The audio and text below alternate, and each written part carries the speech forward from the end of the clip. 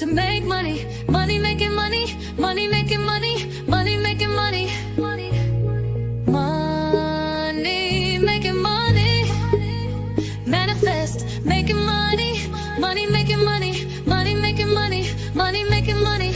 I ain't stressed, making money, money making money, money making money, money making money. Gratitude is my attitude. I'm making money moves. Jewelry in the safe, piggy bank on full. And I'm living life abundant. I'm making money fast. I'm a money making magnet, making cold hard cash. I'm making money. Oh, I am blessed. Welcome. This is Alchemizing Energy, and today I have a special guest with me. Let me introduce him. His name is Baba Ohbahnjoko. He is a Babalawo and a very prominent person in the community. And I wanted to bring him here because, when we were having a conversation earlier, um, we began to talk about politics and the current situation as it stands.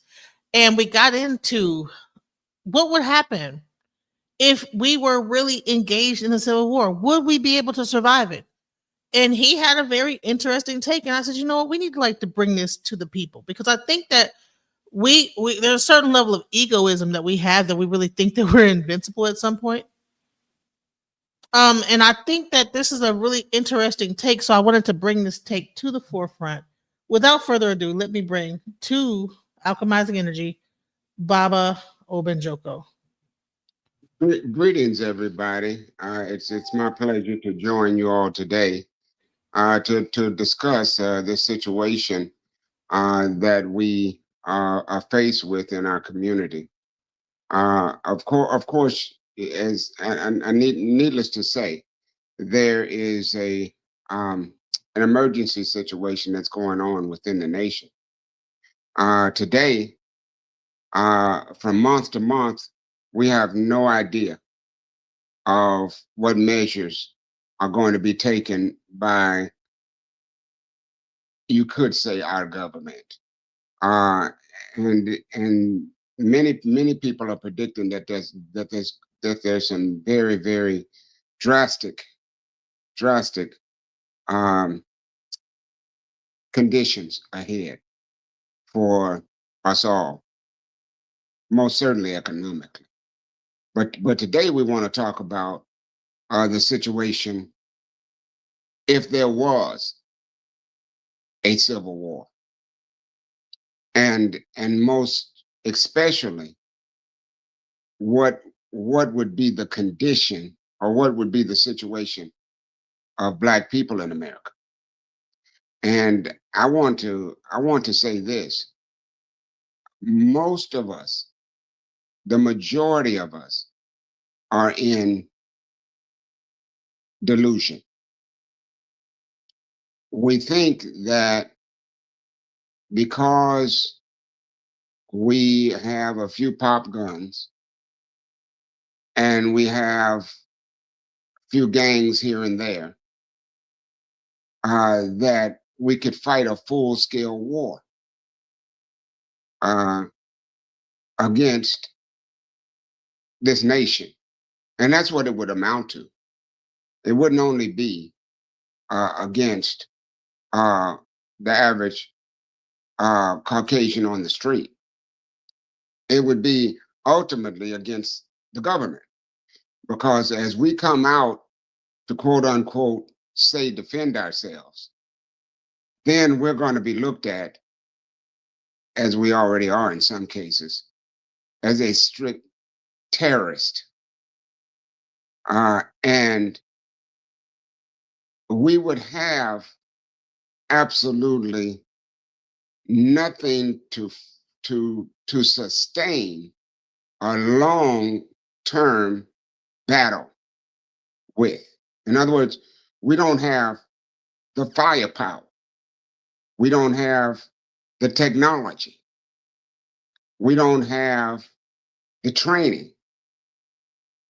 We don't have the solidarity to think that we could actually fight a war against the American public, namely other radical white people, and the government, which ultimately would back them up.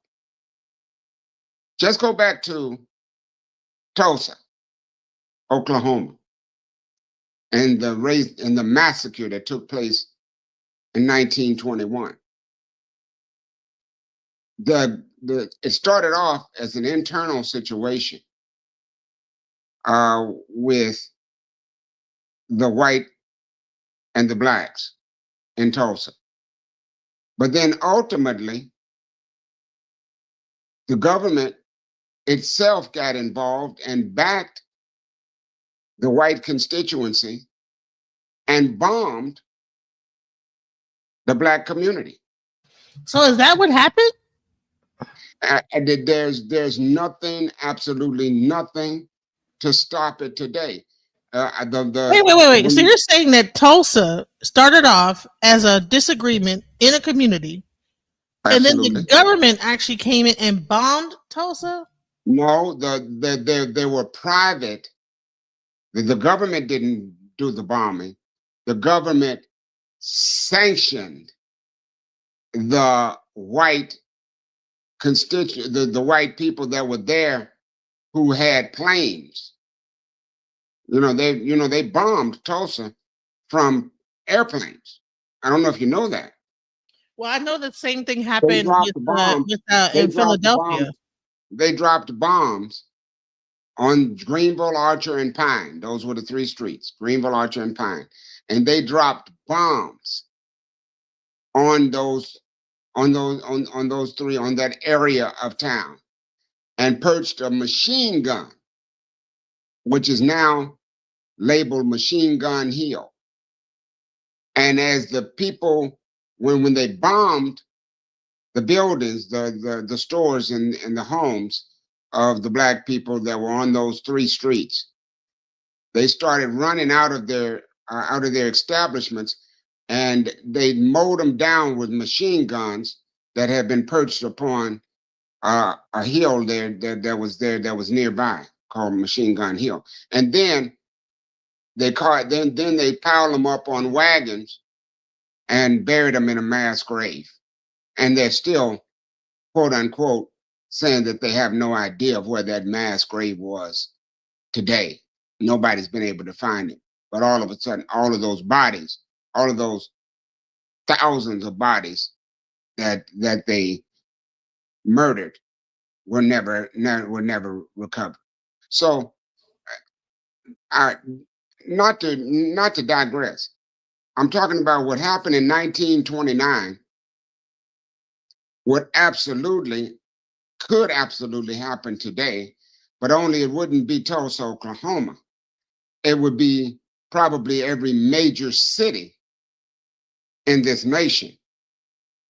Just as they're calling people out for the ICE out for deportation, they will also call the National Guards and also the military if black people started to come out for confrontation or started to pose a threat. Honestly, now I did a show before this where I talked about it was fake news, and I know it was fake news. I talked about the thing where they showed a tank, and I'm gonna show you this video where they were trying to say that they thought that the YNs were the ones who stole this tank. You know what I'm saying? They're like, oh, they stole a tank, and then we have like people, you have like the Chicago gang members that are like,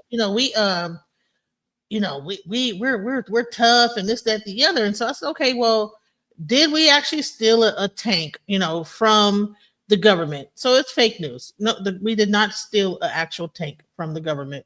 That was actually from another thing. But I wanted to show that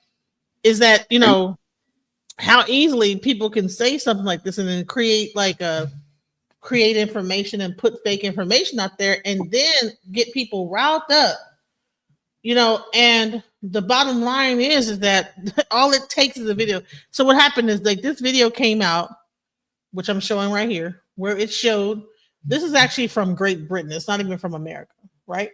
So I just went ahead and I said, okay, did we really steal a tank in Memphis? And I like did a show about it, a little real quick show. But the whole objective of me doing this show was to have the discussion that we're having right here. If this were to be a real thing and we were to really do something like this, do you know how many other people, militias and people like this would kick into effect as they all feel like they are patriots that they need to like fight for the government, and how much in bad shape we would be if this was It'd a be real crazy. story. It'd be crazy. Not only, Monica, will the radical um, racist imperialist people like Charlie Kirk and the rest of them uh, come against Black America.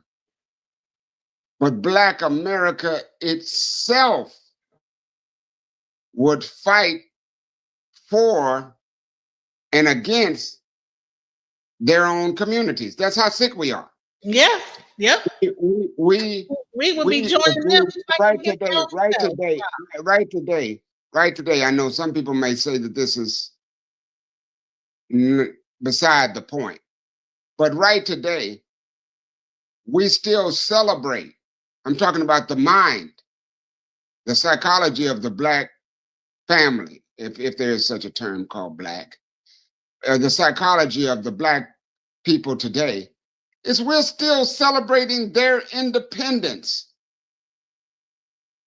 We still celebrate that, and we still hold the 4th of July as a major holiday in our family structure.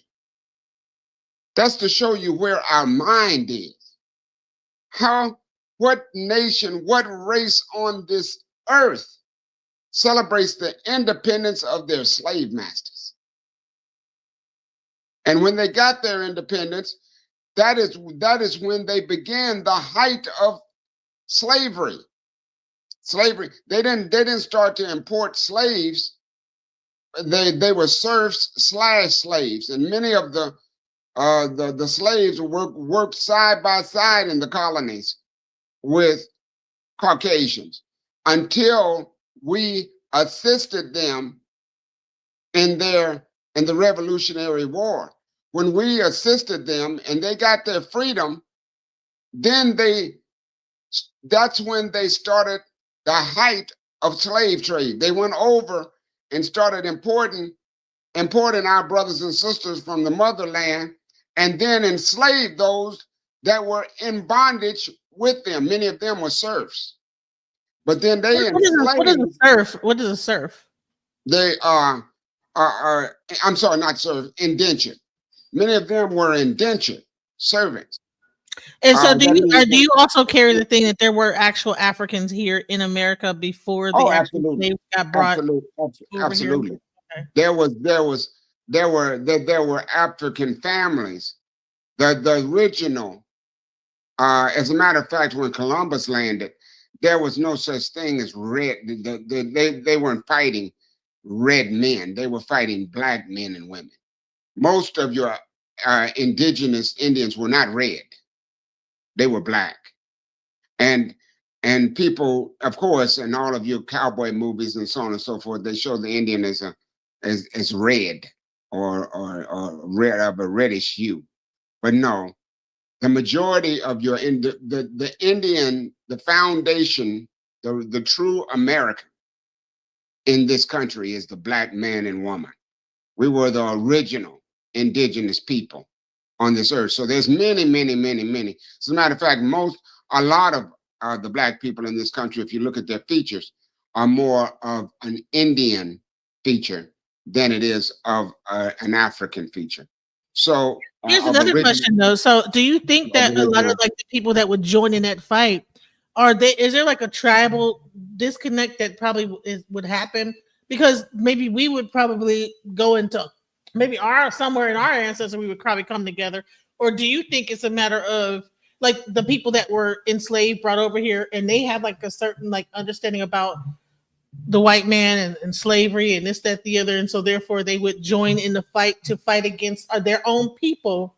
Who do you think would be the black people that would fight with the white people if they were to try to enact a civil war against us? And then we could say that they've already tried to bomb HBCUs and did like bomb threats. Those black people that are the same mentality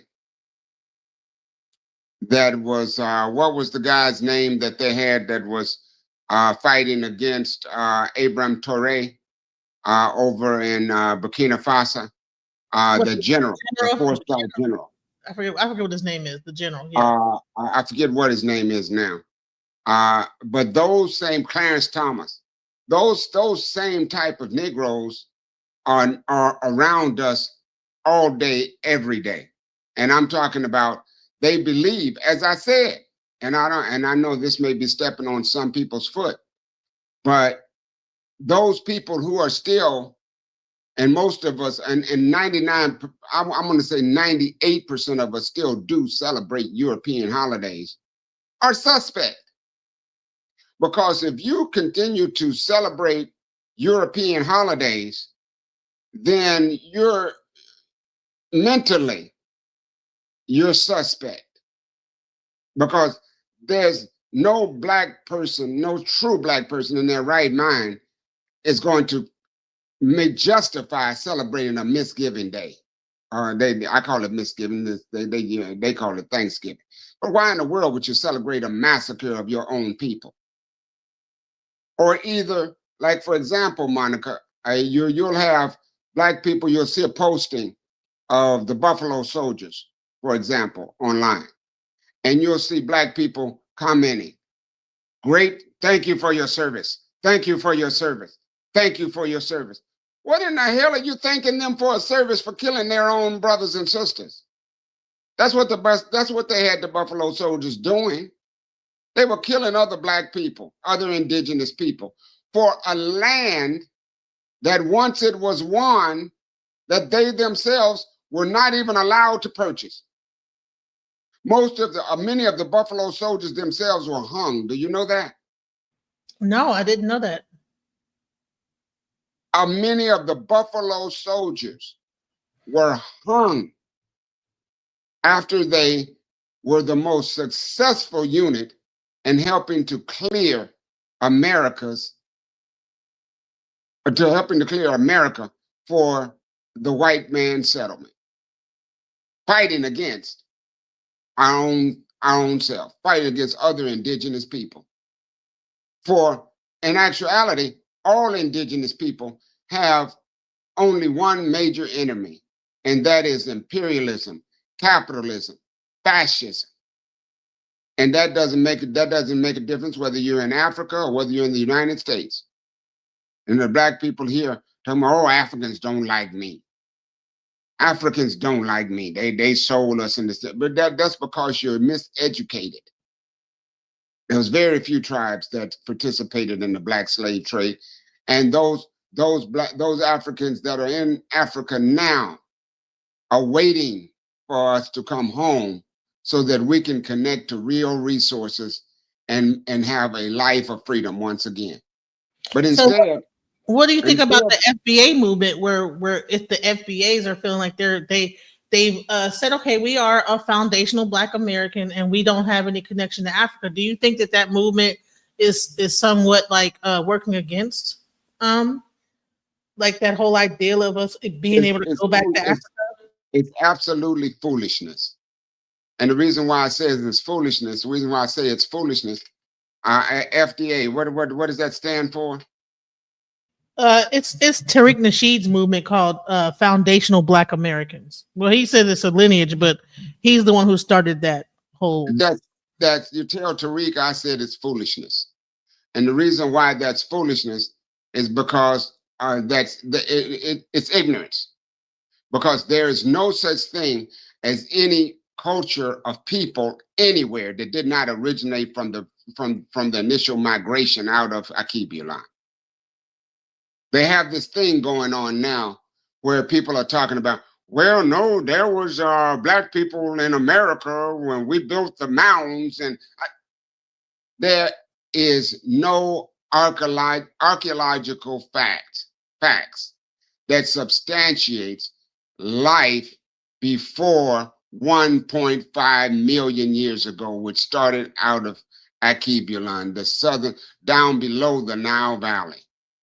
So now people want to say that there were actual people who were in the Americas or in Australia or in Europe or whatever.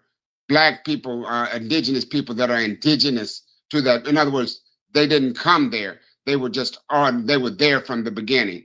No place on earth had human beings prior to the time that the Great Migration took place and Africa migrated people from people from Africa migrated all over the world. And that's scientific fact. So these people that are into this, all this conjecture, as far as I'm concerned, are very unlearned people.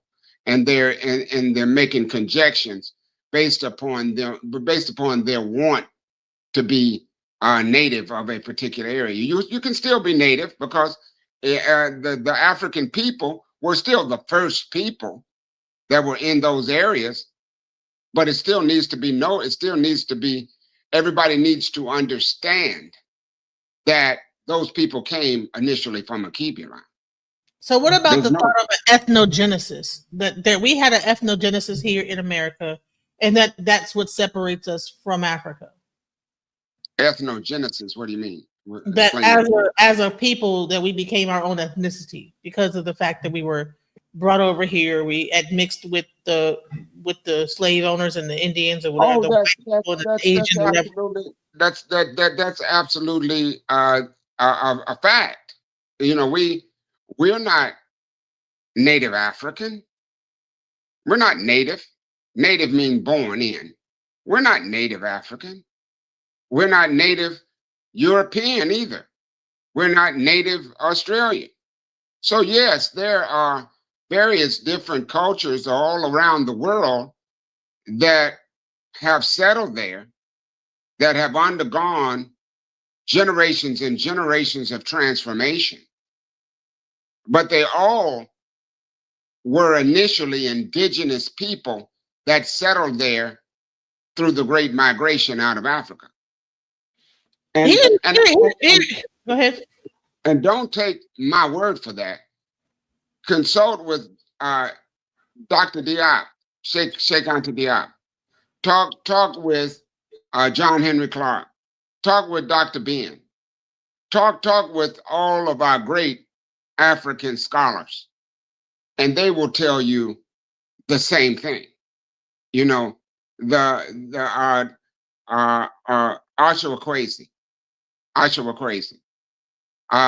He will tell you the same thing when he's talking about the great land of Kemet.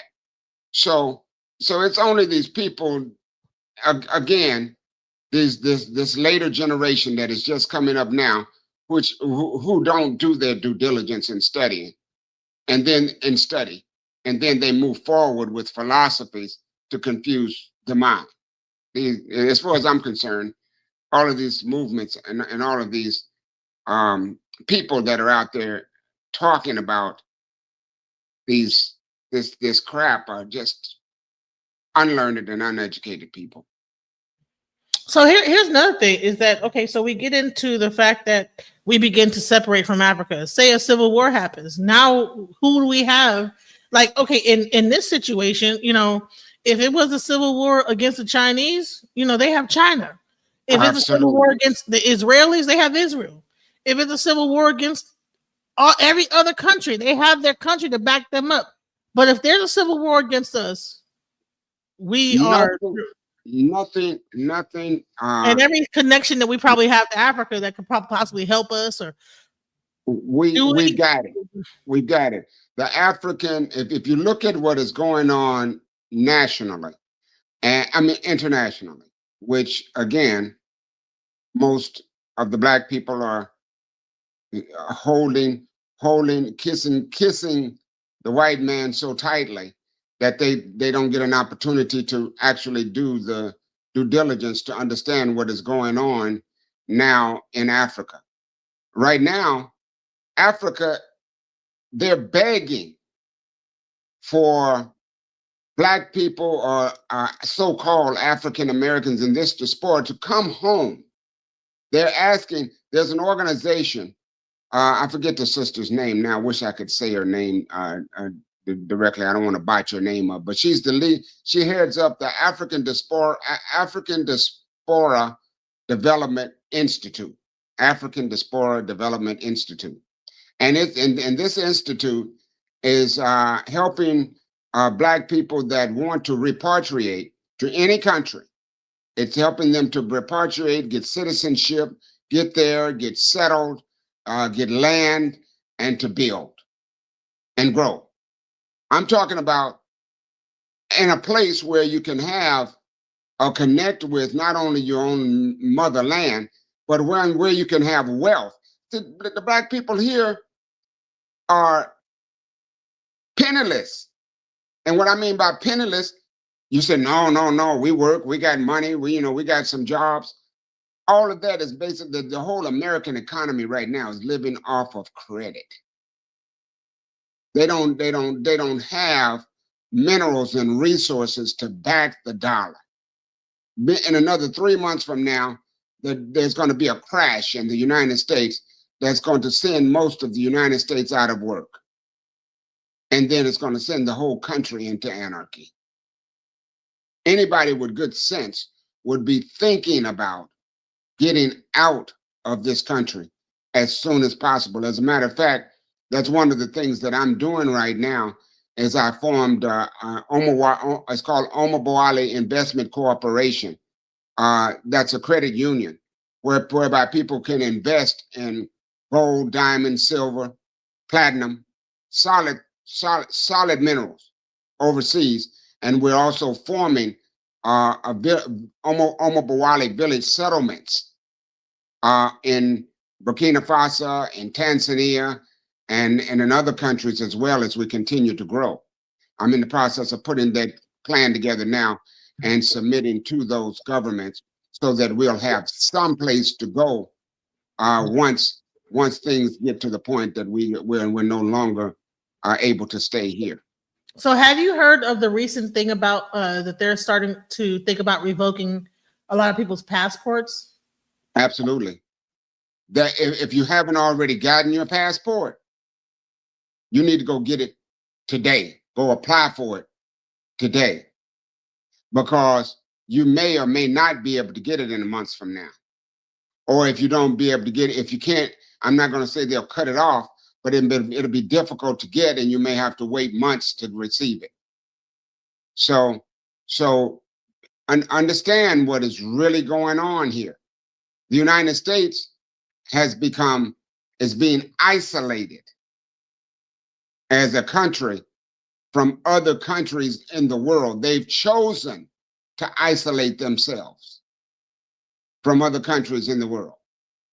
The G7 is, what is that? Germany, Spain, Japan, the United States. Now, President Trump. The United States and several other countries. They call them the G7. The G7 are no longer in power any longer. Now the BRICS are in power, headed up by China. Was it Brazil, Russia, India, China? Yeah, that's what BRICS. What's the other? What's the S? BRICS S. South Africa or? I'm not sure. I know. Brazil, Russia, India, China, and S. Whoever S is. But I wanted to show this really quick about the passport situation so that people are aware of it. Sure. Check this out. Because I think that people are just being rocked to sleep with this whole FBA thing. They have no idea of what's getting ready to happen. Right. Let's go. Camilla at the front of Windsor Castle as he picks up his second state visit with the royal family. Let's take a look at your other top DC Daily headlines for September 17. The first interest rate cut of the year is expected to happen today. The Federal Reserve's announcement today expected to be a quarter-point rate cut off the current rate of 4.25% to 4.5%.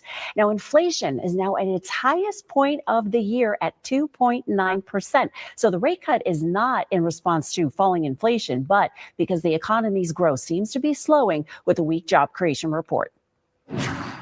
A new Republican bill may make it easier for the federal government to revoke or refuse a passport to U.S. citizens who voice opinions opposing the U.S. government or the White House stance on issues like the Israeli-Palestinian conflict.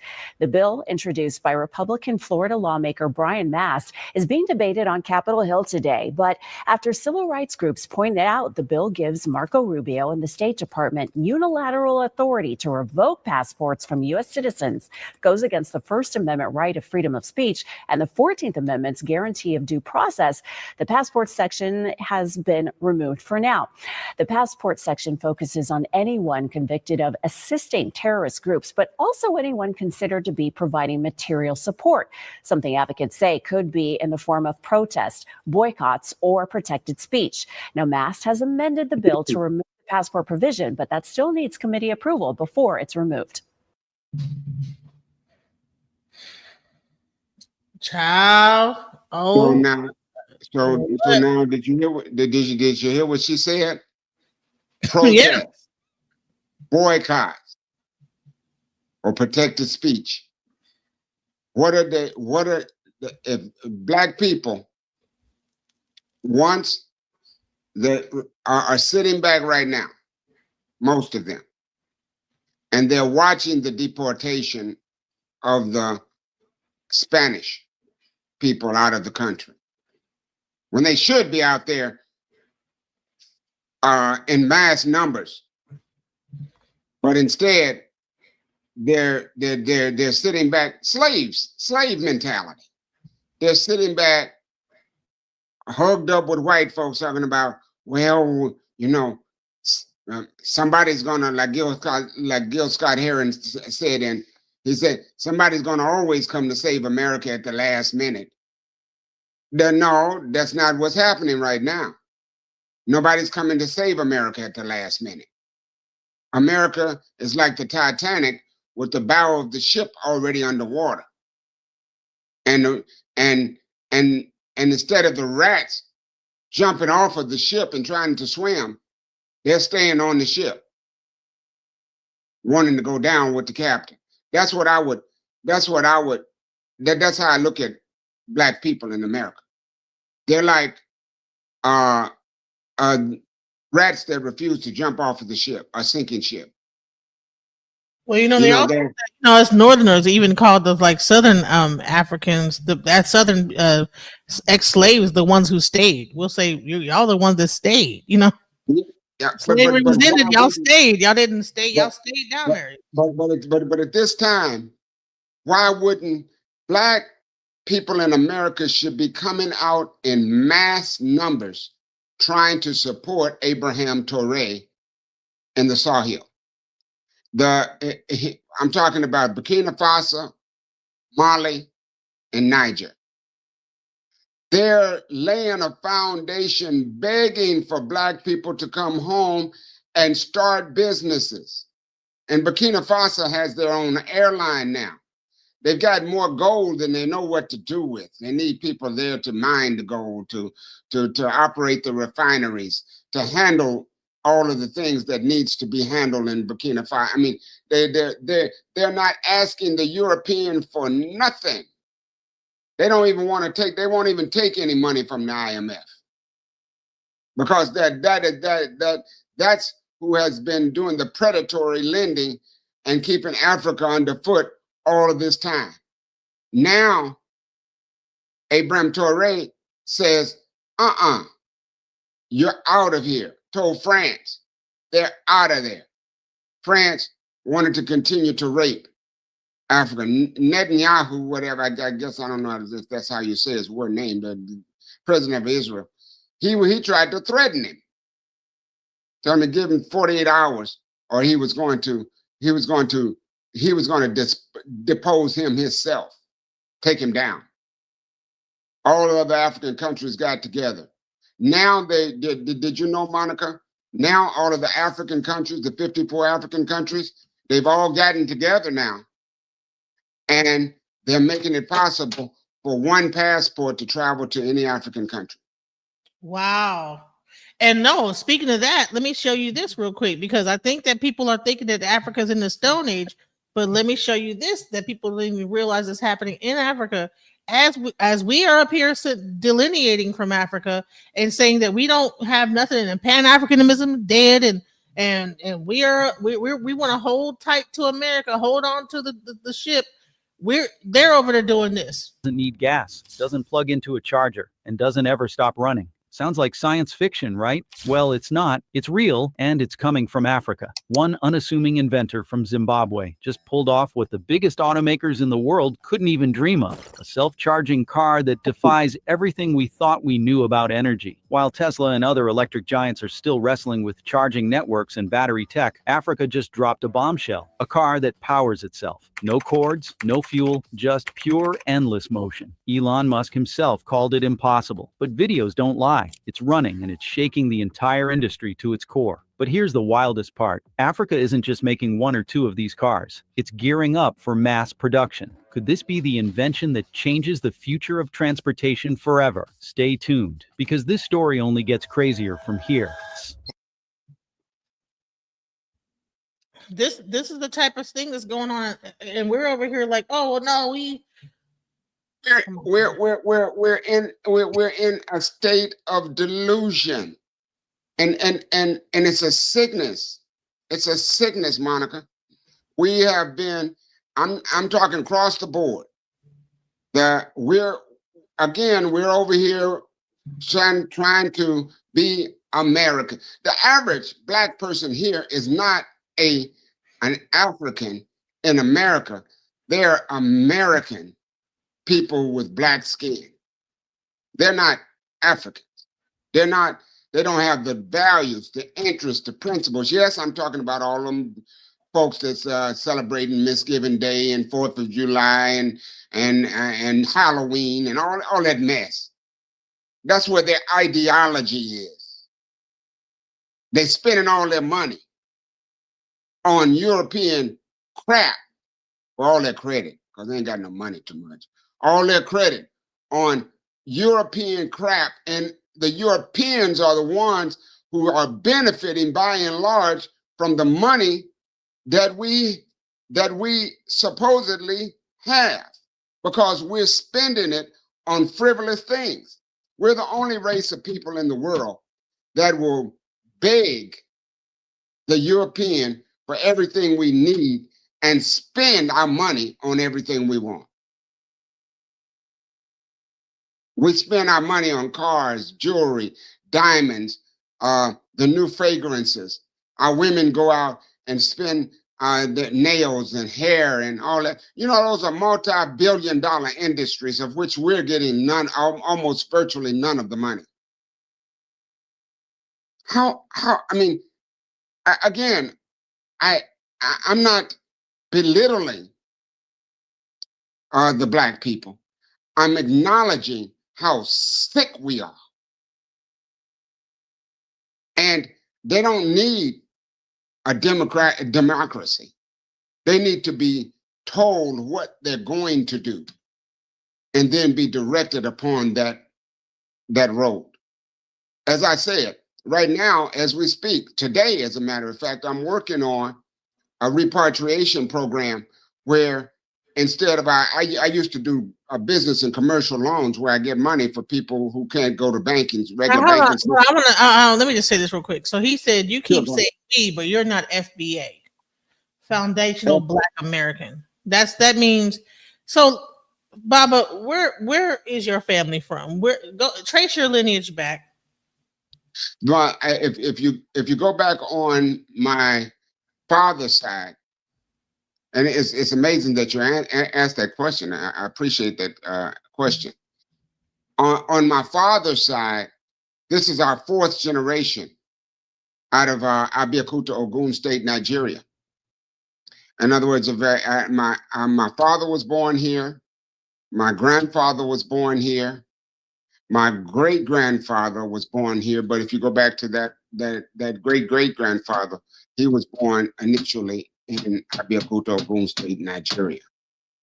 And on my mother's side, if we go back I can go back. Was he a slave, or was he brought over, or was he brought over from on a slave boat? No, they came. They came over here voluntarily.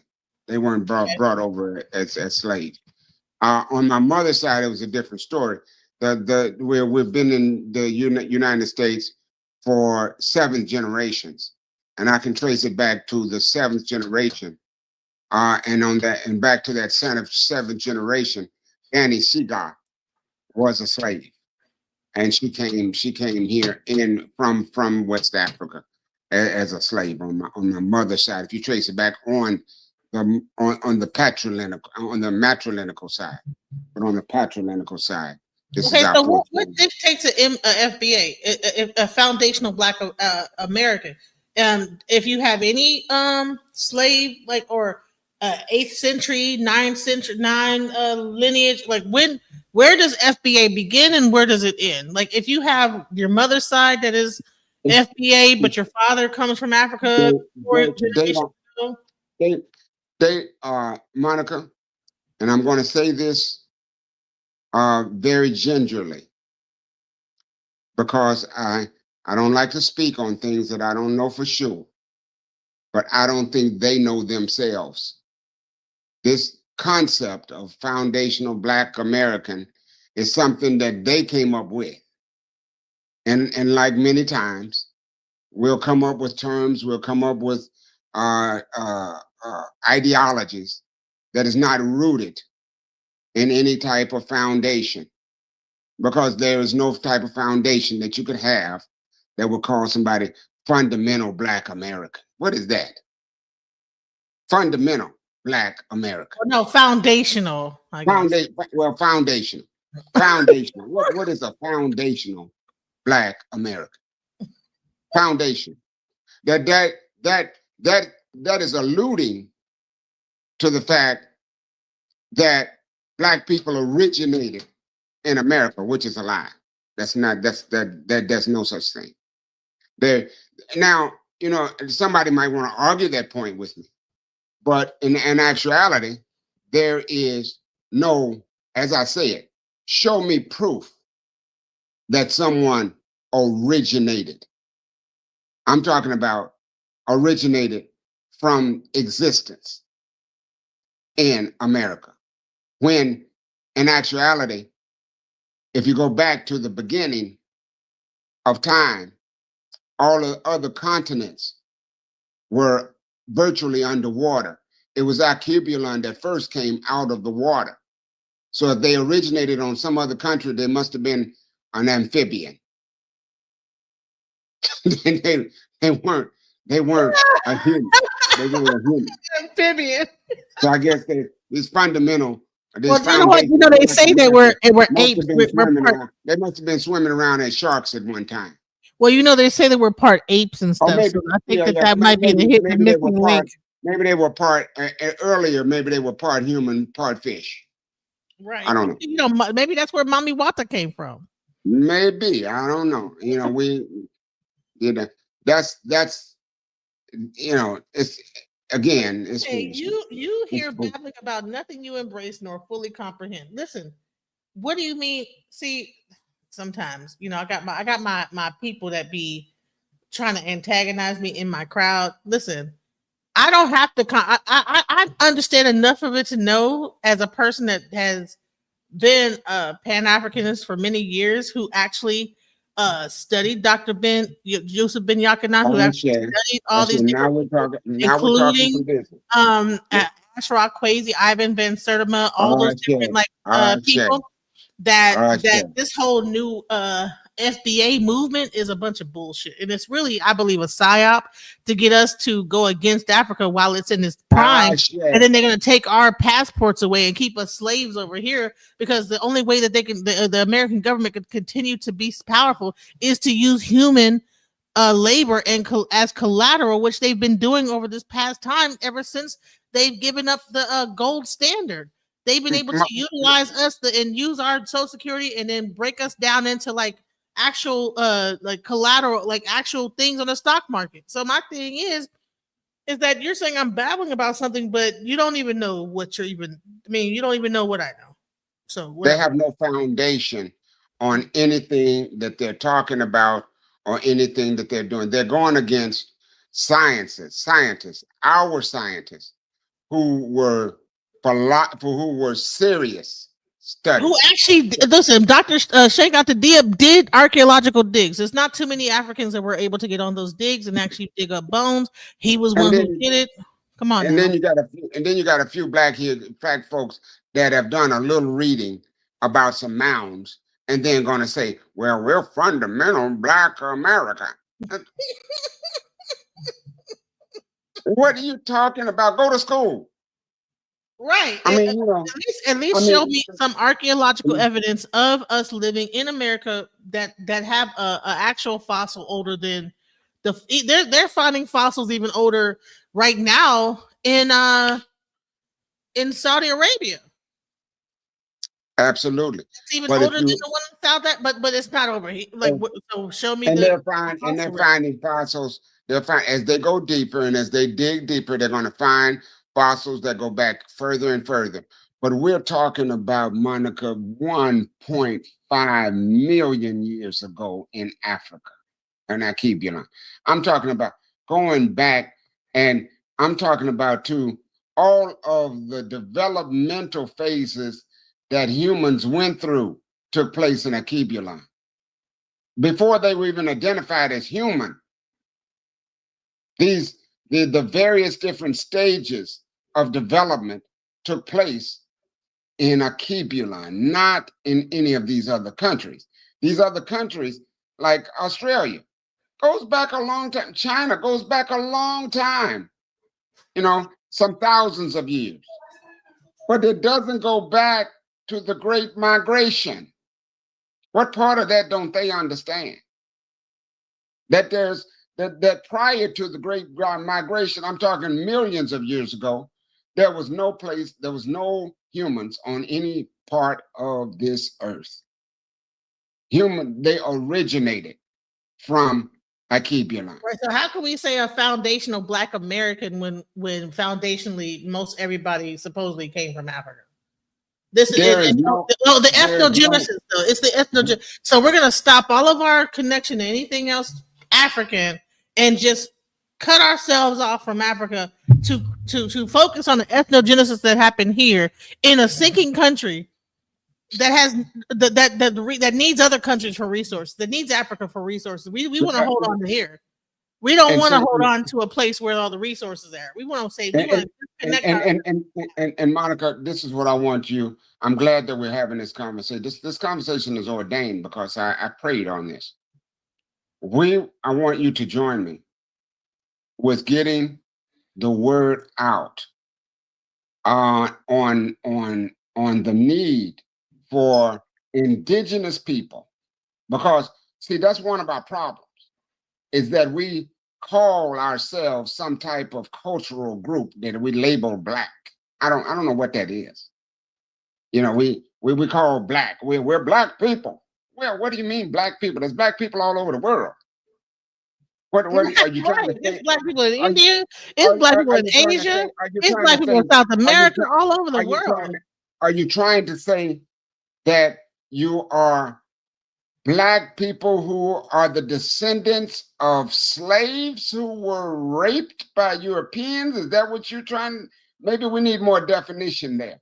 Or Black people that were originally, what you call originally here prior to slavery, who migrated from Africa. Okay, those are just a culture of Black people then. I'll go along with that. That's just a culture of Black people that were here. And that's true. And that goes back through time.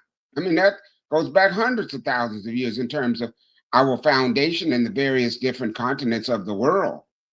But it's still what I'm inviting you to do, Monica, is Let's work together to encourage.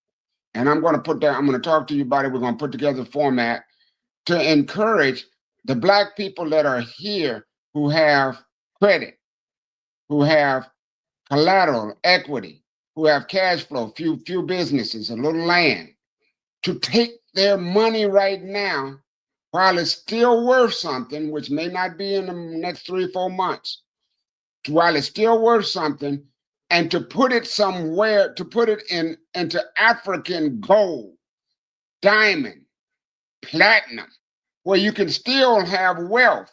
And if then it's possible, if you don't wait too late, you may be able to get on a plane and get out of here and live a life back at home where you should have been from the beginning. You understand? Now, I wanted to also show this. So remember this, Baba? Do you remember this? what is that? This is the Pan-African Community Think Tank. I'm not sure if you remember. Oh, us, yes. right? So this Yes. was, you understand what I'm saying? This was the work that we were doing. I remember that. I This remember that. stuff, this was us coming together and doing a think tank. See this was the people talking. So I'm not a person, when I'm talking about stuff, I'm not a person that just sit around and just about like what we should do as a community. I have been in the community working, doing think tanks, doing the work. Okay. And I'm also going to show you. I think, hold on here. I think you were on this in this picture where we were talking.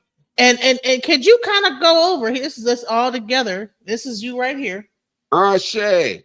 You understand? And look, this is my fat behind, but that's okay. But let me tell you. So this is me looking all crazy. But I just had a baby, y'all. This is my baby. I had just had her all set, and this sister Bae, that's Chief Yandaya. Man, this is us coming together. Wow. We were coming together trying to make solutions for the community. Remember this? Absolutely. And this is what we need to be doing desperately now. But now it's more of a desperation. We need to be doing it right now for it's a matter of saving our lives and making it possible for those who are willing to listen to be saved.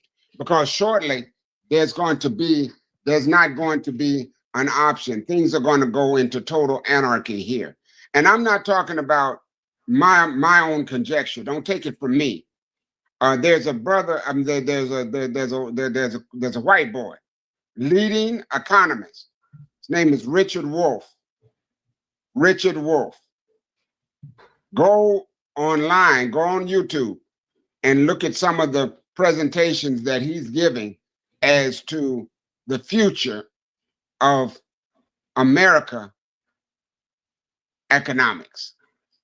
All right, I'm gonna look that up, but I'm gonna show you this real quick. This is Real quick, take a look at this video. He was a patsy. That guy was a patsy. He was under the hypnotic spell of a direct-to-consumer nihilism, the trans cult, and you know that. If you can decide that biology is false, you can agree that murder is okay. The person you just saw was Greg Gutfeld on his Fox show, Gutfeld, in which he can't get over the fact that the person who assassinated Charlie Kirk was also a right-winger. And this is not just Gutfeld that's having this issue. I've seen many of people on the right who are trying to still uphold this facade that the assassination of Charlie Kirk was some sort of left-wing agenda, instead of looking inward to their own party. I'll just go out and say it. A majority of the right have a victim complex. They'd rather believe this guy was brainwashed by transgenders or trans ideology than believe that he was a Christian conservative from Utah. Why is that? And that's me being generous to that guy. Apparently looking into it, he was super into right-wing ideology. So why lie about the beliefs of the shooter? I think it's quite simple. They obviously want to use this incident as more fuel to the fire in a growing tensions between the left and the right. And the killer, being somebody from their side, does not help them. So now they're just improvising. A lot of people are being lied to by right-wing media. And it's not just this situation. If you took the shades off and looked at everything through an objective lens, you would see a lot of bullshit coming from right-wing talking heads. What do you think about the right versus the left? Is that even a thing, or do you think it's just like a distraction?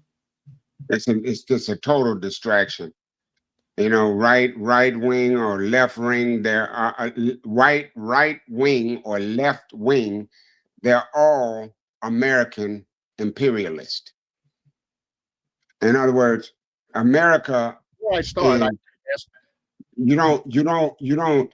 Whether you be Democratic or whether you be Republican, the bottom line is there's no such thing as a democracy in the United It's based on Christianity, it's based on imperialism, and it's based on colonialism. And that's the founding fathers of not only the United States, but also of Europe. And now that empire is over. Now, people can talk about. Do you think colonialism? Do you think that colonialism, now that it's dead, they have to try because you have Donald Trump, and I don't know if Donald Trump is necessarily a colonialist, right? I believe that he has a whole nother thing that he's doing. I think Donald Trump is.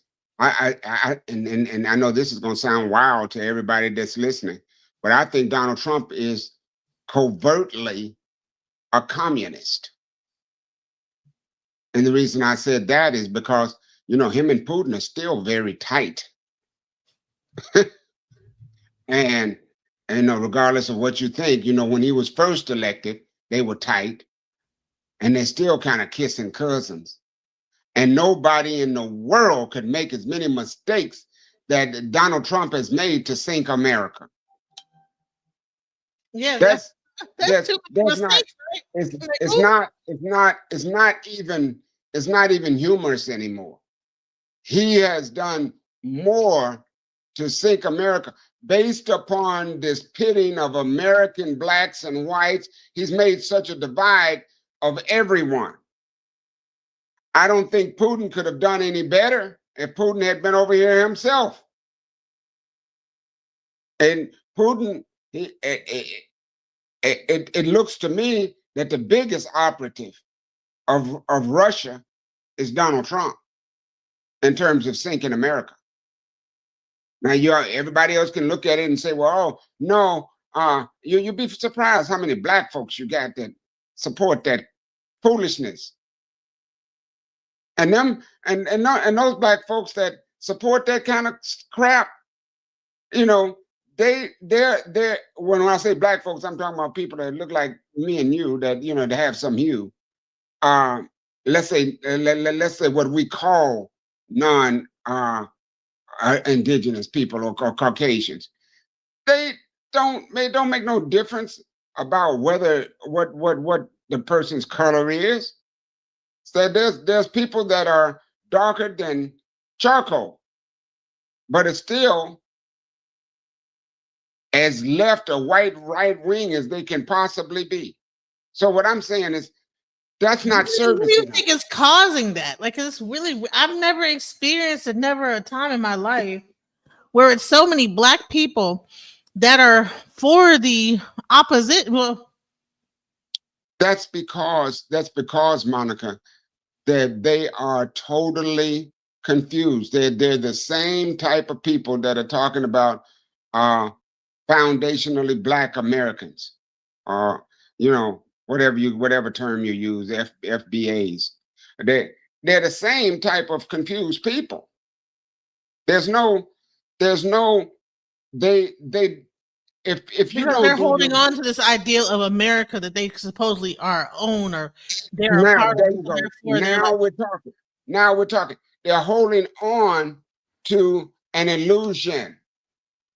You know, So at it's like a first, psychological long time operation. ago, The whole long objective time, of this whole foundation you of can Black America is to get people to think some level of ownership of a land that they that have that nothing like. that they never had any. When the invaders came, when the Caucasians came, some people said, "Well, this is our land originally. It's our land, and we have rights to it, and we have rights." Well, we're what do they call it? They've got this movement of solidarity.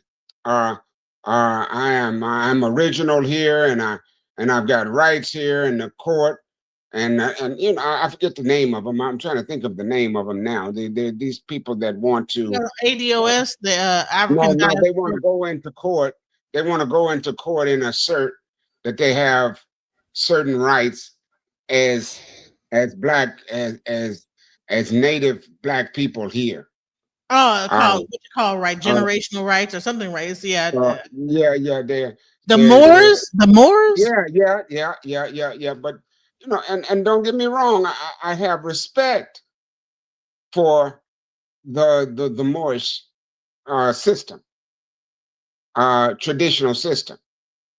But when you start talking about you have some kind of a right here in America, and you're going to exert that right, and they're going to give you land, and they're going to respect what you say in a court, please. How you going to get some thieves, beggars, robbers? This is what the founding fathers were: rapists who raped our grandmothers and raped our grandfathers. And you're gonna come back to them and ask them, why don't you you stole my TV, why don't you bring my TV back home?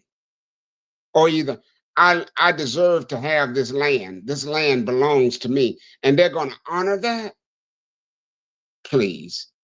You know, from what Even if all they of give the it to you history, back, it's gonna be so much from bullshit you're all gonna of the deal with, history, and red tape from and money all you're of gonna the have to put into it. from all of They're gonna the block you on every level. There's so many black people and organizations that have gotten some land, tried to build on top of it, and then all the red tape in the county that they try to build that land on. It's almost like they just basically took their money and take their money, and they just don't ever be able to like actually make it livable. Monica, the best thing that black indigenous people here, I'm talking about those who look like us, that are non-colonial capitalistic based, because you know it's a lot of people that are of color that are not of indigenous values. The best thing that we can do at this time, and I'm telling you, is look at getting as much money as we possibly can, and taking that money and investing that money in Africa right now. And there's Abraham Torre will support us in coming there and building and starting a new life. There's no life that things are going to get a whole lot worse here before it gets any better. So I wanted to really get into the whole Civil War thing. That was the main discussion I wanted to really get into. This whole for one. First, let's go into this. I seriously feel like Denzel in Training Day, because you motherfuckers. Tyler Robinson, Charlie Kirk's killer, is not trans. He's not black, not LGBTQ, not an immigrant. He's a white man from a Republican family that wore a Donald Trump Halloween costume. You motherfuckers were calling for civil war, and it turns out you were calling for war against yourselves. And will Republicans admit to being so unbelievably wrong? Will Donald Trump admit that blaming Democrats for Charlie Kirk's murder was very wrong of him? No. Why? Because America has a serious problem with people that look like me, white men. And America does everything possible to give white men a pass.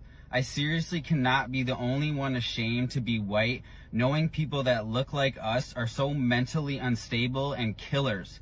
We have to start calling this out more. Put your pride aside. I don't understand, why do you want to be on the wrong side of history? So let's go. Let's talk about the. Hold on, The one day last. after Charlie Kirk was shot, this professor, Sam Richards, tries to issue a dire warning to his students and tries to have a genuine conversation about the real ramifications of what this could mean. This thing could go south, okay? You know what I mean by that, going south, okay? The response of some of these students surprised me, and it's worth looking at. Just go in I a have a slightly different question. direction. I have a question for you. Yeah. I just would like to know in what ways he showed that he was changing his mind, or maybe he showed some progression in his thinking. Think about what she's saying here, because you can't know what the proper progression would be unless you think you have the right way to think. Because she made a very good point. It was prove me wrong, but it was never for the benefit. Like being able to look at someone with an opposing opinion and say, I take no offense, it's not hating on me, it's your opinion, it's your stance, I respect it, is something he did rarely. And then she makes the most common, frustrating, and lazy attacks that, well, he was 31 debating with college students. And I think even, again, in relation to who he was talking to, he's 31, or correct? Yeah. He's in his 30s arguing with college students and pushing a fake prove me wrong narrative. I'm going to listen to you. No, you're not. No, here. And I think it's at this point that it genuinely gets under Sam's skin, but he's trying not to show it. I'll tell you how I know that he shifted his thinking, because you cannot be engaged with human beings in the way that he was and the way that I am, day after day after day. You cannot engage at that level and shift the way you see the world. And I listened to the complexity of his arguments over time, and I'm like, yeah, that dude's like, these things are getting to him. And it seems to really bother some of these students, the fact that, well, he was skeptical about colleges today and the need to go to college. Charlie was very aggressive with his views. He was at least I think a lot of the things that I've seen in a lot of the media I ingested from him was anti-college, yet his main source of debate was college campuses. That's a little bit... Well, yeah, but, okay, hang on. He was challenging the young minds on college campuses, which are supposed to be the places where we do that. If I had to take classes over again, I don't know what I would do. I would drop out of college immediately, because I just would. So he provided a great service in a college environment. So it's like, yeah, get out and do that. He's trying to get a sense from his students of whether or not they're even aware of what is at stake here. He kind of essentially is assassinated for his ideas, for challenging people. And What are your thoughts on that? What's your thoughts? He, from what I heard about Charlie Kirk, is he was a radical. And what I mean by radical, he tried to put himself out to be a realist, when in actuality all he was a distinct racist. And I mean, he would quote statistics on percentage of black population to black crime, without going into the details on the disparity that we have with the police department and black men and women being victimized by the crime system, by the police system all over this country. In other words, he's in a lot of ways, he's no different than the same root of the Donald Trump movement. He's trying to come with statistical knowledge or statistical foundation to put African Americans or indigenous people in this country down, primarily black people. And that, that just doesn't, it doesn't wash. Because how do you castrate a group of people who built the country? How, how do you castrate a group of people who during slavery were the foundation of Wall Street? I mean, inventions, every invention in the United States, if we were to take back everything in the United States owes us, there would be no United States.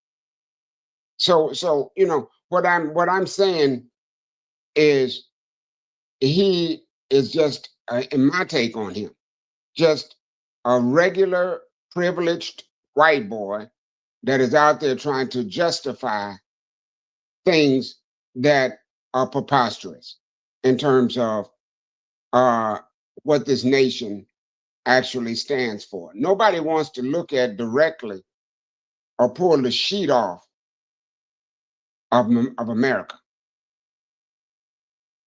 Yet it continues to rampage and burn down the very fabric of its nation. It's not.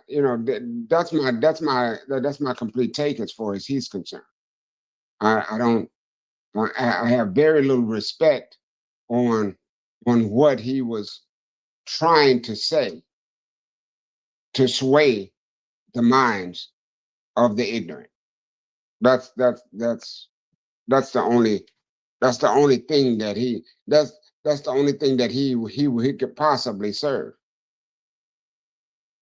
It's a tragedy that at this time, Monica, we've gotten to where we've gotten to in this country.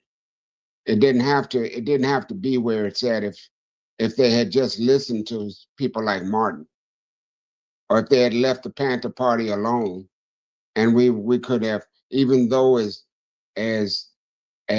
downtrodden and as mistreated as we have been as a people in this nation, we would have been and could have been able to rebuild, but we couldn't do it because the nation itself continued to tear us down all the way up until this day.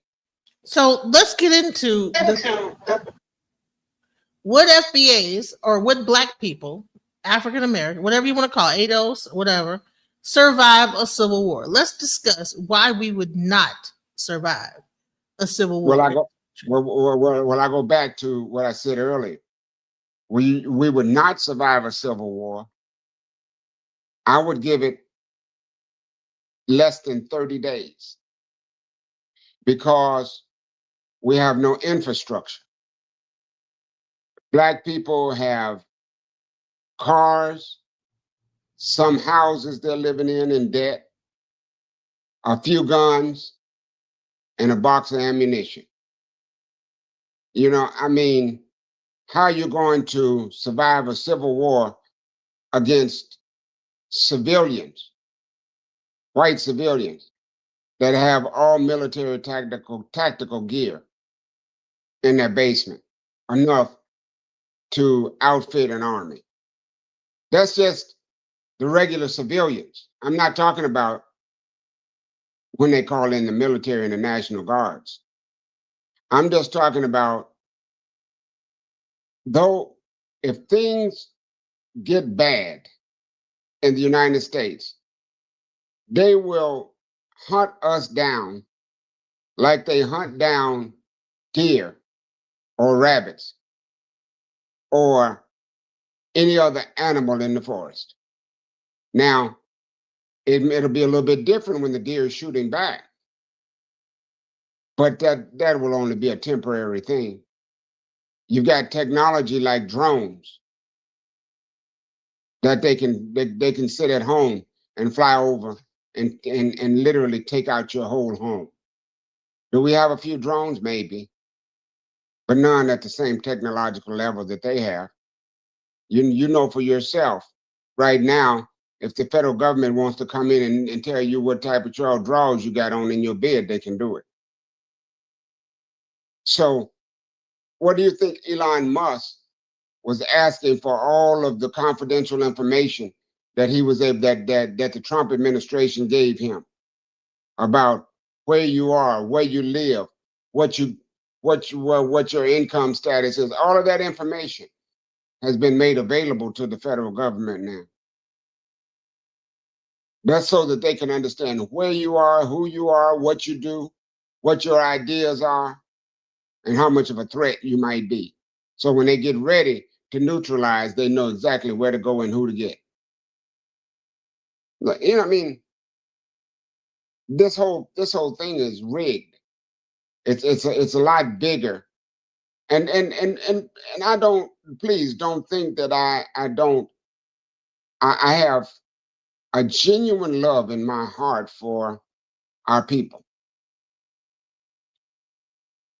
But they operate, Monica, in a fantasy world. In a fantasy world. I do not want to see a civil war break out in the United States, given the condition that we're in socially, economically, and politically.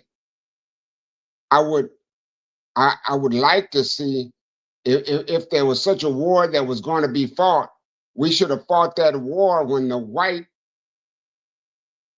Confederacy was fighting against the Northerners during the Civil War.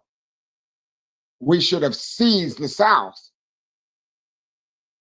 and been ready for when they came back to shoot them down in their spot and to shoot them down before on their way home. We should have been strapped and ready together. We should have gotten together and took the South while they were in battle. That's the only war that we might have been able to overcome. Do you think that they thought that even with when we started to build our cities and when people got free and they began to build those cities around America, like Lake Lanier, where Lake Lanier used to be, and let's talk about those places that, actually were, when people became free, people moved to those black cities, and then they put highways into them. Anytime we have tried to come together and build a city in America, it has gotten destroyed. Monica, let's not only talk about that, let's talk about the better than, I don't know how many is it, almost 200, I think, black towns that they flooded underwater, that is within the throughout the United States. Yeah. They're whole black towns underwater. And now they use them for amusement parks. You understand? What? Amusement parks are built on top of old black towns? Absolutely, underwater. Google it. Wow. All throughout the United States, first of all, black people always lived in the area of town that they didn't want to stay, which was the low-lying areas, the swamps of the town. And that's why it was always called Black Bottom or such and such bottom. Deep Ellum, even Deep Ellum was a town, little small. So what they did is they let go of the dams because the water had started running over into the white areas, not flooding the white areas, but just it had started the water had started to overflow into white areas. They let loose the dam and flooded the black areas, knowing that they were going to kill thousands of people. And they did that. All you got to do is go online and pull up black cities that were flooded, or black cities that are underwater. And it will give you an account of how many black cities throughout the United States are underwater due to the white people not wanting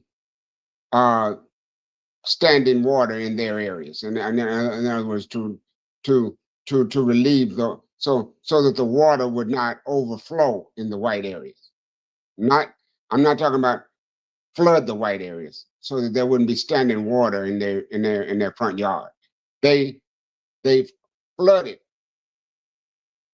They let go. They broke the dams so that all the water would run into the lower lying areas where the black people were living. And that's the same thing that happened to Katrina, correct? They said that the levees broke, but or did Yeah, yeah. But I mean, we're just talking about, if you want to talk about the atrocities in America, the atrocities go on and on, and they would like for us to just go to sleep about those things. And you got those people. Well, and there's nobody that is alive now. I saw online today. There's nobody, one Caucasian woman. There's nobody alive today that owned any slaves. That's the kind of excuses they'll give you. No, there's nobody alive now that owned any slaves, but there's millions of people and corporations that are benefiting from slave labor today. What about that money? Your insurance company, Aetna, Bank of America, Wells Fargo, all your major banks, funded the whole thing. All of the country is living off of slave labor. And our illness is that we sit back as if it's business as usual. That's our illness. There's no reason why we wouldn't be, there's no real reason why we're not at war with America today, other than the sickness of fear and ignorance and brainwashing. So what do you think about so you have people, when this whole Charlie Kirk situation happened, you had people screaming, but they're trying to say it's against the Democrats. Is Democrats another word for nigga? Or what is Democrat? What's this whole thing, this civil war against it? How would you know if you had a civil war, who's a Democrat and who's a Republican? If this is not a war against just it, because will they be carrying a Democratic flag? Like, if you do a civil war, who's going to be the first people you come after? If you are a right Republican, as I said, I used the term, the Civil War will be a condition of anarchy. It's not going to be, well, just white against black. It's not going to be that. It's going to be, they know very well where, and we're segregated in terms of areas and towns and places within the towns. America's very segregated. It's more segregated than it was back in the early 1900s today. So it's going to be factions fighting against other factions. That's what that's going to be. It's going to be separation of class, separation of ideology. The Trumpites versus the non-Trumpites. The Negroes are going to be joining in with poor white people, trying to fight against other people who have more technological advantage. That kind of thing. In other words, it's going to be just, I know you've seen these movies. The Purge, you mean? Apocalypse. It's going to be like that. It's going to be just all out war. People coming down the street, breaking in your house because they don't have food. That kind of thing. It's going to be just chaos. I saw a guy that was saying, I'm ready for it. Just say the word. We need to start this civil war. I'll go door to door. So they waiting for a time to be able. They could be able to ride their truck into the place and just hit people up door. It won't be the everybody has been afraid of martial law, but what about when civilians become the thing, and then the government just, like the Purge, backs off and allows it to happen? Because I believe that what will happen is the moment this happens, the government will allow it to a certain point before they even come and try to stop it. Because they're trying to get rid of a certain amount of people, their own self. That's exactly right. And when they do come in, when the government does come in, they're going to take the side of the white supremacists. They're not going to come in trying to defend us, just like in the 1921. They're not going to come in trying to defend the black neighborhood. They're not going to come in to try to defend our children. They're going to come in assuming that we are in the wrong, they already assume we're terrorists, or they treat us like that.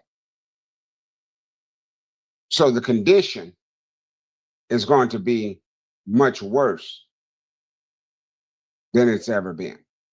So what do you think the situation is with the National Guard going into these cities and him using American troops to kind of go in and regulate in these cities? Do you think that is more like of a way for them to like get a temperature on each inner city area to be able to report back to them, hey, what is it like out there?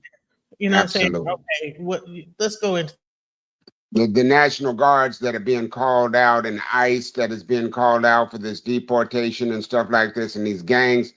And, you know, Chicago says that they won't even let them in. So these gangs and people that are coming in and trying to take National Guards and these ICE people that are coming in and so on and so forth. They're starting. That's federally sanctioned people that have come in.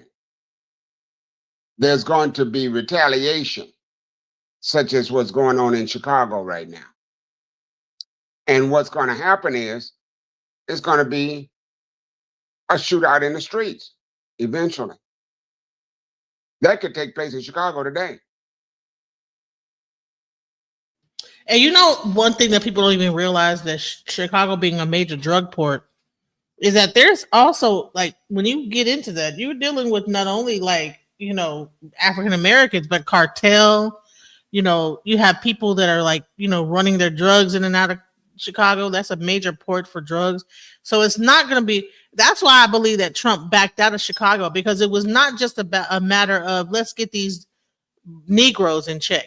You know, I think when he tried to go up in there, I think one of them mafioso or one of them cartels was like, hold on now, you messing up my little drug, whatever. And so he had to back off of that and get away from them border towns and focusing on like a Memphis where it's not on the border. Like Washington, D.C. is not on a border or a place where those drugs are coming in at. So you're not fighting against these other people that are like kind of controlling those the influx of drugs and stuff coming in and out. That's why he had to. What do you think about that? Do you think that might be the thing? You're going to have selective places that are going to be strongholds all around the nation that Trump himself are connected, that is connected, he's connected with. And that, you remember, you don't forget, he's a criminal himself. So he understands the game. So the whole thing not only has been, not only is going to be played by power and politics, it already has been played by power and politics. And so that'll continue to go on. There's certain places that won't be touched. There's certain places that will be. You know what I mean? They're going to continue. It's all about the rich becoming richer. And the middle path, and soon there's going to be no such thing as middle class, because there's going to be the rich and the poor. That's all. You know, it was so crazy. I found out that there was 900 billionaires in America.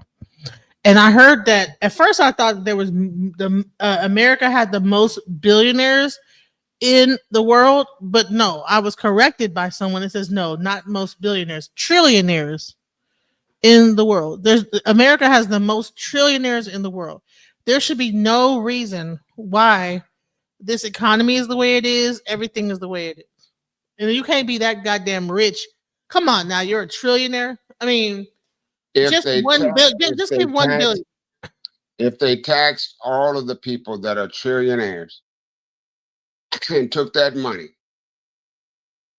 to rebuild the infrastructure, the roads, the highways, the dams, the water facilities, and so on and so forth. If they built the infrastructure, which is dwindling away, breaking, Florida has broken here rate 2 or 3 times with toxic waste and so on and so forth, because the rich are not being taxed, so there's no revenue coming from there. The poor can't be taxed because there's no revenue there, and the middle income, or the few people in the middle class, don't have the money to be taxed. So there's no greed. America's own greed, the foundation of greed in America is what's going to eat America's lunch.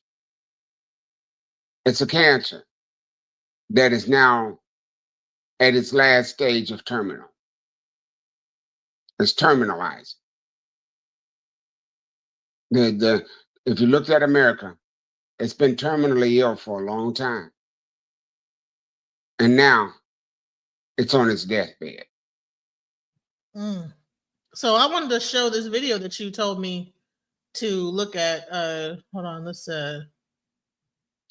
look into this. You told me to look into what's his name? Richard Wolff. Let's go into what he's saying.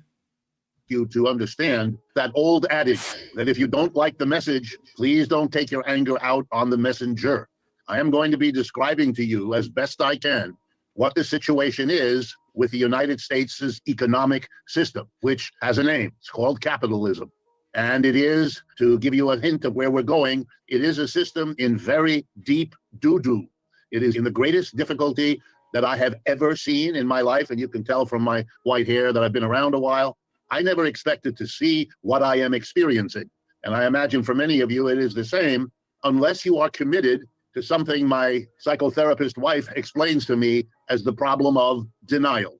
Not a river in Egypt, but an inability to confront what it is that's going on, because it's frightening. It's a very human thing to do. It's like a little child who puts his or her hands in front of her face when there's a scary dog in the neighborhood, because she still imagines at age 3 that if you don't see it, it isn't there. And if you don't see what's going on around us, then perhaps it isn't there. And that is something which our political leaders and our cultural leaders and our economic leaders, that's one thing they all have in common, with very few exceptions, namely a commitment to denial. So my presentation today is going to try to break through all the mechanisms of denial that surround us in order to tell you what I think is going on. In 1976, the denial blew up in its face as the colonists here in this part of the British Empire, by the way, a relatively small, relatively unimportant part of the empire, wanted its independence. And a war was fought, which, to the surprise and chagrin of the British Empire and George III sitting on his throne in England, the British lost. Not to be forgetful, let me remind you that in 1812, they tried again, and they lost again. And with that, set in motion the disintegration of the British Empire, which ended in World War I. Out of it emerged the American Empire. American capitalism across the 19th century resolved certain key internal contradictions holding them back, most notably the bizarre coexistence in this country of a capitalist Northeast and Midwest and a slave South. That was resolved by the willful destruction of slavery by the capitalists. Remember, the Civil War is the expropriation without compensation of the single most important wealth of the South in this country, the slave. The slave was emancipated and thereby the white master impoverished. A very stark disregard for the sanctity of private property. Hey, Pam Mulattoism, you wanted to make a statement? Yeah, so y'all able to hear me clearly? Yeah, I am. Yeah, so now I'll get right to it. I'll be honest, I disagree with you all's opposition against the FBA movement, but I have to ask a question with all due respect. Why are you all seeking unity with the descendants of the same Africans that sold your own ancestors to the Caucasians? Do you want me to take that, Yeah, go Monica, ahead. You're my guest, so yeah. I'm glad you asked. And brother, please don't think in any way that I'm being disrespectful when I talk about this FBA movement or whatever these young people are talking about. I'm talking when we talk about African slave trade, you have to reference Henry Lewis and his documentary that he did on that whole issue. Unfortunately, we have been brainwashed to think that the majority of our brothers and sisters sold us into slavery. That's a lie. Respectfully, That's a lie. I never said that. Respectfully. Okay, well, you have a few, but Well, it was those more than a few, few, and I apologize no, for interrupting you. it was, But let's it be was, honest about it. well, I'm not being honest. I'm studious. I know what I'm talking about here now. In terms of, I can go into the specific tribes if you want, but that's not, we don't have Exactly. time for that. Well, We no, we don't have could. time for Well, that let's here. go into the tribes, please. Well, there's no, I mean, there's no reason. That's not the, but that's not the point. It The is the point point, though. is where the, I'm Respectfully. sorry, I'm not going to get into an argument with you, brother. I'm too old for that now. If you want to talk, we can talk. Listen, But we're not going to argue. Okay, it's not going to be cutting off. I won't debate. Yeah, he doesn't debate. Okay, so here's the thing: if you're going to ask a question, allow him to answer it in full, and it might not be a quick answer. Don't cut him off, okay? Because otherwise, you'll ask a question. I'll put you to the back. He'll answer the question, and I'll bring you back up when he's done. I would like to not handle my chat like this. I think that you have enough decorum that you can allow him to answer the question. You don't have to cut him off when you don't agree. Allow And him to DJ finish. Genesis, Listen, just this for is clarity, not. I'm He's not arguing. he's not an equal. He's an elder. We No, I respect our respect him elders. as an elder. Could we go 60 seconds and then 60 seconds, please? No, 2 minutes, and then we'll do 2 All right, let him minutes. go 2 minutes. I'll mute up. Go ahead. Okay, All right, you ready? go ahead. All right. Young man, first of all, I understand your concern about the slave trade. And sure enough, there were African tribes that participated in the slave trade. However, if you will diligently do your research on that, you'll find out that prior to the slave trade, there were other factors involved in that slave trade prior to the time it took place. If you go back to Portugal, which is roughly in the 16th century, you'll have to understand that Europe was laying the foundation for the slave trades when the Moors were driven out of Spain. The ungrateful people that they were, the Europeans, who, of course, we brought them out of the Dark Ages. In Rome, we literally brought them out of the Dark Ages, and then later on, they started laying the foundation for the slave trade. Now, when they went in to Africa, you might have not, if you want to read a book on it, it has to do with G.M. James, called A Stolen Legacy. Read that. I think it'd be good for you. He talks about the details of how things were constructed and how the Caucasian or the European set things up so that the slave trade may be accomplished. They went in taking, Henry Louis Gates, that documentary, says it best. They went in with an objective to undermine and overthrow African for of the civilization that was left there on the West Coast after their desecration of the West Coast of Africa. You understand?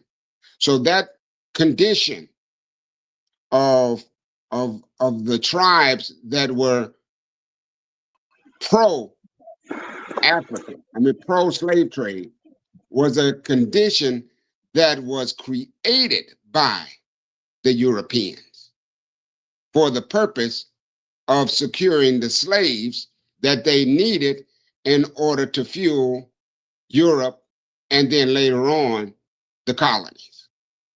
So you have to understand that the same thing could have been done in Europe at any given point in time. Same thing could have been done at any given point in time throughout history to any other people.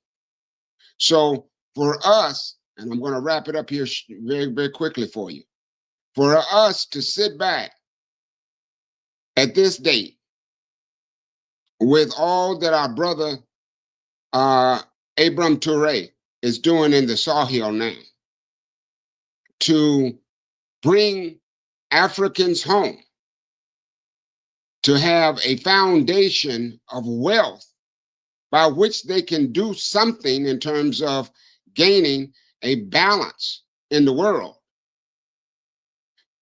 to hold a vendetta against Africa for a debauchery that the European made and created is asinine. When in actuality, what we must be concentrating on at this time is our forward movement in order to gain the freedoms that we need, which are not going to be had in the United States of America because you own nothing. There's no way, and I said this earlier, there's no way you can fight a formidable war because you don't have the technological wherewithal in order to do that. Neither do you have the solidarity, neither do you have the understanding within the communities to even form a collective. So, I could go into more depth with that, but it's just not there. It's not there. They're setting them. We're setting ourselves up for destruction. Is what I'm saying, young man. You don't want to do that.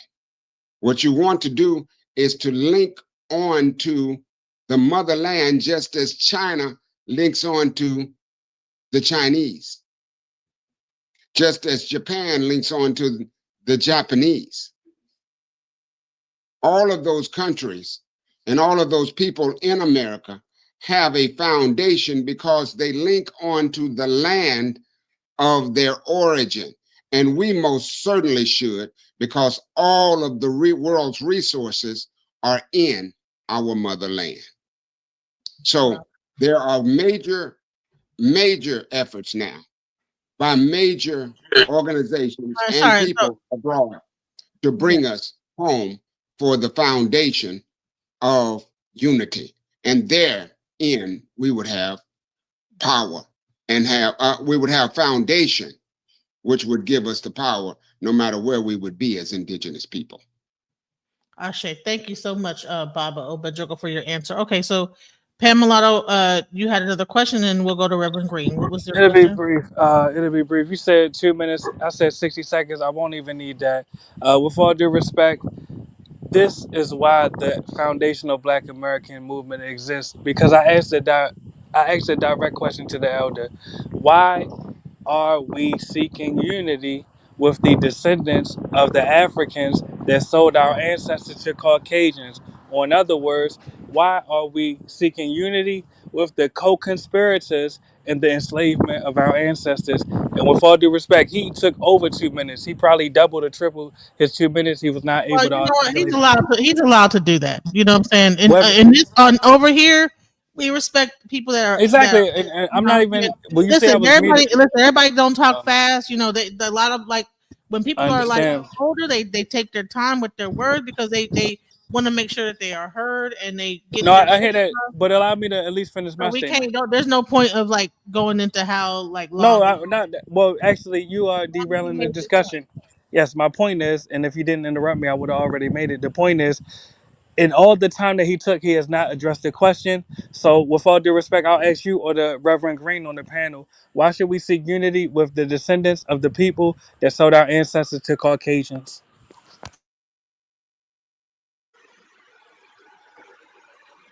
So do you have the answer to that? Like when he's saying why would I've we? explained it. No, I wasn't I've asking explained him. it. No, with all due respect, I I've wasn't explained it asking in the elder. detail. Yeah, I wasn't I've asking the explained it elder. in I've explained that in detail. I don't have any more to say on that. See, I wasn't asking the elder. I asked you, DJ Genesis, or the brother Reverend Green on the panel, Well, because you all had the answer. I think he made his point very plain, and I think that it makes a lot of sense. Why would we? So okay, so we say, well, you know what? You guys enslaved us. Well, we don't know exactly. Africa is a continent. It's not a country, right? Africa is taken up. It has Ethiopia. It has like how many different continents are in Africa, right?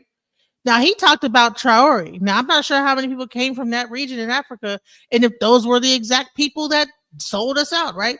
So I'm trying to understand is that why are we trying to lump Africa into one group of people that sold us into slavery? Now for all Well, we not know, that's there not what might I have said. been some. No, you said why are we trying Uh huh. to a bunch of people that actually sold us into slavery, right? Exactly. That's what I Right. said. I never said And all so Africans. okay, but that's not the point that we've been trying to make. We're not saying Actually, that. you are. No, we're not. No. With I all think due you've been respect, missing the point. We've been missing. You've been missing. You're missing the point. If that's what you think we've been saying, you're missing the point, sir. well, actually, with all due respect, I heard the He point very just clearly. told you what We'll he go ahead and said. make the point again because you interrupted me every time I speak. So I'd All rather right. you make your point and then let me go. Okay, I made the point. The point was is that Africa's a continent. Okay, there was a small group of people that sold us into slavery. So I don't feel like we should hold the entire continent of Africa responsible for a small group of people that sold us into slavery. That's the reason why I think that we should not be And here Good way to boil it. Good way to doing. boil it down. and just so I'm clear, when we say a small group of people, you realize that literally, virtually, the majority of the tribes in Western and Central and Sub-Saharan Africa were complicit in slavery. That's not a small group at That's all. not true. Okay, so then That's what part did I say that wasn't true? Just correct me. that's not true. Which If part? you go back, if you go back into the history Yes. of the actual slave trade, the majority, again, I want you to, brother, go look at the documentary that Henry Louis Gates made on that very subject. I think it'll help you to enlighten. It would enlighten you greatly. There was most of the slaves in actuality were taken from West Africa, but Exactly, as I said. but the majority of the tribes of West Africa were not involved in the slave trade. No, that's Well, not true. just so I'm clear. All right. So even if I take your argument, so let's name the tribes that were complicit. You had the I, Yoruba, I, the Ashanti, the Fulani, the Igbo, etc. My question is, if you acknowledge the tribes that did sell our ancestors to the Caucasians, would you agree that we should not at least seek unity with them? that would be ludicrous. And the Well, reason why I was well, Wait. let me tell you why that would be ludicrous. At this given point in time, we're not talking about division, we're talking about unification.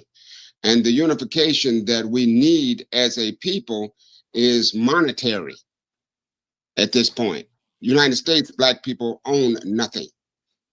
And as a consequence, they have no real power in the United States. but we have more wealth than They must, Africans, though. you have That's the what? truth. We have more billionaires and millionaires in the U.S. than the entirety of Africa. Yeah, So we but have to be realistic. the money itself is fiat money, and the economy itself is on the verge of collapse. What are you But talking the about, sir? resources of Africa are controlled by the Europeans, the Russians, and the Chinese. That is not. That's absolutely That is absurd. the truth. I'm And sorry. let's not argue. Let's not make. No, it's not. That's not the truth because there are That's plenty of. absurd. Hold on, there are plenty of African leaders that are in control, that are independent of colonialist rule. So Well, can what you do you name want? them? Can you name them? The Just so we're majority clear. of them. Can you The please name? majority of them Please now name. is. Yeah, please name them. Let's talk Burkina Faso. Go ahead, right. Get your pen out. Yeah, I'm listening. Go ahead. Burkina Faso, Hello. Mali. I said Burkina Faso, Yeah, I'm listening. Go ahead. Mali.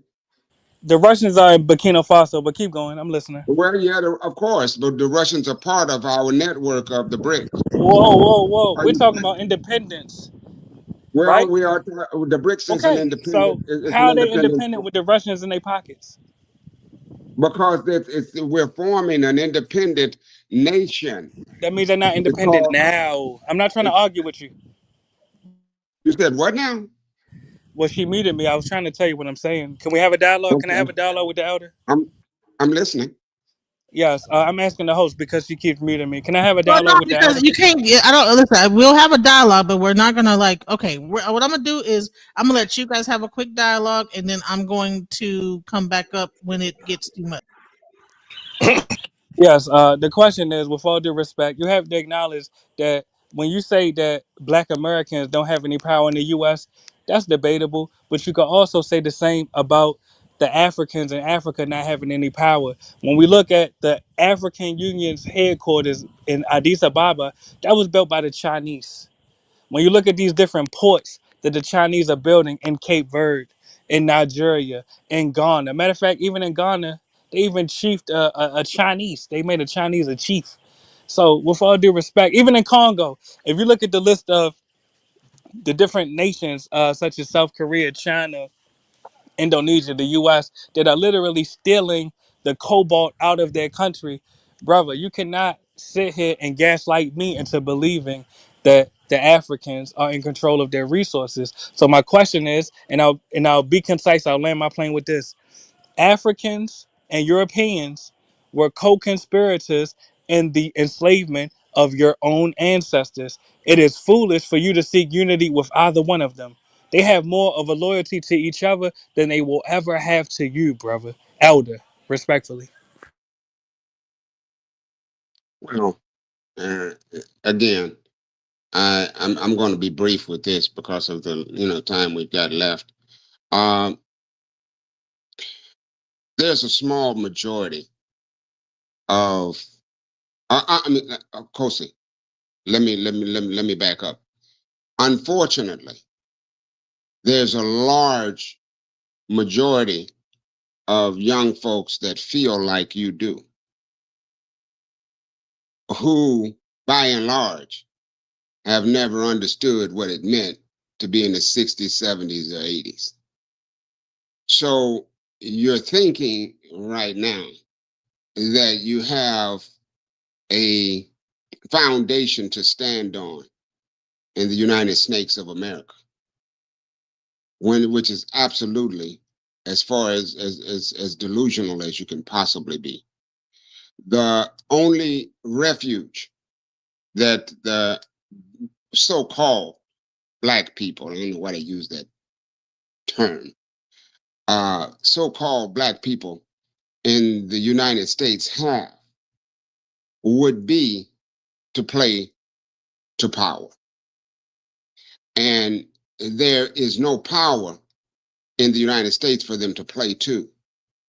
If you look at the history of the United States, it has never meant you anything and doesn't mean you anything good today. So, and you do not, in the group of so-called Black people that you have here are not a culture of people. They're divided, jangling discord. And so there's no way that you're going to do any type of battle or war or anything like that when most of them don't even believe they're Black. Well, So, Elder, can I ask you this? And I so, apologize. Go so, ahead. Go ahead. so, so at this time, from a strategic standpoint, the indigenous man or woman in the United States' best focus is to link with where the power is developing.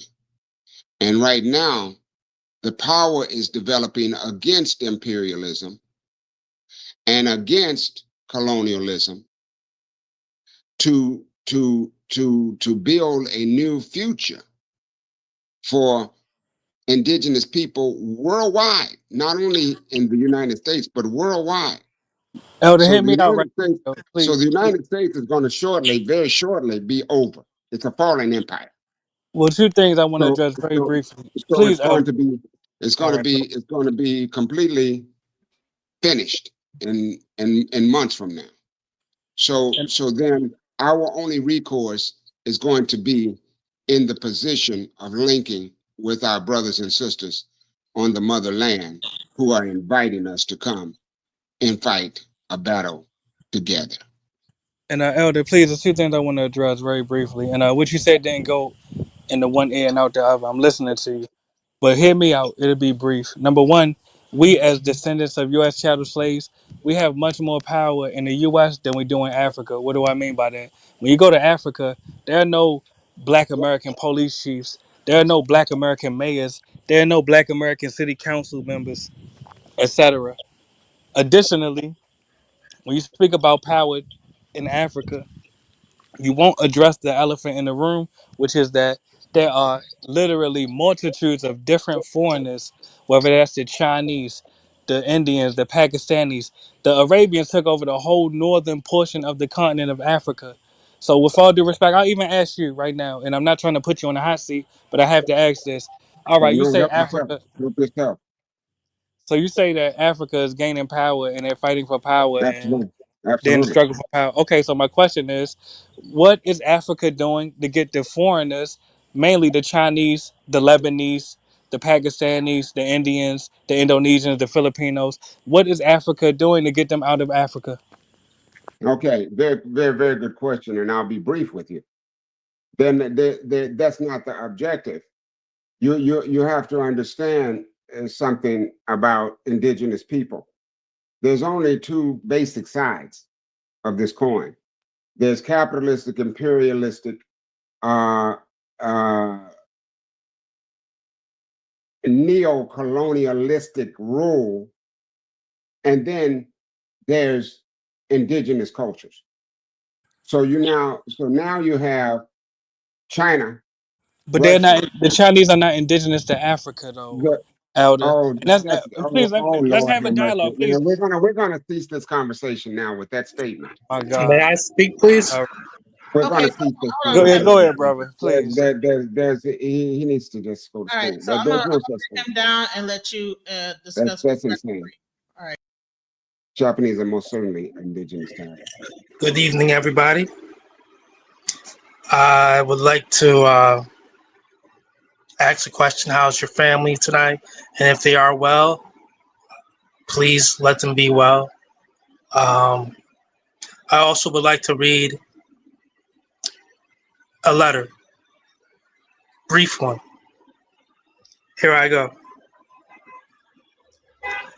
When an African becomes rich, his bank accounts are in Switzerland. He travels to France for medical treatment. He invests in Germany. He buys from Dubai. He consumes Chinese. He prays in Rome or Mecca. His children study in Europe. He travels to Canada, USA, Europe for tourism. If he dies, he will be buried in his native country of Africa. Africa is just a cemetery for Africans. How could a cemetery be developed?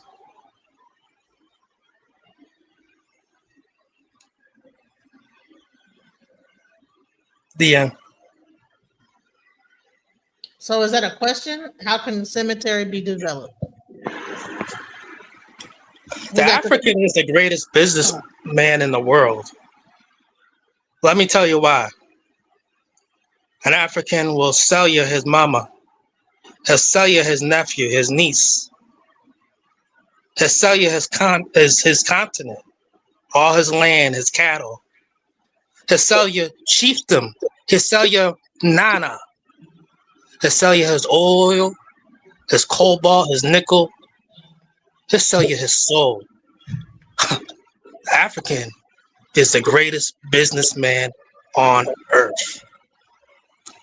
Without ethics.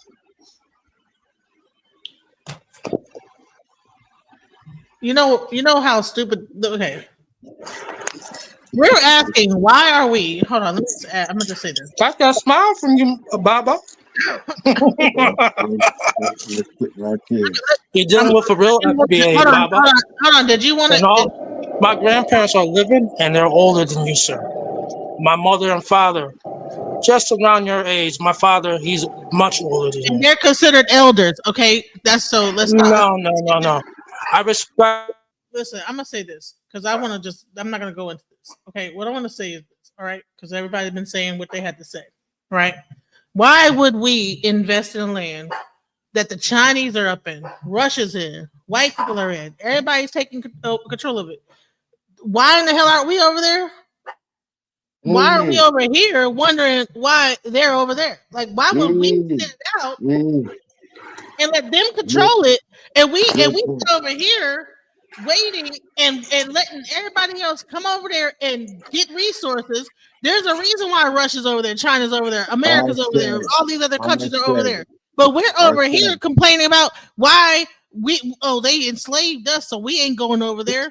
Why wouldn't we go over there and get some of the portion of whatever everybody else is over there getting? People are going over there getting resources, and we over here fighting for the nothing that's over here and being enslaved with it. But we could go over there and do the same thing they're doing. Why do we feel like we are lesser than Russia, China? If America has a $1 trillion buying power, our people have $1 trillion buying. We have the most buying power, and it's equivalent to a country. Why wouldn't we go over there as almost like a country and do the same thing? Russia, China, Europe, Listen, Britain is the size of a fucking, not even a state in America. Why is it that when Britain can do it, we're over here so afraid of the fact that everybody else is, Europeans are doing it, but we want to sit over here and talk about how they're doing it, but we want to say, we shouldn't do it because. No, that's crazy. No, I said do it, but don't think the African is your brother. Equivalent buying power of a major country. Why wouldn't we go over there and take advantage of the situation that's going on, just like everybody else is? I'm sorry to sound like this, but that's what I'm saying. Okay, let's go. Yeah, DJ Genesis. Actually, that's what I'm saying. Well, hold on, please let me say this. DJ Genesis, and I wish you were still on the panel. Actually, I'm saying go to Africa, get their resources, get their land, but you a fool if you think the African is your brother. Go over there, just like all them other foreign nations that you just named. Go over there and take what you could get, just like they took what they could get. That's what I'm saying. Listen. Why would we do that when they're asking us to come over there and help them? Why they're not asking China? No, they're asking us to come with a bag. They're asking us to come with a bag. Let's be real. They're asking the same thing of Russia and China, everybody else. Exactly. So we're not their brothers then. So that means we're not their brothers. It doesn't even matter whether we're their brothers. They saying come with a bag. Listen. Do you think that the African leaders are up there fighting with China and Russia because of whatever they're doing? No, they're afraid to. They're doing business, and all he's talking about is going over there and doing business. And he's saying that they are welcoming. They want our business. They want us to come over there. Yes, so we know they want our money. Sit it out. Hold on. While we sit it out and let all these other countries capitalize off of the situation, and we're over here can barely pay our fucking rent and going down with a ship. Okay. Not gonna fucking. What are we talking about here? No, you're not listening. What I said was go get the resources, go get their land, but don't think that they're your brother. Those Africans are not your brothers. They look at you as a money sign. Even if they are or not, that's not the point. The point is, you know what? Even if they are the brother or not the brother, okay, that's not the conversation that we're having. We're not having a conversation. Is Africa our brother? We're having. Actually, that's what me and the elder were just talking about. No, okay, we're not having that. That is not. Listen, the title of this thing is "Would FBI survive a civil war?" And here is why we would. right? We survived the first And one in though. this conversation, please, child, we are not in the same I know, but situation child, we as won we the won first one, during child. with the first one. Just say you So, scared of the white man. cut Just it say you out. scared of the white So man. what I'm saying is that if Spooky. we're not in the same situation as we was before. Spooky. Just say you scared of the white man. That is God not damn it. spooky. That's not what. Just say you scared Like of the white man. Just run away. Fuck it. Spooky. you guys sound like a bunch of Yeah, idiots. just run away. Fuck it, man. Just You know what? Listen, I'm gonna say this, okay? Our children. Now I'm dropping y'all down because you guys are being childish. Whoever these two people are being very childish, and you can tell that you guys are young, and that's why, of course, he is an elder. Because anyone that's talking like that and like bouncing this spooky and you're afraid of the white man, no, we are talking about like what we should do about in America, the situation that's happening here and opportunities over there that everybody else is taking advantage of, but us, right? Because we're so busy over here and worried about what's over here. We'd rather sit on fucking YouTube and talk about how the black woman ain't doing shit and complaining about welfare and how the all black women ain't doing nothing rather than going over and going to another continent that everybody else is going and taking advantage of the situation and getting up out of the situation that we're in. You can't own no land here and not get it fucked off. You can't be like, oh, let's everybody come together and get some land and not have the government fuck that shit off. And it's been time after time this shit has happened to our community. It's not that we're afraid of the white man. The white man has shown us several times that listen, you're not fixing to build nothing here in our country. And whatever the fuck this is over here. So if they are asking us to come here over there and do some shit, I welcome it. So I don't stand for no stupid ass shit on my panel about some dumb people talking a bunch of bullshit. Y'all want to kiss Trump's ass? Go suck it while you're at it. Don't come over here talking that stupid shit about the fucking people that sold us into slavery when the people over here put us into slavery. You know how they sold us into slavery. They put us over here into slavery, and they continue to rape us. And you want to talk about what they did had no connection to what was happening over here. Once we came over here, if you don't get the fuck up out of here with that bullshit, man, shut the fuck up with that. Why are you gonna be cool with people that had put us into slavery? Well, guess what? The ancestors of those people, the descendants of those people, is now in some level of trying to control whatever they got going on, putting together a situation, and they said, "Come on, you guys, and let's build." Asking us to come over there, and we want to sit there and make them enemies because I think that these people are fucking CIA. They're fucking agent provocateurs. They don't want black people to do anything beyond being slaves. So you stay your motherfucking ass over here and continue to be a slave. Anyone that's interested in the real information on what to do to actually get out of slavery and possibly be able to work. And I'm not saying that we have to like give up our citizenship over here. I'm saying, hey, there's opportunity over there as well.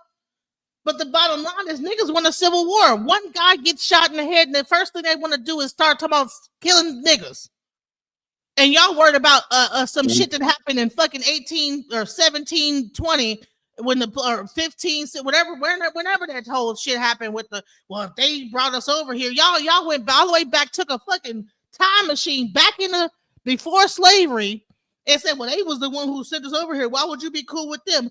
They're not the ones that did it. This is a new whole generation. How many generations have gone and this new generation is doing something and you want to hold on to some old shit? I'm gonna calm down, Baba. Yes. I'm a calm down. Oh no, you're okay. You're okay. You have to understand, Monica, that our children are confused. And they, I'm not mad at them. I understand what they're saying, but it doesn't have any bearing right now on the condition. And they have a right, to feel what I won't say a right because they don't really know anything about what they're feeling except what they've been given in rhetoric. But the way that they think is the way that they've been taught. Dr. Asa Hilliard said that until we can change the schooling of our children, we cannot change the condition of the illness.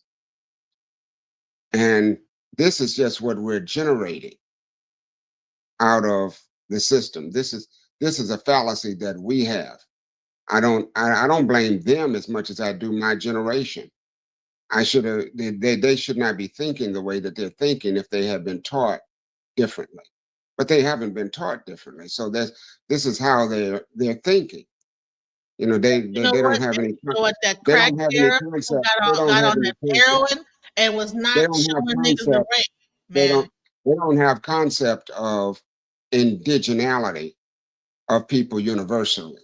They have no concept of that, or exactly what is going on. They're not read enough to understand exactly what's going on in the world at this time.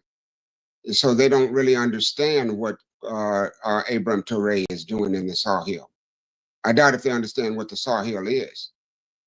And so if they don't understand what's going on internationally, Abraham Touré, as a matter of fact, just several days ago, China was talking about coming in and taking control of some of the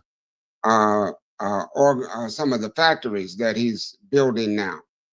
And of course, there are many. I forget the sister's name now that has the African Diaspora Development Institute now that is encouraging all of the Black minds to come home and to help build in Burkina Faso.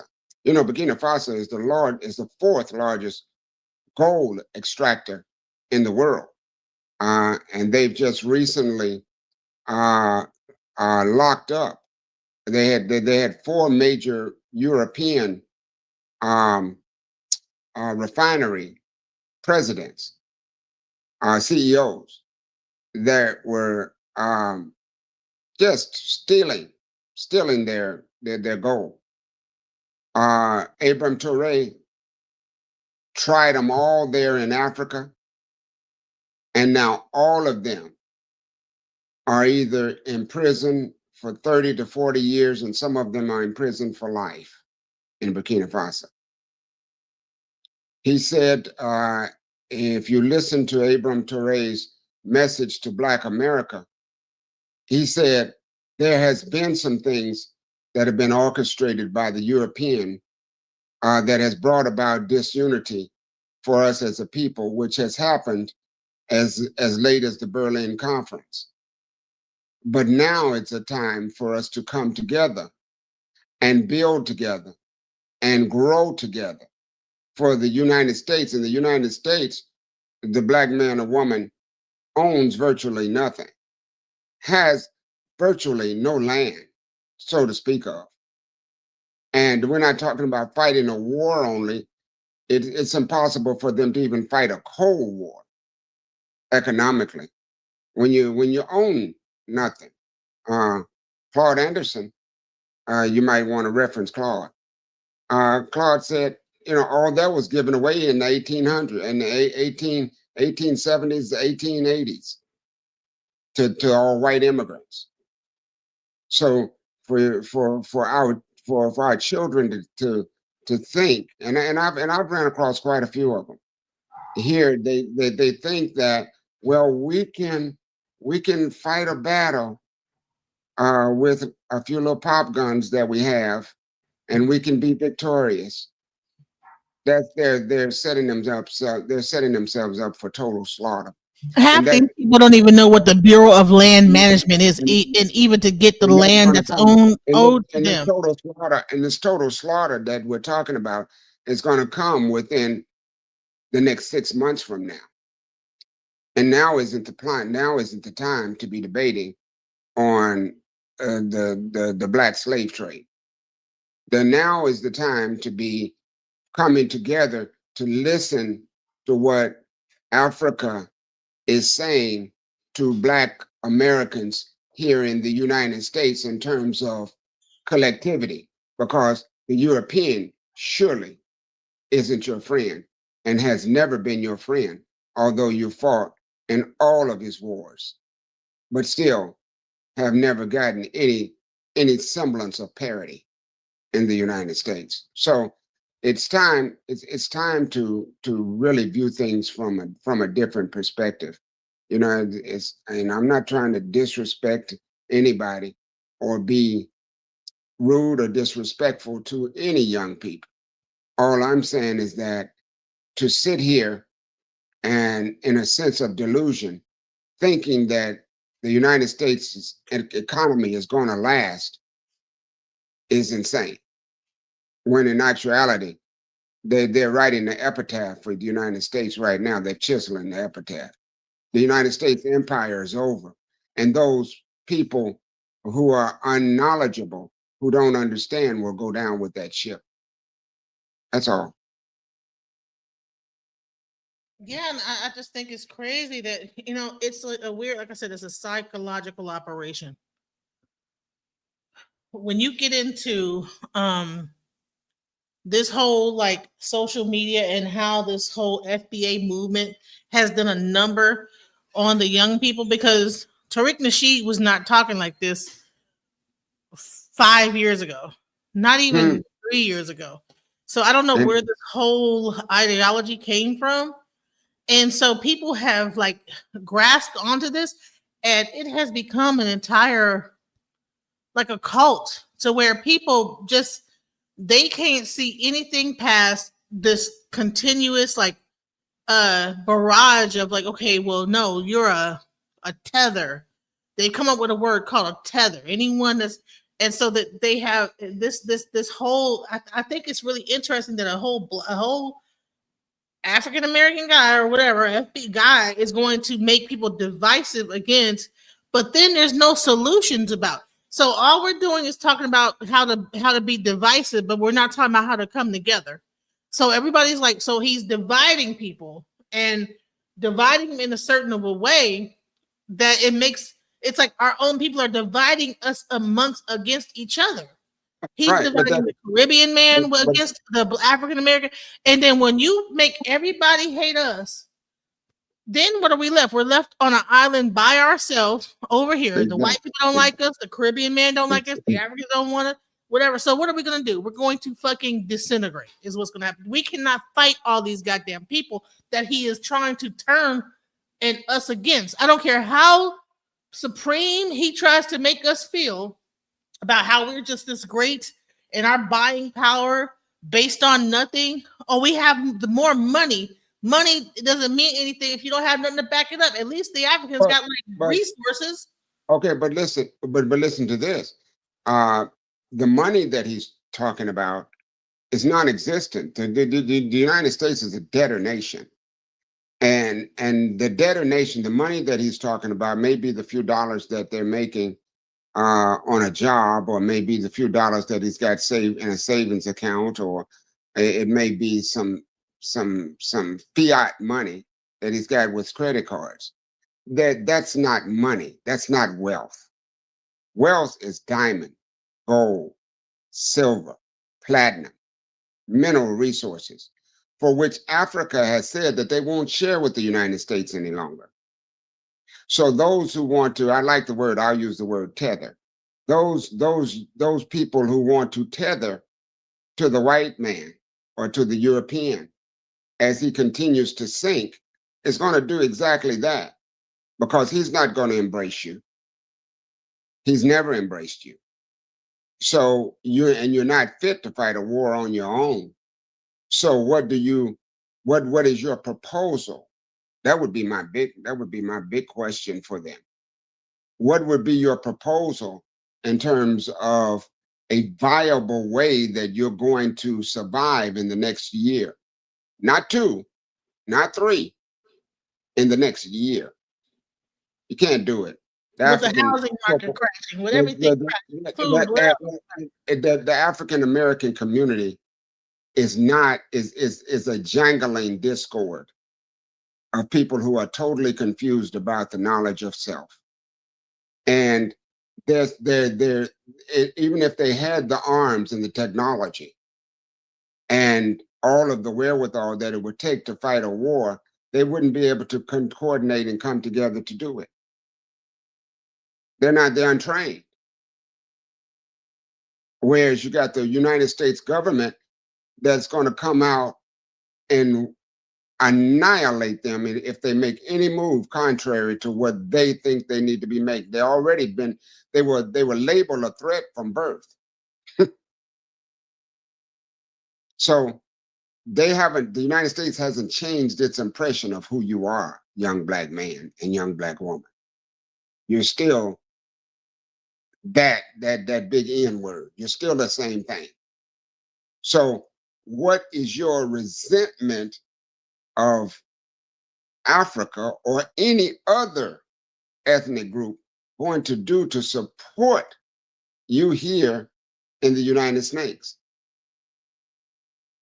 I mean, I can't see the, the ideology. I can't see the ideology of the way that they're thinking. I try to keep my mind open, but I can't see the ideology of how they, from a critical thinking standpoint, what are they talking about doing? Monica, maybe you can help me. What is their objective there? What are they trying to say?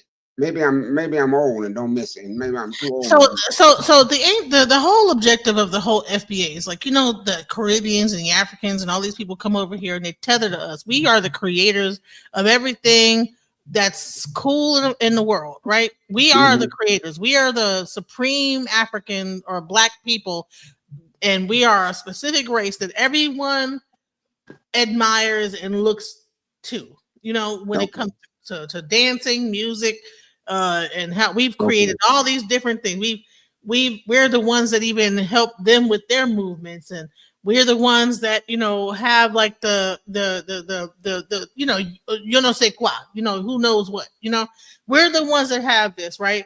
And then so when people come over here, they try to tether to us and tether what we've done and latch on to our legacy of what we've done, and try to become one with us, and then they turn against us. So this is the whole thing. So it's like almost like a resentment type of a thing where it's like, well, you guys come over here and you say that you utilize the things that we've created and made it good for you to come to America and be successful and this, that, the other, but at the same time you hate us. So that's the biggest thing, is that a lot of these like Caribbeans and Africans, they feel like that they hate us at the core, but at the same time they take the advantage of the benefits, so-called benefits that America offers that has for us, and then they turn against us with this whole thing.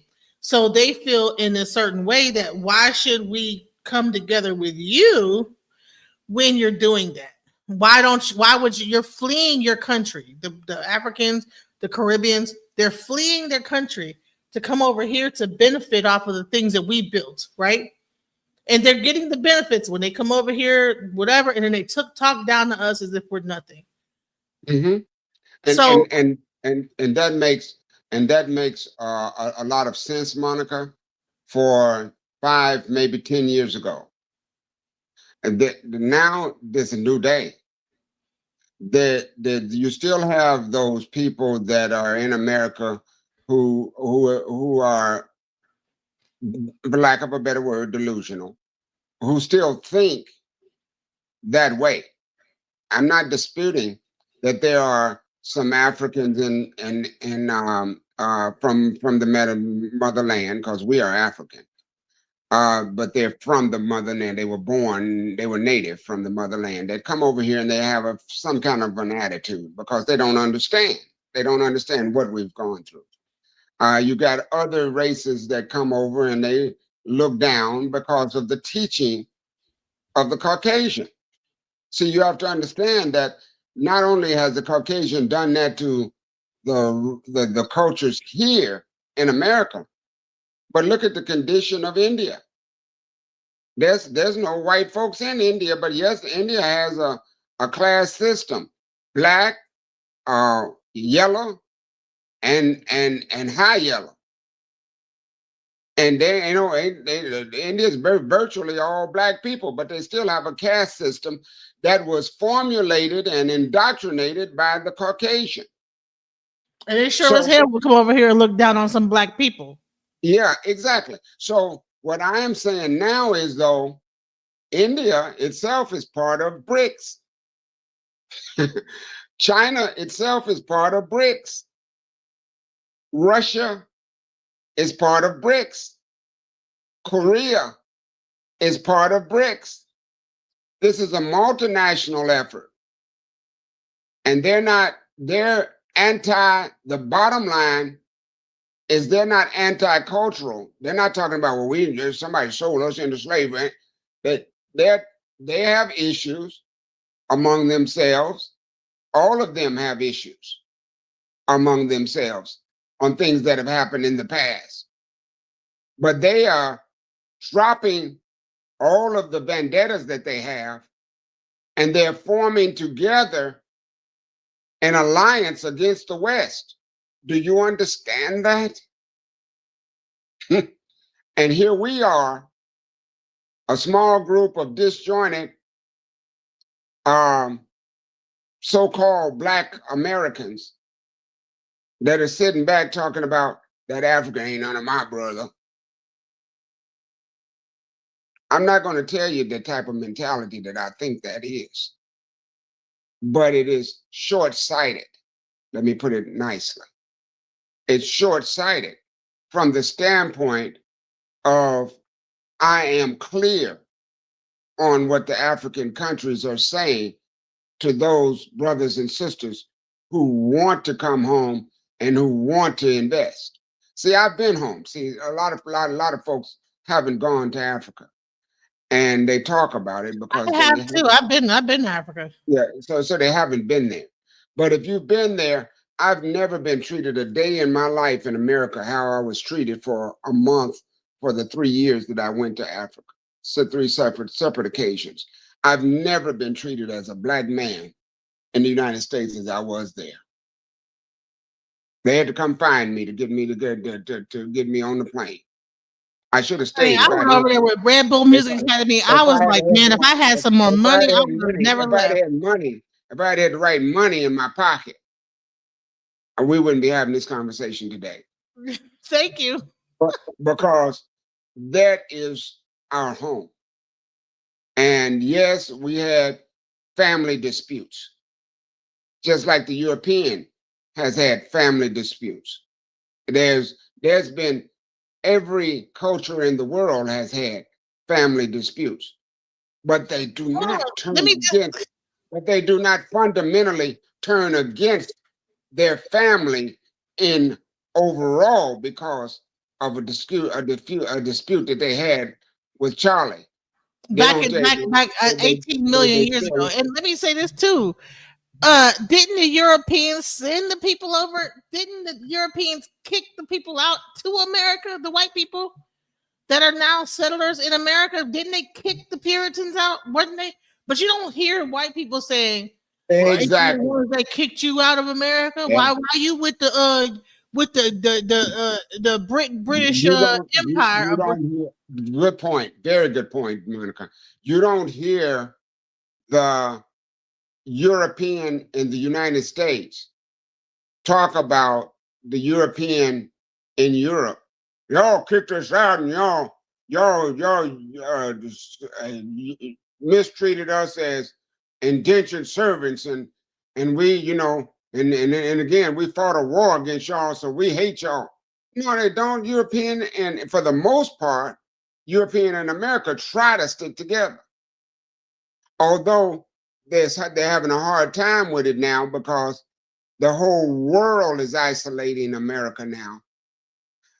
And since the whole world is isolating America, Europe is trying to say, hey, look, we're sorry. What did we ever do? We're willing to look at reparation. We want to try to get our stuff together because they know that America cannot exist. And these folks talking about they want our money. They ain't nothing Africa wants from America. Ain't nothing Africa needs from America. They got all of the gold, diamond, silver, and everything, and they're taking control of it now. They're in the process. The brother had some validity to his point about the Africa had been controlled by other races, but now, but cultures. But now that's strictly not the truth. South Africa has kicked out the descendants of apartheid, and America, Trump took them in. I said South Africa has expelled them from South Africa, kicked them out of South Africa, took their land and kicked them out. You're seeing you're seeing that same thing all around Africa. And there's a big push, young man, young woman, for our young people to come home and get out of the bowels of American discrimination and degradation to be respected. If they can't see that, then unfortunately, they'll end up going down with the ship of America. And I want to say that he said, well, you know, there's not going to be no African American police chiefs in Africa. Well, honey, what power does an African American police chief have when the fucking even like the people that's in Congress, all Trump got to do is redistrict it, and you lose your whole district. Congress people losing their district and all type of different stuff. Oh, okay, all right. So you're talking about like the people that's in the police force? Well, they don't get to like run carte blanche the whatever chief or whatever government position that they have. He's not just redistricting. He's taking them out of power totally. He's just coming in and taking over. He's not redistricting. It's not a redistrict. Trump, just yesterday said to the Supreme Court that he wants to take over the United States judicial system. Did you know that? No. He said that to the Supreme Court. Google it. What? He wants to take charge of the United States Supreme Court system, which is not going to take very long before he has an oligarchy. He already has it, really. And this is why I can't see the validity of many of our young people wanting to cling. I've talked to them about leaving, wanting to cling and hold on to a dying country that they feel somehow they are foundational to. Yeah, it may. I don't disagree. Our ancestry dates back here longer than anybody else's ancestry, but that comes by way of a Kibu line. That doesn't come by way. That doesn't come by way of the United States or by way of any Asia or any other country. There's no place in the world that didn't take place, that didn't come through migration of from the Great Migration. So yeah, so he's saying Trump asked the Supreme Court to give him total control over the United States economy, and Trump was not Trump was a failing. He was not like this business. Like, why would Trump, from a business perspective, want to take over the United States economy? Well, I can tell you. But he was a failing real estate. He was not like a great businessman in real estate. It doesn't matter though, Monica. You have to understand that they're wanting to run the United States as they run. It's already, they feel like the government's in the way. And they want to run the United States just like you run Xerox. So they don't want to wear a mask. Well, what they're virtually saying is that we want to take off the sheets. They've already been controlling the United States through politicians because they buy politicians, right? So they've already been controlling through politicians, but they're saying we don't want to do that anymore. We want direct oligarchy. So we don't have to pay off nobody to make this legislation or make that legislation or to pass this rule. We can just say, look, this is how it's going to be. It was like this and now it's like this. And whoever protests against that, these kids right now, I'm absolutely not mad with the young brother, that was talking about, how he thinks and feels about Africa. But I'm afraid for him, because if they don't wake up, they're going to wake up in total turmoil, total hell. And it won't be something they can control, because these white folks ain't going to have no mercy on these young black men and women. They'll be on the condition that they're going to end up in will be worse than slavery. They'll work them. If they try to retaliate, those that they don't kill, they're going to lock up. And those that they don't lock up, they're going to take them out and work them like dogs. And nobody probably is going to come inside of America. As long as America is isolated and stays away from the other countries, America is probably going to, the other countries are probably going to leave it alone. Yeah, so it's best to get the hell up out. And you know what? You know what's so crazy? I've seen people saying by 2030, get out of America. I've seen like stuff like that online, CIA people saying that. Get up out of here by a certain time. Well, you saw the Richard Wolff that you played a little bit of what he was saying. He said America's in deep doo-doo. But let me finish this. We didn't get to really get into it because they wanted to come up and say something. But let me play a little bit more of that, and then we're gonna wrap things up. It's play that. You want to hear that. This is one of America's leading economists talking about we got money. They want a bag. Ain't no money y'all gonna be able to take them. Don't have no. What money do we have? If you don't hurry up and take them some money, you ain't gonna have none here to take them. Shouts out. So let's go. Because if you do something like this, if you have a century of economic growth under an economic system like capitalism, it isn't so surprising that you think of the United States as exceptional, because in that regard, it was.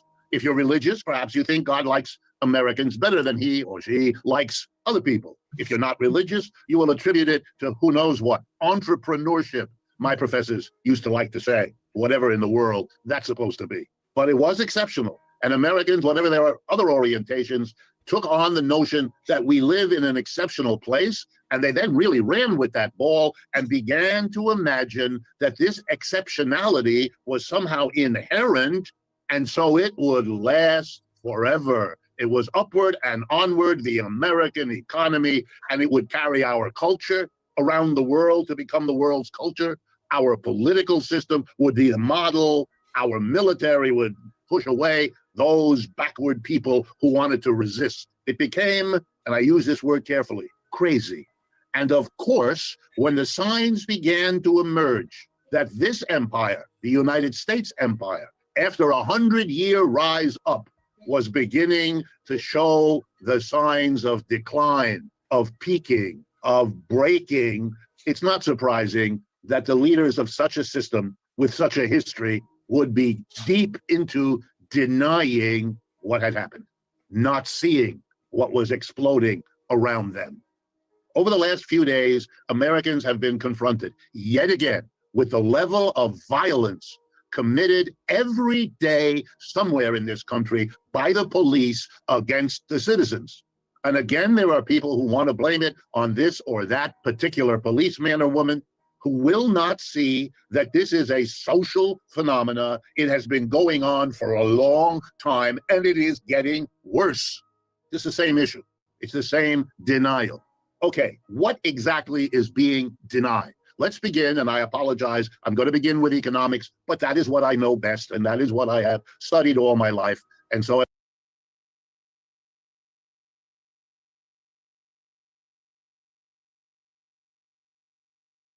I'm sorry. So what are your thoughts about what he said so far?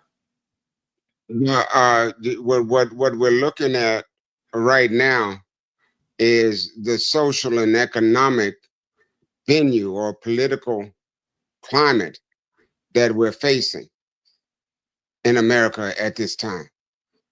And what he's saying is that for so long America's been on top. And now that America is falling, you heard the young man. He was saying, well, the only thing Africa wants from us is a bag of money. He thinks he thinks he has some money. The brother that was talking, he really thinks that he has something to offer Africa. When Abraham Traoré is sitting on big $1 trillion, multi-trillion dollars of gold. And all he's asking him to do, all he's asking this young brother to do is to land in Burkina Faso and help. And then, hold on, didn't they also find like a big old diamond, super diamond in Uganda? And isn't Uganda also independent? What about? And they're not. The De Beers are the De Beers, the one who was the diamond people. They're turning over. Their ancestors are turning over in their graves now, because Africa's not releasing those diamonds to the De Beers. They're cleansed.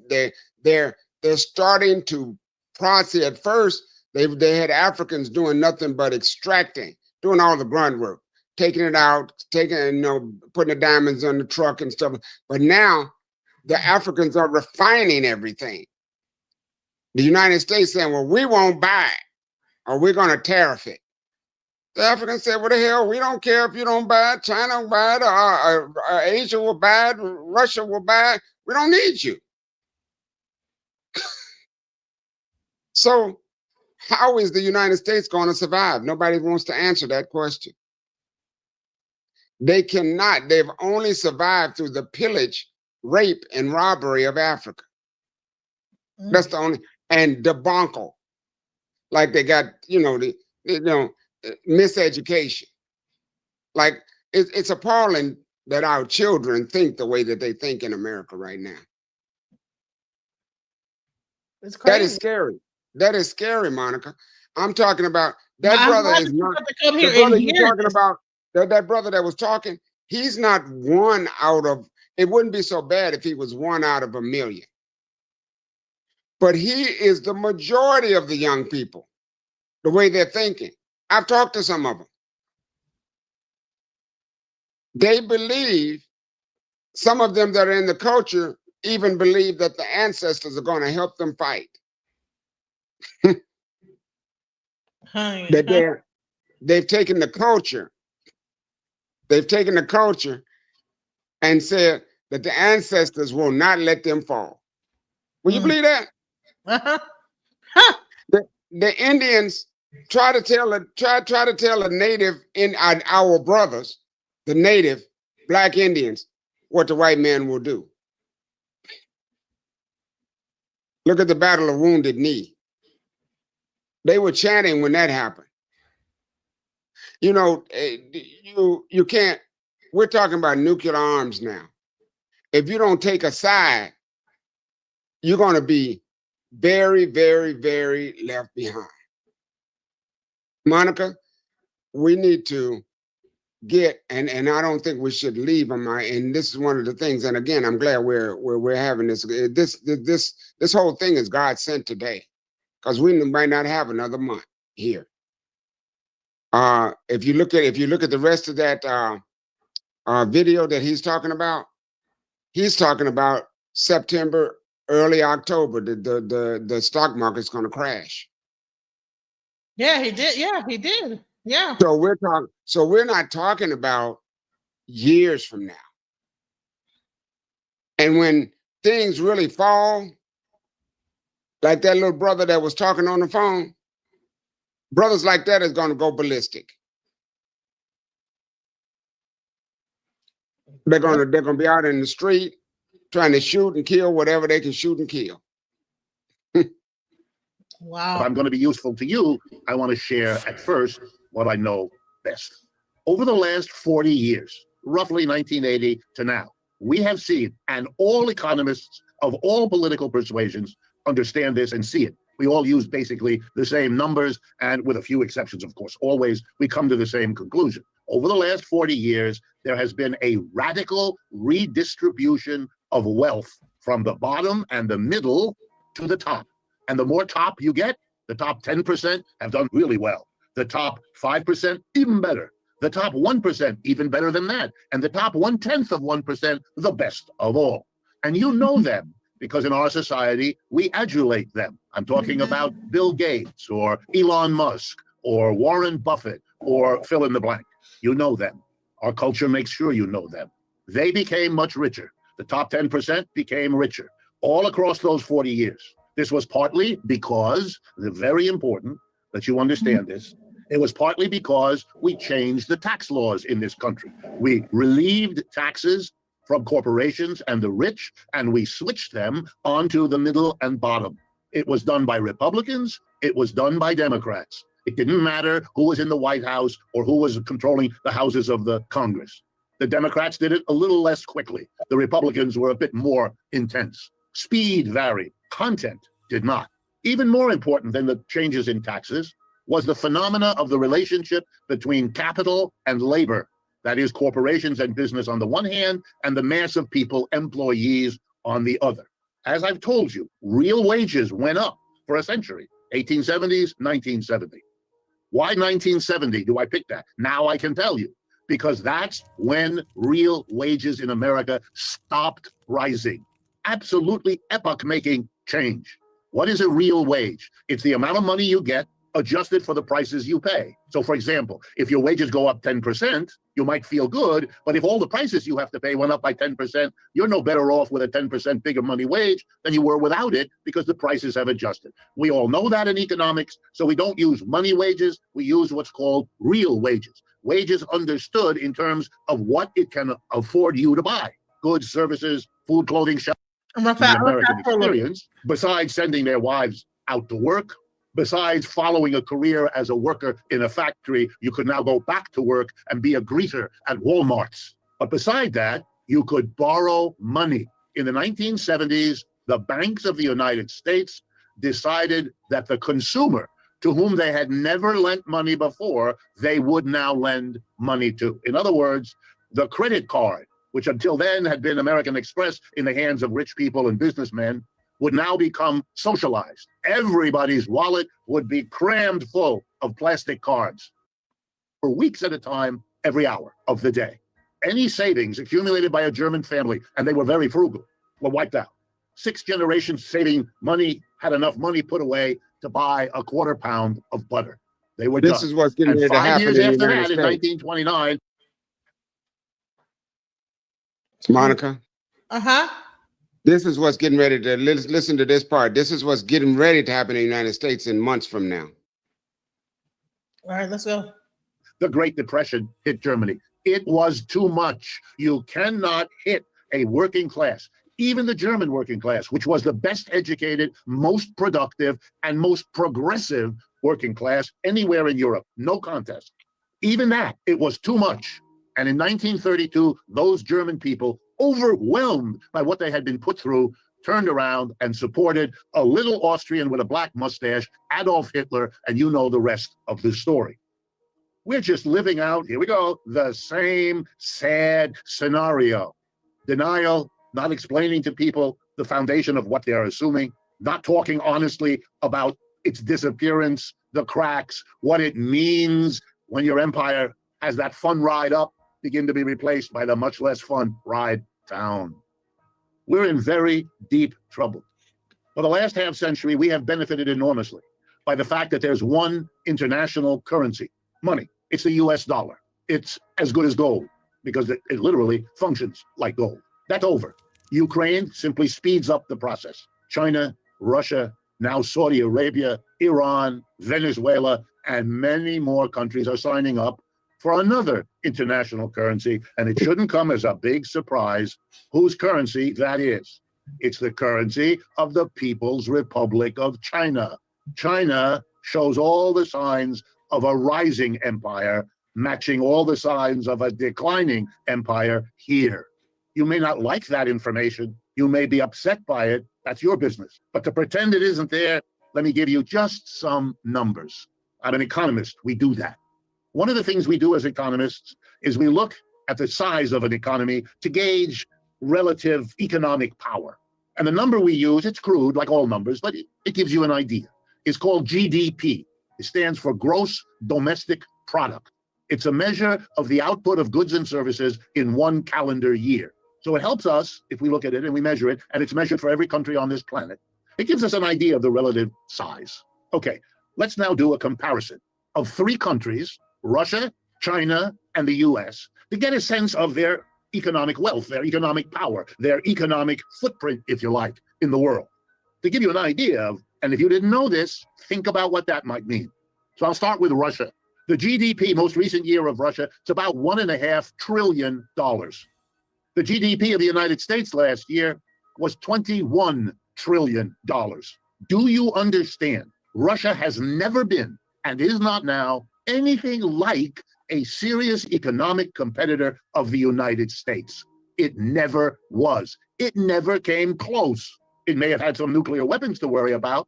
It may have had political influence, but as an economic unit, only people systematically denied the simple statistic I just gave you could believe that. Russia has $1.5 trillion GDP. The United States alone, 21. You know who has a bigger economic footprint than Russia? Italy. The United States is allied with Britain, France, Germany, Italy, and many other countries against Russia. If you put them all together, it's like 30, maybe $35 trillion against Russia with 1.5. What are you talking about? A war? This is a war between David and Goliath, and you're not going to be happy like who is playing which role. Think about it. Now China. What's the GDP of China?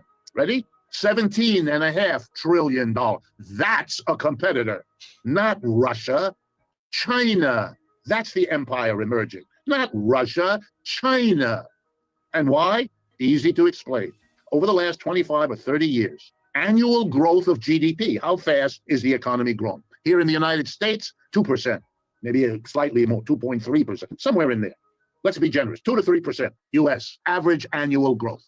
China, average annual growth, 6 to 9%. Wow. End of conversation. That's why China went from being one of the poorest countries in the world to being the competitor of the United States, one of the richest. You know what it's like? It's a story a little like the colony in North America being a place for furs and then becoming the new empire, so that the roles between Great Britain and its colony were reversed. Now Britain is our colony, as any honest appraisal of the relationship between these two countries would immediately. So it also makes sense why Africa would be willing to pair up with China and Russia and BRICS and everything like that, because the leaders in Africa can see the future of what's about to happen. I'm gonna, Monica, I'm gonna join with you, and we're going to put together a program for our people who are here. See, I don't relish the concept. You know, Chief has already gotten her money together to go. She's got a passport. Yeah, I got for my kids. I'm about to. Yeah, I'm going too. I already. She's trying to get Noah. She's trying to get Noah's passport. We consulted on Noah, and you know what Ifa said about Noah going to Africa. When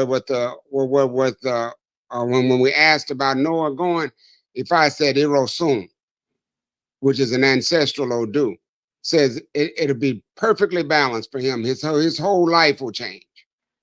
If you guys don't understand what the Odu is, that is like the, in Ifa, I'm a priest of Ifa, and Baba is a Babalawo. He is like the chief priest of Ifa. I'm a Olarisha, and he is a Babalawo. And so we do divination to find out, okay, what's the outcome of this?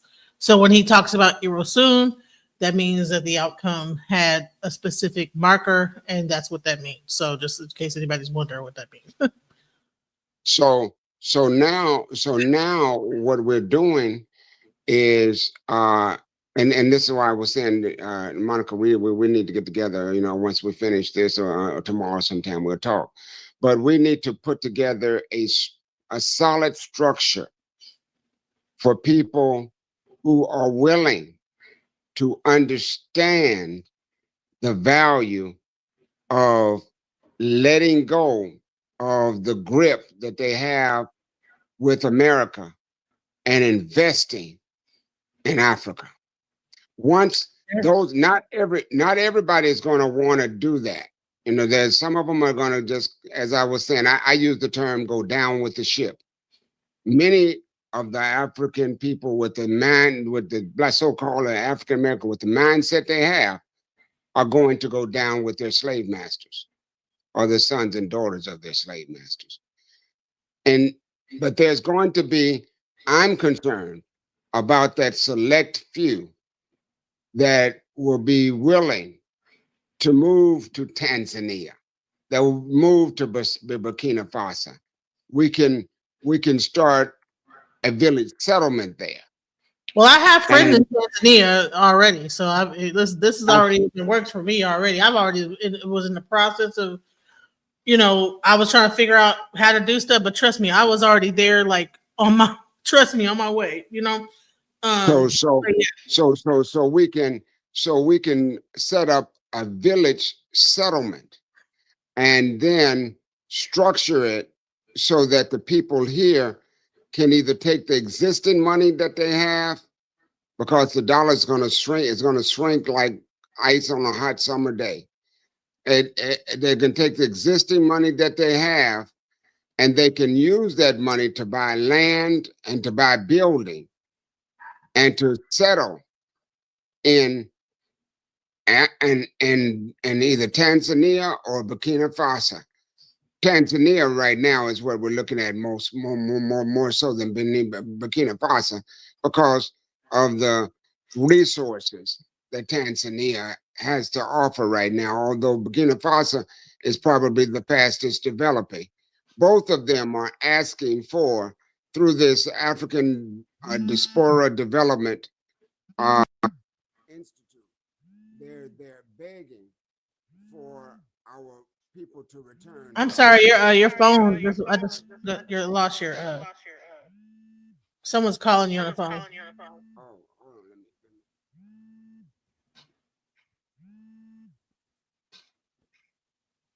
While he's doing that, I'm gonna play the rest of it. A long time they denied, because to see the rise of China is to take a step in a direction that might make you confront what's happening to you, and that's a taboo.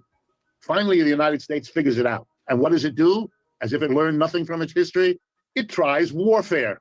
It tries to slow down, to stop, maybe even to reverse history, just like Britain did. Mr. Trump declared a trade war against China. You remember? He applied sanctions. He applied tariffs. He did everything he could to stop, to reverse it. None of it worked. It was one big, fat failure. Now we are in a war, we, the US and its allies, with the most important ally China had, Russia. That's what's going on in Ukraine. It has got nothing whatever to do with that sad country suffering this war. Talk about being in the wrong place at the wrong time. That's the truth of Ukraine. All the rest is propagandistic foolery on both sides. This is about weakening the ally of China, which Russia is. When the war started, Mr. Biden predicted the Russians couldn't last a few weeks. With this armada of countries and weapons and wealth and you name it, he referred to what they were doing as the mother of all sanctions, which it was. Greatest sanction program ever applied. Russia wouldn't last. The ruble would be valueless within weeks. All of that, 100% wrong. The Russian economy bubbling along pretty well. Took a dip right after, came back most of the way. You know why? Because the sanctions mainly stopped buying oil and gas, which is Russia's lifeline. That's what Russia is, an exporter of oil and gas. I'm exaggerating, but it's the basic story. And Europe said we wouldn't buy it anymore, and that would have crippled Russia, except Russia found other buyers. It's not a complicated story. China bought more. India bought tons more. Saudi Arabia is reorganizing its economy. Pakistan is making important agreements with the Chinese and the Russians on. The world isn't, guess what, controlled by the United States. It's over. It's all around you. The United Nations took Monica? Yeah. And now, in light of this, then you've got, unfortunately, these these few. I don't know if it's that these children aren't really looking at what is going on, if they're not reading, or if they're not studying. I don't know why their mind is set where it is, but why would it make a difference? And why would they be talking about Africans not being our brothers when the rest of the world is uniting? What's wrong with these people? Because they're listening to Tariq Nasheed every night, cussing out Africans, making fun of them, calling them tethers, promoting this whole ideal that This is Tariq. Who is like this Tariq Nasheed? Who is this Tariq Nasheed? Tariq Nasheed is he's the one who made the movie Hidden Colors. Remember the Hidden Colors series? Okay. So he started off with those movies, and then out of nowhere he began this whole FBA movement that was the antithesis of the whole. Let me give you Tariq Nasheed.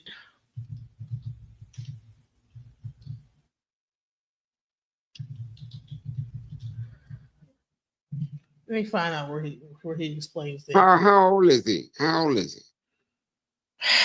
He has to be. Okay, let's go. Let's go. I think he has to be about my age, probably in his like late 40s, something like that.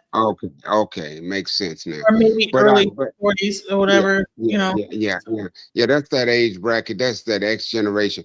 And that's one of the biggest debacles that we've ever had. My generation was that X generation. I'm not saying the whole X generation. Now there's some, like yourself, for example, that takes time to study.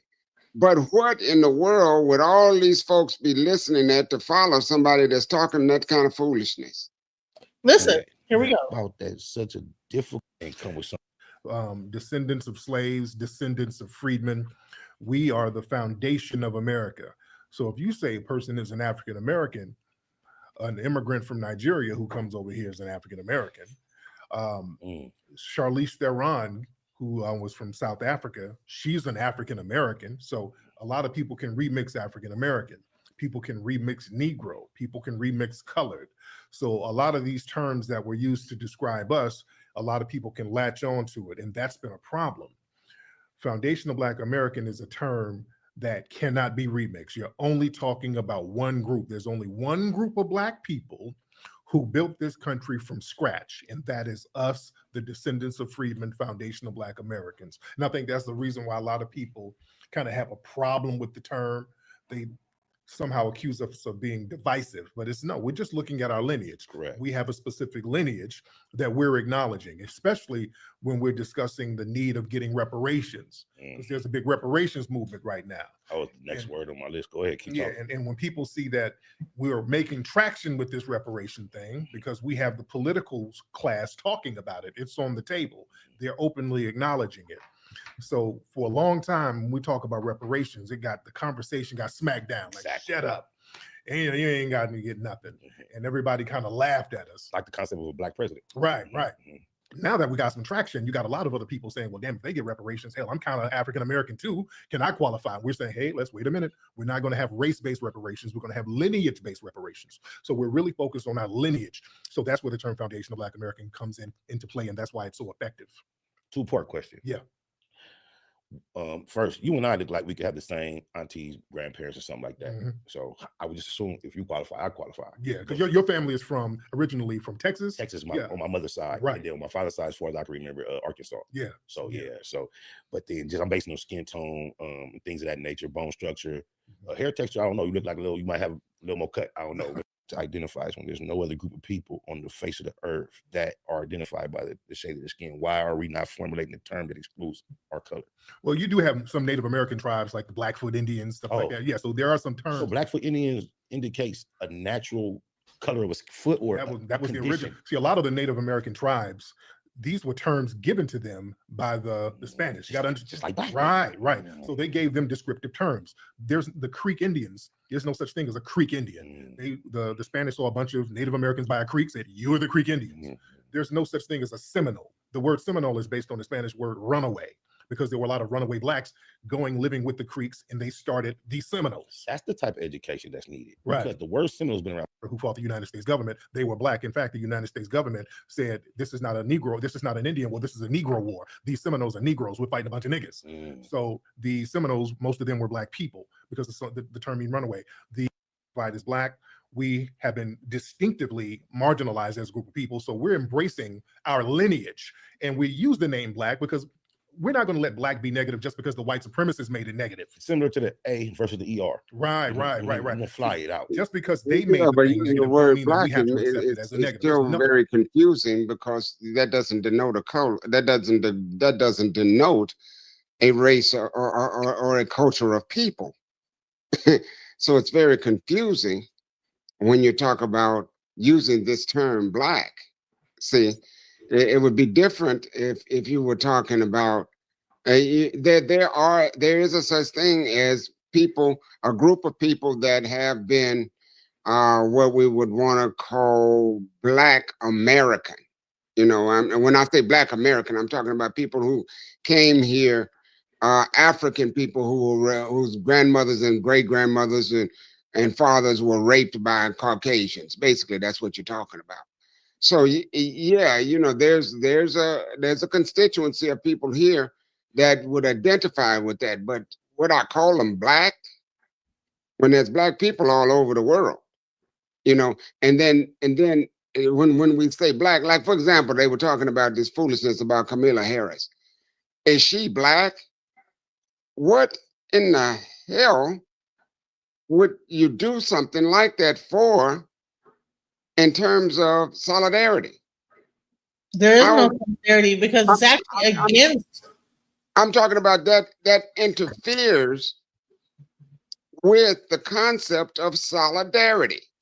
Yeah, there is no solidarity, because actually they feel like Caribbeans, Africans, and other races are considered tethers, and he's made up a new slang called a tether. So if you are a Foundation of Black Americans, Nigerian or whatever, and this, that, the other, yeah, you're a tether. So let's go in. But, So this what I'm saying is, okay, wait a minute, just one second. Where he gonna break down this whole. Okay, just 1 second. So this concept of being tethered, there's other people being tethered into this harmonious. We can't build any power on that base.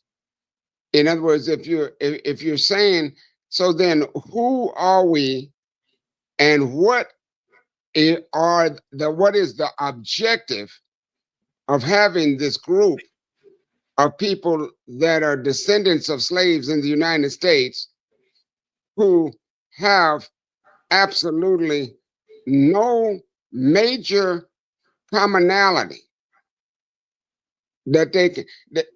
Let me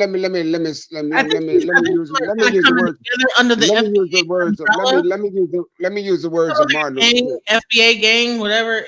But yeah, if you're Caribbean, if you are Dominican, Puerto Rican, Nigerian, from India, from Britain, and you're black, you are a tether. You are not.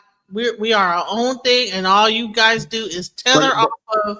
But how do you separate the ones that are tethered?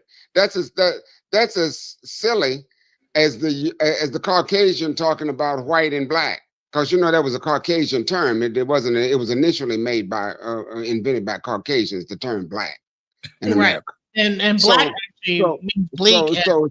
So he's got them believing that we need to separate into a race that cannot be defined, into a group that cannot be actually defined. Which is no, because we had an ethnogenesis over here, and so we're now our own race of people that based on slavery and based on this movement. Exactly. I mean, we're not a solid culture of people, is what I'm saying. that there are some of us are connected with the Indians that were here. Most certainly now. Some of us are connected with Caucasians that were here. Some of us is very high yellow. And our great grandmother was. Hey, I'm 29% Caucasian. I'm not gonna lie. I got like about 50, about 60%. So what I'm saying is you cannot identify. You cannot identify from a term that you call black.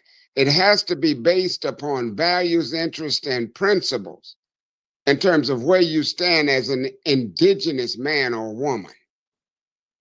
You know, that's the only way that you can, and then you have to accept any of your brothers and sisters who are indigenously minded.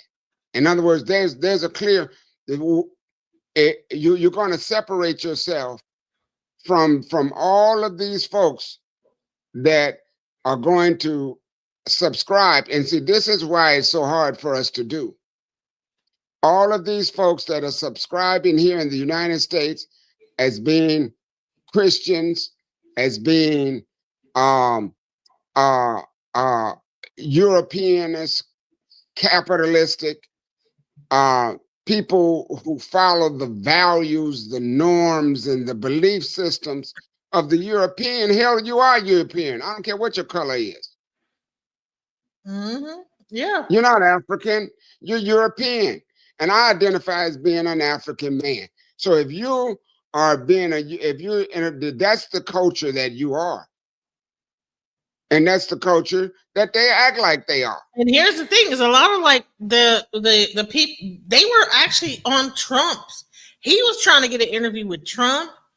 The whole thing, like, so he had like a little like a stake in like Trump, like the whole time that he was saying Kamala wasn't he wasn't an FBA and this, that, the other, and a lot of like because he has a lot of black men on his side, and main thing he was promoting was Trump. So it's interesting. I even like went up there and I was talking about Dr. Cornel West, and it was like at some point he actually at the end he got to see, but it was too late by then. He had already pushed Trump so hard, but he was against what's her name, Kamala Harris, and everything like that. It was crazy. Like, so let me play a little bit of this so you can like. This is a more recent interview. That was an older one, so you can really see what his ideology is. Let's go. I don't think it was a negative, approach to it. It was just an approach of unity as opposed to separation. And I just felt like as someone who has, half black kids myself, I want them to embrace everybody, and I want everyone to embrace them. Right. And I felt that in this particular situation, I was seeing kind of fault on both sides. I wasn't saying, oh, this group is wrong and this group is right. I just felt like a division with two people who, from the outside looking in America, look the same to people, to white people and to the police and so forth, to people who actually have negative intentions. Certain people have negative intentions towards them. And I just felt like when I heard about the whole, the boycotting of the African hair shops, I was just like, I don't know. It just didn't sit right on me. Yeah, and maybe because I didn't understand the whole. Is it possible? I don't. Because you would know that made it go viral. So yeah. So it was going back and forth. It was going back and forth, but it started up with one person talking about doing a boycott, and then that was the excuse for everybody to just kind of dogpile on the situation and blow it up even more. All right, so Vlad, you mentioned your children, yes, babies, and part of their lineage. Do they come from? Is that lineage part of an immigrant background? I don't think so. I believe it's mostly Black American background. Okay. Yeah. Southern Black American. I believe so. You believe so? I believe so. You would know. I believe so. No, I think it's mostly, it depends on how far back you go. Like, I think it's mostly East Coast, like New York and so forth. But, depending on how back how black you go, how back you go, kind of Freudian slip is that. You've always seen kind of the immigration, the movement. His platform is no different than the Southern white racist. And you see how he's trying to break it down. So where do you come from? I said his platform, what he's arguing is in terms of that's what the racists and the white in the South used to argue. Where did you come from? Are you a British or German, or are you Swedish? Or what derivation are you coming from? Was it You're like all you're all European, and what they eventually did. Here's the important part. What they eventually did is they all grouped together, and eventually, no matter whether you were Swedish, no matter whether you were British, no matter whether you, like Malcolm said, don't make a difference what flavor of dog you were. They're all dogs. They agreed that we're all dogs. In other words, the Europeans came together, and the Europeans said, it don't make a difference. Them niggas is over here, and we're over here. So if you're European based and you got European values, you're European. Now they use that color. They did use the color thing, which was idiotic, but they did use the color variable, you know, the black sack test. I mean the brown sack test, which is crazy. But the bottom line is they were able to identify who they considered to be Caucasian. What he's talking about is you're not going to be able to identify with who are going to be considered to be black. I'm trying to tell you, watch this. Listen. Places like the Sudan and other places who are African Americans. And, you know, they have a lot of vitriol towards us here. So the term African American is a misnomer. So we wanted a term that was more indicative of who we were and who we are. And that's where Foundation of Black American comes from. Okay. Now, the argument is, well, technically, your people did come from Africa. They didn't immigrate because they wanted to. They were stolen and forced to come over here. But there was a movement from Africa into America, but that happened hundreds of years ago. So that's why you're differentiating from people who came over maybe 1 or 2 generations ago? Right. So that's the thing. There's 2 things that happened. There was people brought over from Africa, but in smaller numbers, very small numbers here. Most of the people brought over from Africa didn't come to North America. Most of them were taken down to Brazil, taken to the Caribbean. I think it was less than 6% of the people brought from Africa who made it over here to North America. Those people who were brought over here from Africa, they were mixed in with the indigenous and Black indigenous tribes here, where there were a lot of Black people who were already here. Several archaeologists and historians and other people, they proved this. There's a white archaeologist and historian back in the 70s and 80s. His name was Alexander von Woutnow, and he wrote some books, and he was working with the Smithsonian and all of these other museums showing, the book is called Unexpected Faces in Early America, and he talks about all of these Negroid figurines and statues and monuments that were here for thousands of years, proving that Black-skinned Negroid-looking people were here on this land. There's a great book by a brother named Chase McGee. A young brother wrote a book with a lot of facts and receipts in it talking about the 19 white men who said they saw Black people in the Americas. And he just went down the list of all of the explorers who got here and saw the natives, and they described them the same way they described African people. So there was already a Black presence here. So that Black presence here mixed with the Africans who were brought in. And then there was an ethnogenesis, and we became a new group. You see, so that's what the argument is. Not that we don't have African DNA. Of course, we have African DNA. I have African DNA. Most people on the planet have African DNA, but we had an ethnogenesis the same way a Jamaican had an ethnogenesis. They don't call themselves African Jamaican. You're Jamaican. You got a very unique history. When you see a Jamaican, their culture is unique. The food, the music, the style. Haitians the same way. I was in Fiji about a year or so ago.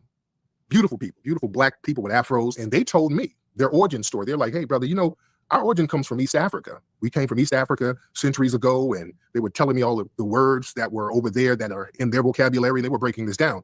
Fijians, they don't call themselves African Fijians, even though they acknowledge their African genesis.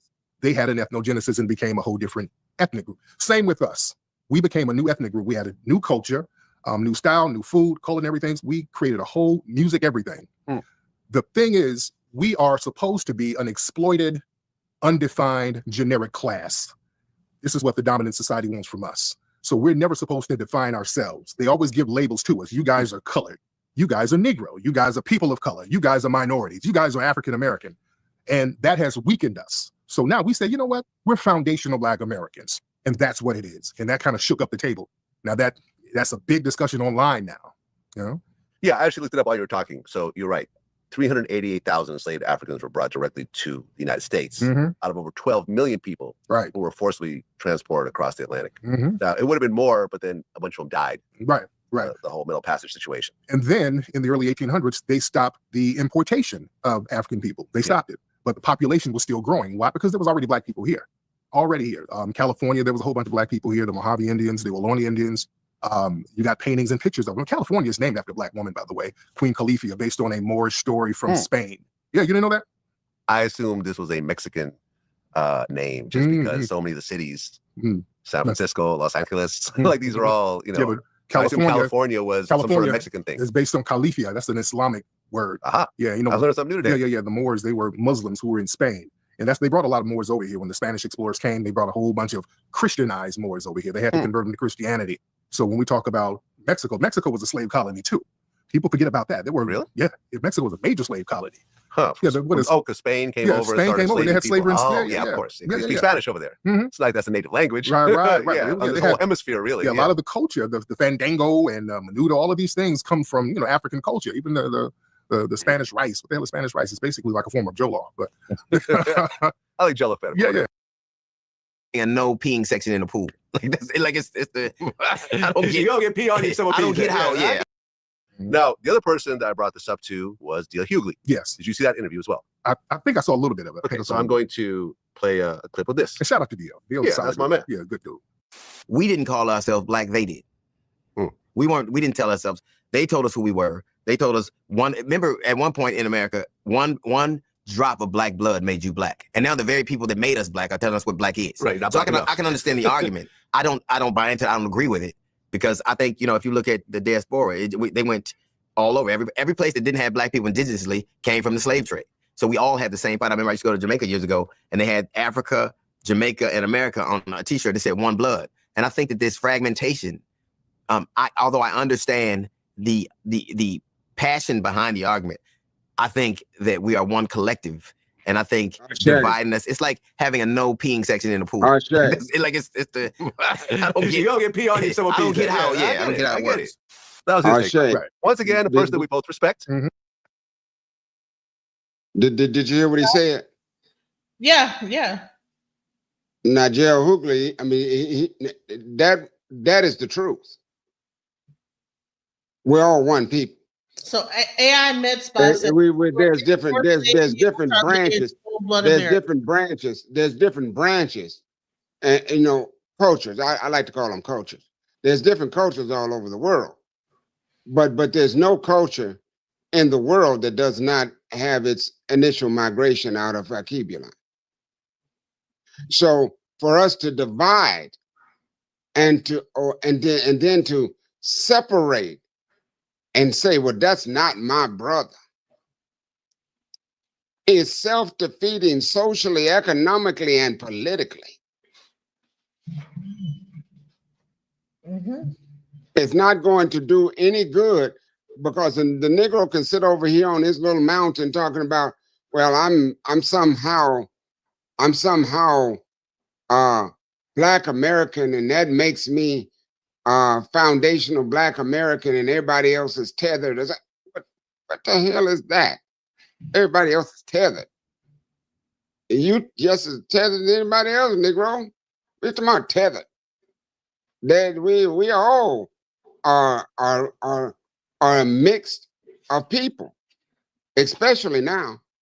And so now when you start to divide, even if you were going to talk about reparation, you can't say a particular people owe you reparation. The government owes you reparation. And the government owes you reparation based upon what they allowed to take place. Now, how that's going to be delivered may be through the families that have inherited the money from generations of servitude that your parents have slaved for, if you want to call for reparation, if that's the thing you want to call for.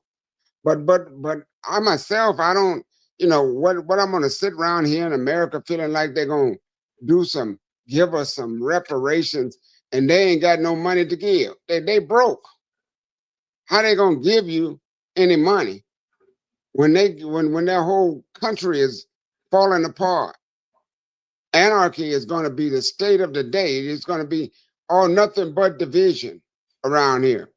Foundational Black, white, Protestant, Catholic, Muslim, and all of them gonna be fighting each other here in America. It ain't gonna be, and the government's gonna be, all they're gonna be doing is riding through trying to put everybody that they can in jail. I mean, this country right now is waiting to explode. And it's a whole lot of factions that are serious about that explosion. You understand? And they're waiting for it, right? Been waiting for it. There's these hillbilly, there's these racists. The money is available, but there's these racists, the money is there's people can print money. Do you understand that the Federal Reserve can print money whenever the hell they feel like it? But the money's not backed by anything. What is money? It's nothing.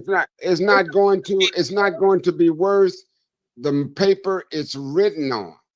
And then when it's not going to be, you can't use it to trade. What are you going to be using? The only thing you can go back to is a barter system. Give me a calf and I give you a cow. I mean, Venezuela and their money like tanked and everything, and everybody was burning the money because the money it didn't amount to nothing. Remember when the United States is going to be surviving off of their resources distributed to the people that they want to give it to. You understand? Off the resources that they have. So it's crazy. So here's the funny part. Why would this movement happen at this exact time when this collapse is happening? Right before Trump gets reelected, there's an entire push for the FBA to separate from the ADOS movement, which is African diaspora. So the African diaspora actually did not separate itself. It talked about that we were something, whatever, but it also discussed the diaspora, Caribbean, and this, that, the other. And let's go. It's not someone that's just trying to. I'm talking about this is just another.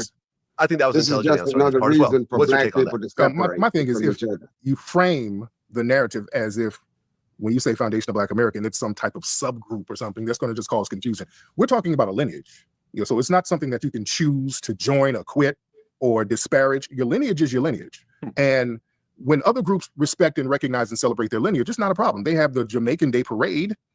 It's not a problem. We celebrate that. They have the West Indian Day. West Indian Day. Yeah. But the Jamaicans have their own floats and everything. Right. They got their, but in New York and Brooklyn, they turn up out there. Oh, yeah. And people respect it. I've been there, yeah. When I was in New York a few months ago, they had the Puerto Rican Day Parade. They turning up in New York and we respect it.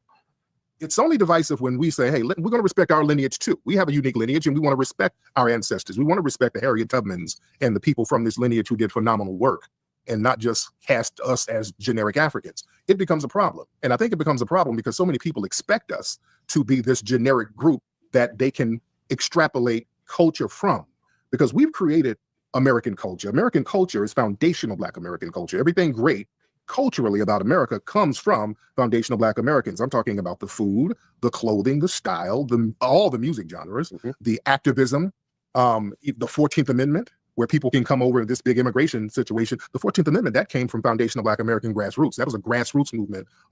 Octavius and William Nesbitt and people like that coming out of Philadelphia fighting for that 14th Amendment to be put into the Constitution. So we've done so many phenomenal things as a lineage, and we just want that to be recognized. Well, what do you think of, when you look at other countries, they don't have this whole one drop rule, right? For example, when I was in Brazil, I was with my friend Mike, who is half Black, half Russian.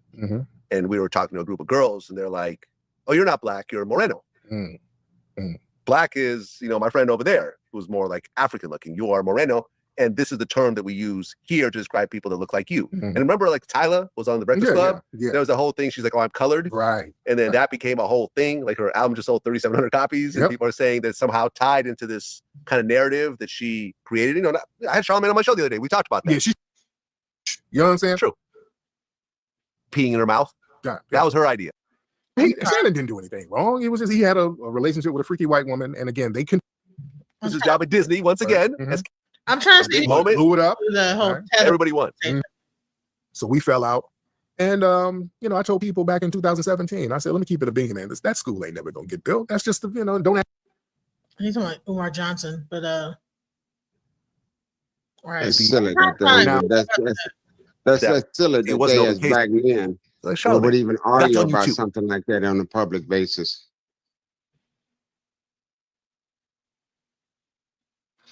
I was trying to find out what if he gets into the word tether, but yeah. So all right. So digital currency is in progress. ADOS is an organization. FBA is a lineage. Okay. Digital currency is not backed by anything.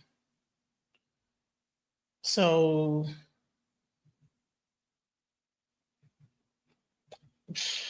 anyway, so let's get it. Let's wrap this up. We have been here for 3.5 hours. So let's get some final statements. And I thank you, Baba, for sticking with us this whole time. That's what you believe. What? That digital currency is not backed by anything except for servers and algorithms and things that, like. Well, Okay. Is that a question? Go ahead. Let's go. Because I was saying that the money is not backed by anything, and he says, well, digital currency is in progress. He's saying, well, money is available. It's somebody that you're talking about. It's somebody that you're talking to. You see this? It's the comment. People in the comments saying stuff. Oh, okay. The digital currency. I don't have a whole lot to say about digital currency, and I don't know too much about it. So I try to stay in my lane. But Right. but as far as the Bitcoin and international trade, it's going to go away. It's going away from the dollar to digital currency. And the reason why is because the digital currency isn't US based. So it's going to in the future, in the very near future, we're going to see more digital currency than you will the dollar, or dealing with anybody that's got any sense is trying to get away from dollars.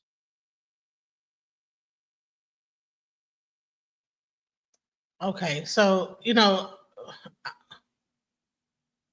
coupon paper bill is downgrading. Okay.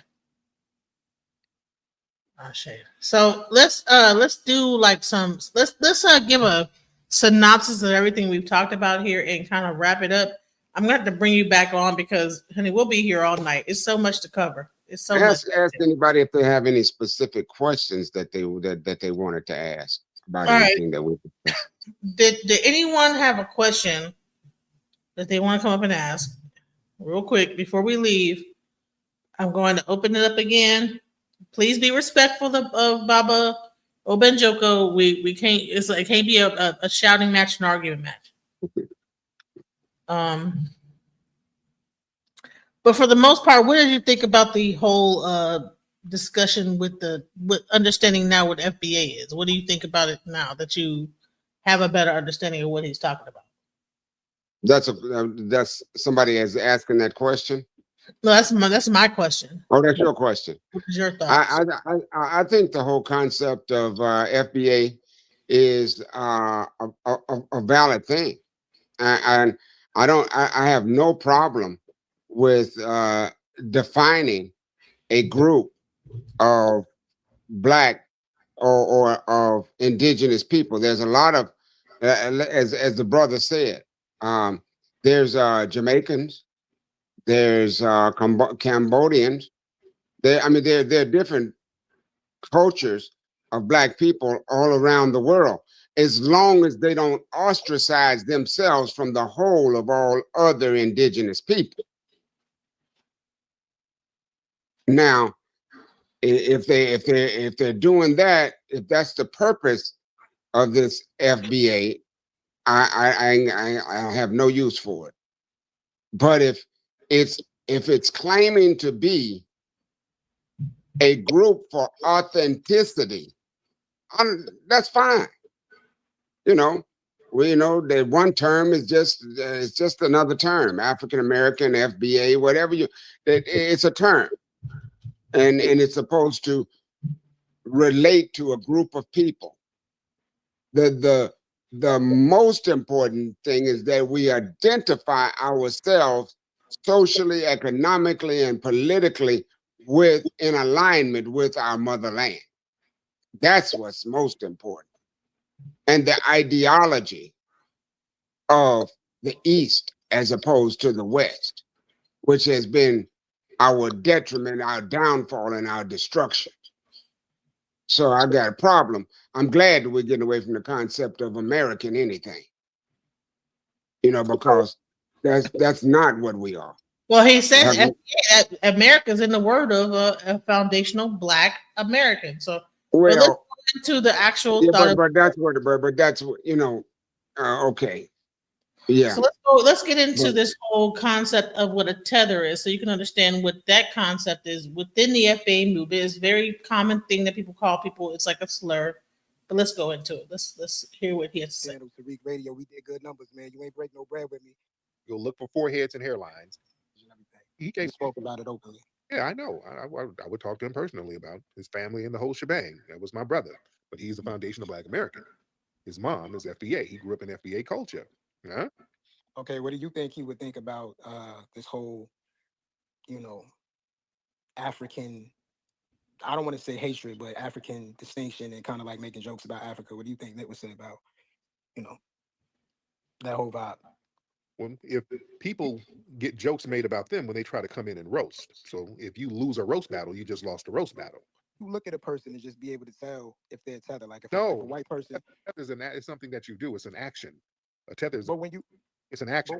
But if a white person says the word, would you say that they would be like, all right, well, this Black person is good, but this one isn't, or is it just offensive as an overall term? They use the word. They're like, we're victims of white supremacy. That's what the N-word means.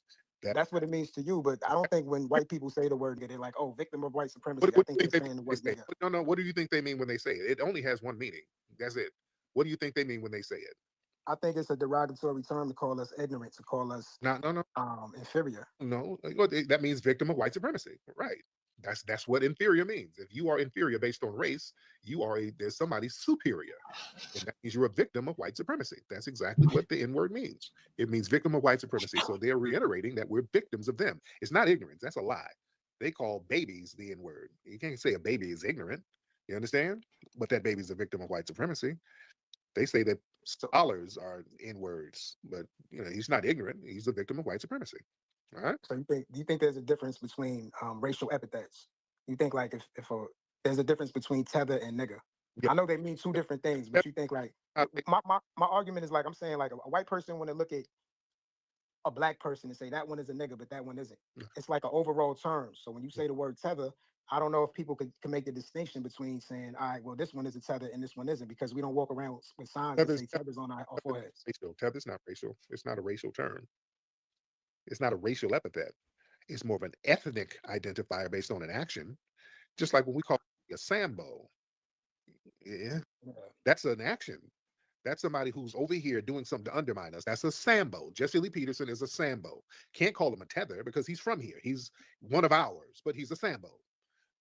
Larry Elder is a Sambo. Not a tether. He's one of ours. Now, if Larry Elder was foreign, he would be a tether. You understand? I mean, I get what you're saying, but the word tether means to latch on to something, right? Right. So there are a lot of African and Caribbean people that latch on to Black American culture that are, when you say the word tether, you could say this one isn't a tether, and this one is a tether. But I think all Caribbean people and African people will be offended by the word tether, because even though you're able to explain it here, we don't necessarily hear the explanation. Like a white person in the trailer park might say, oh, when I say nigga, I mean this. But to our ears, we hear something different. Here's the problem. Y'all never said, hey, the word yank and Yankee, which is what the Caribbeans would say about us. Y'all never said that would be offensive. Y'all never said, hey, calling them Akatas, that's kind of offensive. Y'all never had that conversation with them, and they've been calling us that for decades. So that's the problem. They made a damn difference. They delineated from us and put us in a negative category and gave us derogatory terms. You understand? While we were helping them. That's the thing. These folks all up and down West Africa, because they like to just put it on Nigeria, which is all bullshit. All up and down West Africa, they refer to us. Many of them call us some damn Akatas. You understand? While they come over here tethering off of us. So yeah, that's a problem. And we corrected that problem.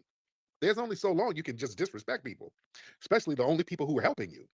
We've not gotten no help from them, but they've gotten all the help in the world from us. We're the only people who helped Africa.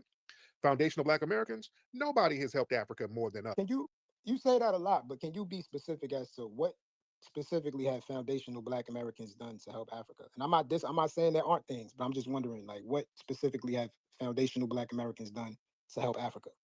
Man, going back to the 1930s, when, and I always talk about this, when they were about to get invaded by Italy, foundational Black Americans said, no, we don't want them colonized. We started lining up around this country to volunteer to go fight over there. The U.S. government didn't even want us to fight over there, but some of us were going over there anyway. Our good brother John C. Robinson, Foundation Black American pilot, he was the precursor to the Tuskegee Airmen. That brother went over there and started showing them how to fly planes correctly so that they can fight Italy off, and he became a part of the Air Force over there. Dude, we've done so much for Africa. Dr. Ralph Bunche, he was the one, he's Foundational Black American. He was the one writing a lot of the charters and the constitutions for African decolonization. He was working with the UN to get their paperwork together to get the colonizers off of them. Dude, Kwame Nkrumah, we had him over here going to HB. Wasn't he Trinidadian? Who? Kwame Nkrumah. Kwame Nkrumah. No, He wasn't Trinidad? Stokely Carmichael.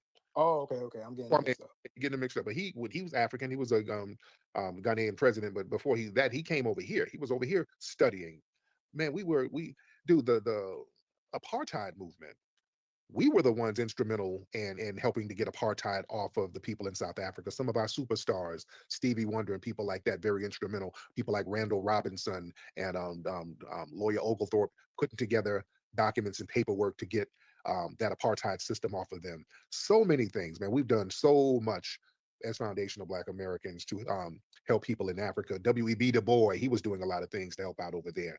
Paul Robeson, he was doing a lot of things using his platform for African liberation, trying to get them colonizers off of them. It was the Black church who were funding people to come over here from Africa. I think Obama's dad was a part of that group that came over because of church groups around Black America, bringing them over. Immigration. They didn't want no Africans over here. We were the ones in the civil rights movement saying, hey, no, we're going to get them racial quotas and all that shit off of the immigration. We're going to have equality all across the board. The fact that people can even immigrate over here from Africa, that was a movement from us. So yes, it's just so much stuff that we've done to help the people over there. Even with USA for Africa, it was our foundational Black American artists, Lionel Richie, Michael Jackson, Quincy Jones, who did that We Are the World. That was to raise money for them over there in Ethiopia and East Africa. Right. And so we've done a lot. Y'all can't sit here and ignore your folks. Y'all can't sit here and act like they're not in these spaces and coming around us doing shit to undermine us. So it's going to keep going as long as they keep trying to undermine us. As long as y'all have the Myron Gaines of the world. I don't rep that at all. That's not even, that's a whole different planet. I don't even know who that is. I know who you're talking about, but that's not something that I represent at all. I don't even know him. Yeah. Like, that's a clown to me. Yeah. You know what I'm saying? But y'all have from Africa who just make it a big point to go out of their way to denigrate us on our own homeland. Yeah, you get the business. When y'all send the Candace Owens, they come over here, make big dollars denigrating us. Y'all send the people over here who created the Shade Room and all of that. A lot of these little gossip sites and gossip message boards and who show all of this derogatory stuff on Black culture. These are folks who do this shit. You understand? So yeah, we're calling them people out. They don't do that to their culture. They come over here and show every negative aspect of our culture here or our society, because all that negative shit ain't really part of the culture. That's outliers. But as long as people do that, yeah, we're going to call them out. We're working on something. We're doing, me and her, we're going to do I'm shitting, bro. It's coming from this side, the Renoko Rashidis and John Henry Clarks and Chancellor Williams and people like that. We were the ones uplifting African history and ancient history. Yeah. Let's get Sam. Sam, was she white, Black? What was she? Some white girl with black. People try to tie everything in, but we know we are very unique. Like when we do music, they try to give it to some African tribe. No, there's no African version of a Nas. No, and I'm not saying that to be disrespectful. There's no African version of Luther Vandross. There's no African version of Whitney Houston. You know what I'm saying? We had a very, very unique ethnogenesis here. That was a spiritual ethnogenesis as well. RJ, what's up, RJ? What's up, Tariq? You good? I am good, Mr. RJ. How are you, sir? I'm good, Tariq. And just to follow up on that question that guy asked, it's irrelevant. It's an irrelevant question because what happened in America happened in America. You know, America was built by slavery. So I hate when people speak like they say the opposite of what a historian would say. I always tell people when I'm talking to them, when I'm debating them, say what a historian would say. Don't talk to me with opinions. Say what's established. And what's established is America was built by slavery. Full stop. But to get to another point, if they don't even say all lives matter, they say the rich. Video doesn't show exactly what happened, from what I understand. I don't know if this is true or not. Go ahead. Did Carmelo's mother house and all those cars? No. I wanted to like give you the idea of like why what the whole new slur of a tether is. Like, so that's what a tether is. I got it. I'm hearing what it is. I don't I don't have a whole lot of negative. I don't have anything negative to say about the term of FBA. You know, the American part, yeah.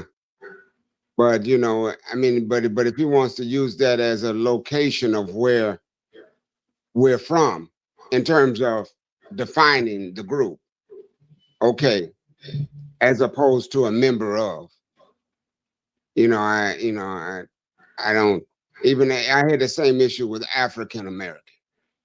Mm-hmm. I don't, I'm like Malcolm I'm like Malcolm as far as that's concerned. We romanticize being Americans. We've never been Americans. Never been treated, never been respected, never received the rights of Americans. So we've been to adopt and to want to embrace something that has never embraced us. I have a problem with that term, period. I don't call myself an American. I'm a black man in America, but am I an American? Do I identify with the value? So when you say you are something, you're identifying with the values, interests, and principles of it. And I've got a problem with that whole term of American, as it's contemporarily used. All right, so Reverend Green, I think you wanted to say some things earlier, but you kind of went off. But what question did you have to ask? Thank you. I had a prior engagement with another podcast. However, I'm here. Just to update the timeline of an FBA to anyone else. Say, for instance, Pan-African. There was this brother who was from here in the United States. His name was Martin Delaney, I believe. He's known as the godfather of the movement. All right. Prior to that, there was the movement for Liberia, all right, where you have people who were born here in this country. They decided, hey, I'm going to go this way to Liberia because prior to the Civil War even occurring, there was a movement to go back to Africa. And this was under the second president, I believe, or President John Monroe, and settlement of Monrovia. See, there are people who are now in different countries because they fled. The same thing happened even prior to that during the Revolutionary War, where the British said, hey, you fight for us. We have territory for you in Canada and Nova Scotia, Jamaica. Okay, people took that up and they fled. You understand? So there are people who were here. We didn't leave. A lot of that's why we're here. That's why we still remained here. That was a choice of the prison transfer, of the plantation. You could get transferred any day, even when you were in prison. So on the plantation, you could get transferred to another plantation, to a Brazil. But a lot of us stayed here. Our ancestors stayed here. A lot of people immigrate and move long distances out of fear to get comfortable. They say, oh, it's for education. Oh, it's for money. It's for jobs. The fear. We're thoroughbred. There's nothing wrong with getting your passport and seeing the world. This whole earth is our world. None of us are technically ever, physically ever going to leave it. The majority of us. However, when it comes to land, something that's never going to keep growing and growing and growing, there's a lack of land. And there's more of us. This conquest for territory is nothing new. Even though we're free, the majority of us, to move about.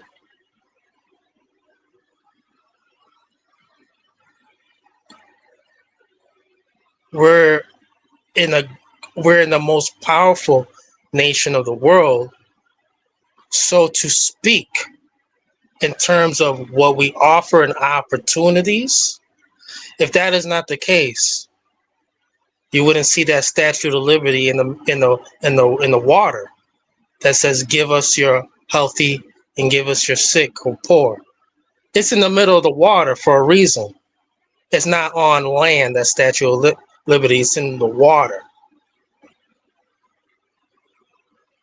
They built the New York Harbor for a reason, and the Statue of Liberty is in water. It's not on continental U.S. land. You're a visitor here when you come here. A guest, a maid, a whore, a servant.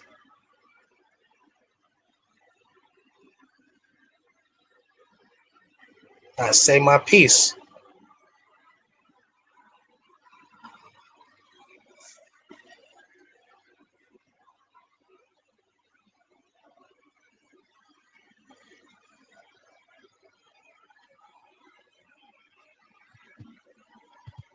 So did you have a question after that, or you wanted to make a statement? That was it.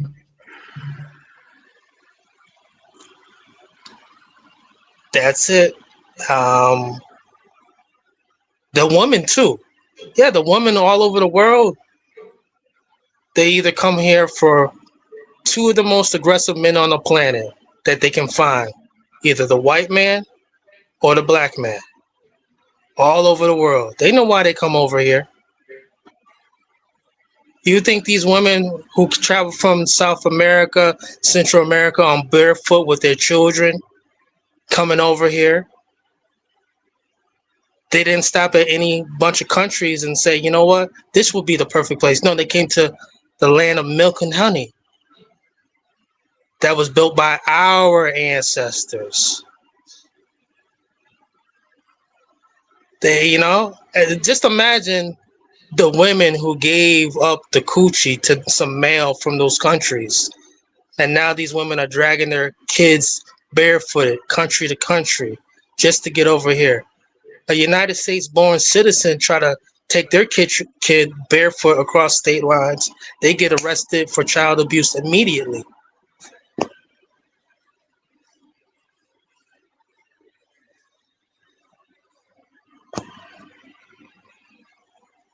There's a lot of cowardliness going on. Cowardly conduct. And we're overlooking and being so virtuous and nice. How come their systems, with their beautiful, rich cultures that they brag and boast about, and their home-cooked meals that are delicious, how come their economy, they haven't built that type of economy? They couldn't be that hard-working. That's a myth. Right. No one is actually questioning their hard work or their food or whatever. The conversation here is not about the stereotypes of other cultures that are Black or are in the diaspora. The question is that why should we have separation from them. Why should we create division? Why should we be just divisive against them? Great question. They always say to us, "So what is your language? Where are you really from? What's your real culture? Come on." They always try to shame us into not embracing the fact that we are here, that we are really from here. No one else they do that to. So because they ask, "What is your culture?" You know, and that could easily be told. Okay, well, we have a culture in America. We do have our own American culture, just like Jamaicans have their own culture.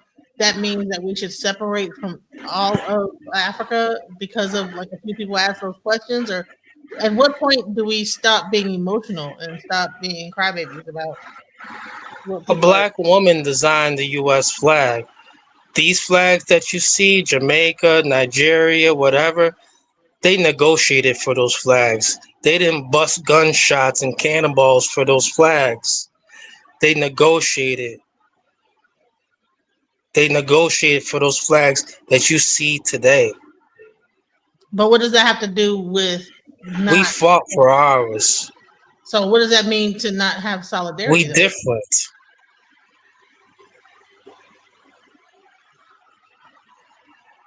Go back home and build up your homeland. That's it. There's nothing wrong with being white. There's nothing wrong with being black or Asian. Why do you have to run for president and say that you're black, black, and do all this and that when you're not? Why couldn't you just say, I'm an Asian American woman from Indian descent.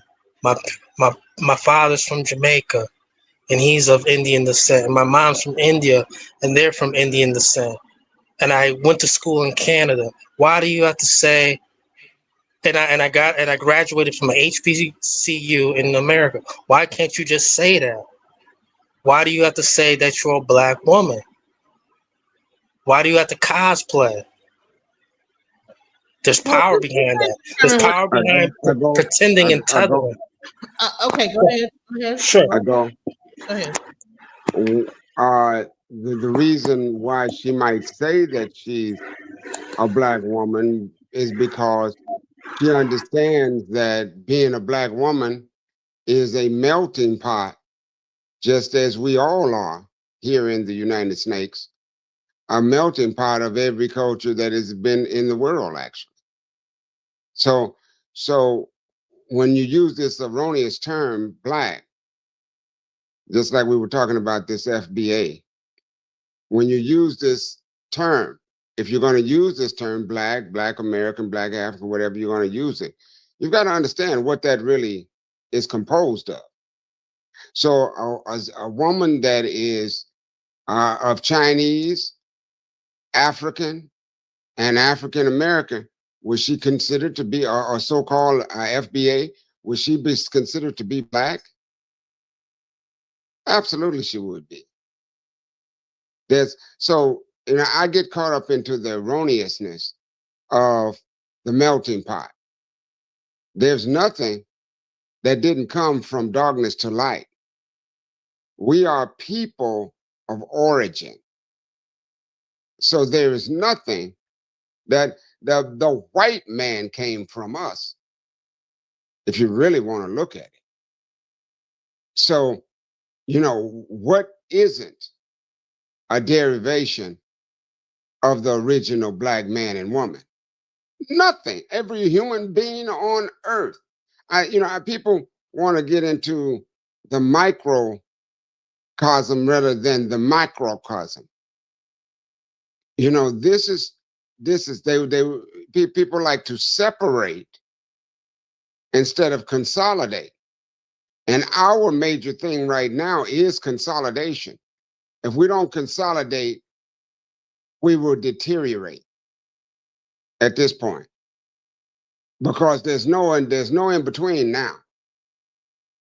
There's not like you're gonna take a path of being black, or you're gonna take a path of being sort of black, or you're going to discriminate amongst yourselves. That's how they initially enslaved Africa, was the dissension. We can't afford that right now, because right now they're not playing on that deck. Trust me.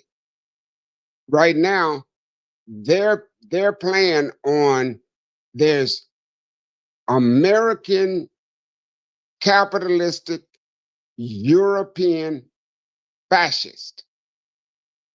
And they're very strong about who they are. And they're not trying to discriminate against somebody that's from Ireland or somebody that's from Poland. Yeah, or right. Spain, Even though at one point they didn't like each other, they fought against each other in wars. They didn't let that. They'll come over here and unite real quick. They didn't let that mess go. They all identify by and large as Caucasian people or white folks, especially when it comes to you. So now why would we be trying to persecute our sister because she says I'm black? She is black. She's part of us. And absolutely, that she needs to be accepted and treated that way. Let me go even further. We go over and we reach across the water and we get the foundation of the Chinese man and woman was black. They're fundamentally African as well. I mean, that brother that earlier today said, well, the Chinese ain't African. That's crazy. If you know anything about the Great Migration, the Chinese still got jet black Chinese there that are the forefathers of the nation. Yeah, they're from the Sand people from South Africa, right? Absolutely.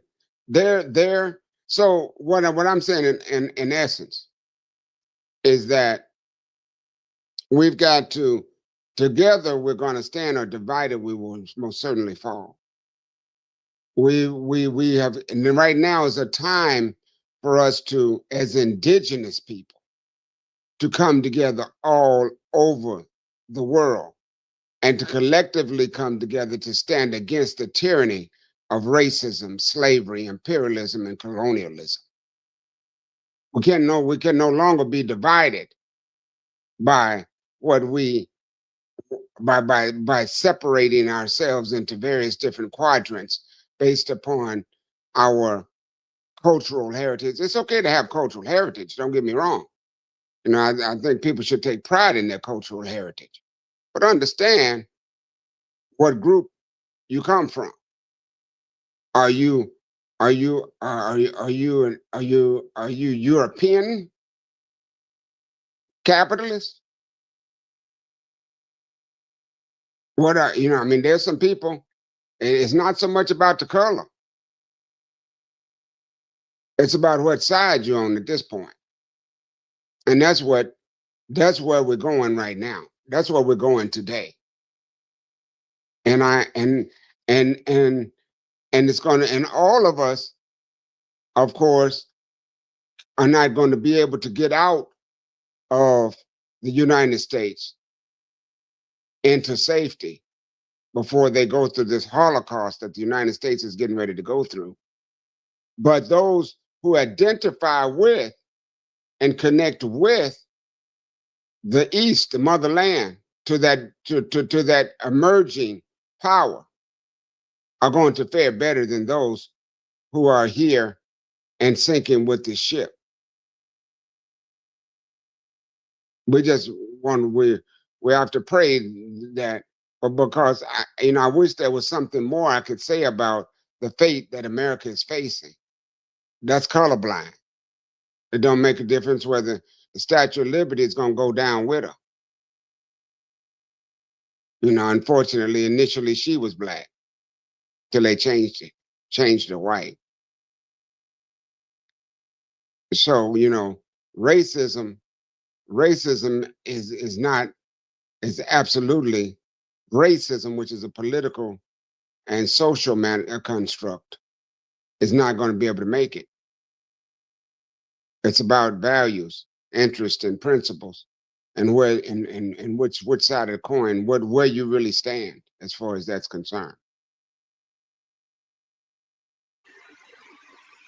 We're going to get ready to figure that out each and every day, especially when that census comes up. Our numbers. Where are we? Well, who is really here? Well, yeah, well, I'm not talking about census. I'm talking about right now with the dollar, and the dollar is going out, going down. You know, right now we're living in America. We're living on nothing but debt. The market, the stock market is getting ready to crash, brother. So once that happens, then what's going to be left? What is this place going to look like? You know, like Monica was saying, we need to be thinking about right now where you're going to stand with this civil war, this war that's getting ready to go down here in America right now. That's real. For food, resources, food, shelter, clothing, the basic necessities are going to come short in demand. And there's some here that's better prepared to take it than others.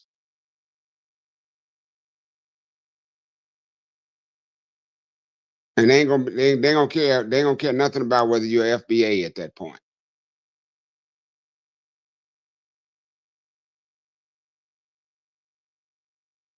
They ain't gonna care whether you're poor white. It's gonna be dog eat dog. America's already. Listen, I got a house right now. Try to sell that house. Try to sell if you own a house right now, try to sell it. It's gonna be about $100,000, $200,000, $300,000. It's just gonna go down and down. Ain't nobody buying houses right now, bro. Well, that's what we need to be thinking about. It's like, bro, when mortgage rates, whatever if yours is below 4%, or better, you know, I believe it's coming a time where the new house owner, the new home buyer, they're going to be able to match that your mortgage price. They're not going to get a 5. They're not going to get a 6 or 5.9. They're going to get something like a 3.9. they're not possible shit because they ain't nobody got no money. Listen, I think that please stop living in delusion. Shit is tanking, bro. Like if you don't have a job, you can't buy a house. They're trying everything. It's a shakedown. It's a shakedown. If they're gonna go as low as they can get, they're gonna like make everything tank to the thing and then shake everybody out like a dog, like shaking its hair out when you want. That's right. That's right. And whoever and if anybody's able to hold on, maybe they might. But I don't. But listen, But it's okay. Like if you want to believe in this fallacy that we call and think that this whole thing is gonna like just pull through, I get it. But everything that I see is going on. Yeah, the futures are looking great right now. I mean, I'm looking at it right now. Honey, listen. S&P is about to reach 7,000 soon. The Nasdaq is just under 24,600. Yeah, things is looking well. Gold is came down. This was supposed to happen. You don't understand the markets then. Okay. But it's not what you see today. It's not what you see today. It's the impending future. Okay. Go listen to. There's a guy by the name of Richard Wolff, leading economist, on the state of the union economically. I'm not talking about what you see in at the stock market on the temporary stock market. I'm talking about where America is going to be in 1, 2, 3 months from now. You can't see that. You can't see that where you're looking right now. Those I'm things glad are you going. spelled his name right. Those things are, yeah, Richard Wolff. Richard Wolff. Okay, I'll look into him. Sir. Those things are going to that you're looking at are going to fall like stars, like you see stars fall from the sky. That's the way that's going to fall. It's not anything to hold it up. It's an illusion. You know what, It's an Baba? Can you illusion. give your background on what you know as far as like what's your background? Because I think that people think Baba spiritual. They don't think about like what you might know when it comes down to economics. Can you give your actual background? Because a lot of people misunderstand what people just because you're a Babalawo does not mean that you don't understand economics and things like this. A lot of like our priests are very. Go ahead, Josh. My background initially is out of a small school up in Indiana called Purdue. I went there initially. My major was electrical engineering. I ended up graduating in industrial engineering. By the way, ace in physics as I came out of that place, and then from there, for the following 20 years after that, I worked as a corporate manager in manufacturing and engineering for 4 major Fortune 500 companies. Johnson Wax, Texas Instruments, Motorola, and Halliburton. And then after that, I went into business for myself, opening up. I do right now. I do business and commercial loans for people who can't afford or who can't afford or can't qualify for money from regular banking institutions that make it possible for them to start, run, or grow their own business. I also worked as a technical director for the Small Business Administration, looking over all for the Community Express Loan Program. That's when they were doing the micro loans for people who needed small money to just go into business. I did all of the business preparation and planning for people to qualify for those micro loans back in the early 90s. And since then, I've been an independent businessman, opening up one business and then another. Since I'm going into 2005, and then eventually I made a sojourn to Africa, where I then went into the priesthood and became a traditional priest of the Yoruba culture of Ifa. Right. So the bottom line. So here, when the last time you worked for a company?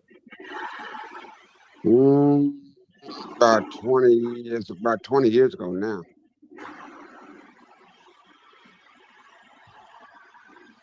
So if anybody understands the market, it would be a person like you that would actually you haven't had to have a job and get a paycheck. You've had to like get it out the mud and make your survive off of like just the even like the economy of other people, right?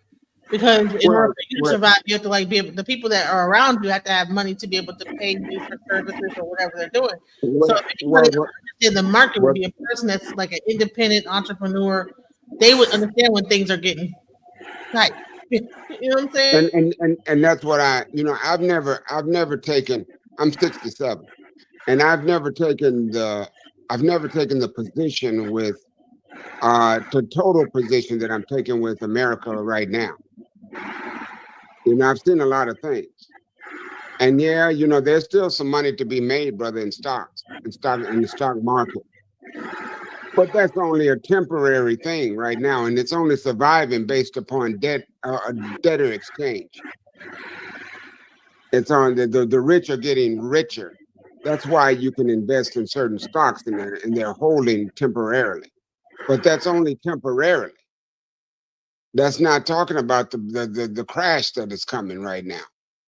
They don't even want you to see that coming, because then what are they going to do? Right now, they're once the market falls, then they're going to be scrambling. And what I mean by scrambling, they're going to be doing everything that they possibly can just to secure this nation. What I mean by secure it, who's going to be safe but the rich? And they're going to be way off somewhere, shut up, closed up, or underground. While the masses of the people are going to be out here scrambling for a bite to eat. What's so crazy is everybody say, well, that's fear mongering. You're just putting fear into the air or whatever. Fear, right? Yeah, but I've never said this. Between what you're saying and fear mongering. Yeah, I've never said, okay, the difference in what I'm talking about right now is based upon the downcline of the country itself right now, the state of where we are socially, economically, and politically. America's never been in the state that it's in my lifetime that it is right now. We're lucky that we didn't experience what I'm talking about at the end of last month. That's how dire this situation is. I mean, it could fall any day, any time now. It's going to fall, but when is the question? It may be in the next month, maybe in the next 2 months, 3 months, 4 months, but it's going to fall. And when it falls, it's not going to dwindle. It's going to go down like I like to say, like the Titanic. It's sinking now. If you're looking at the right indicators, it's sinking now. But then once all of the hulls get full of water, it's just going to go under.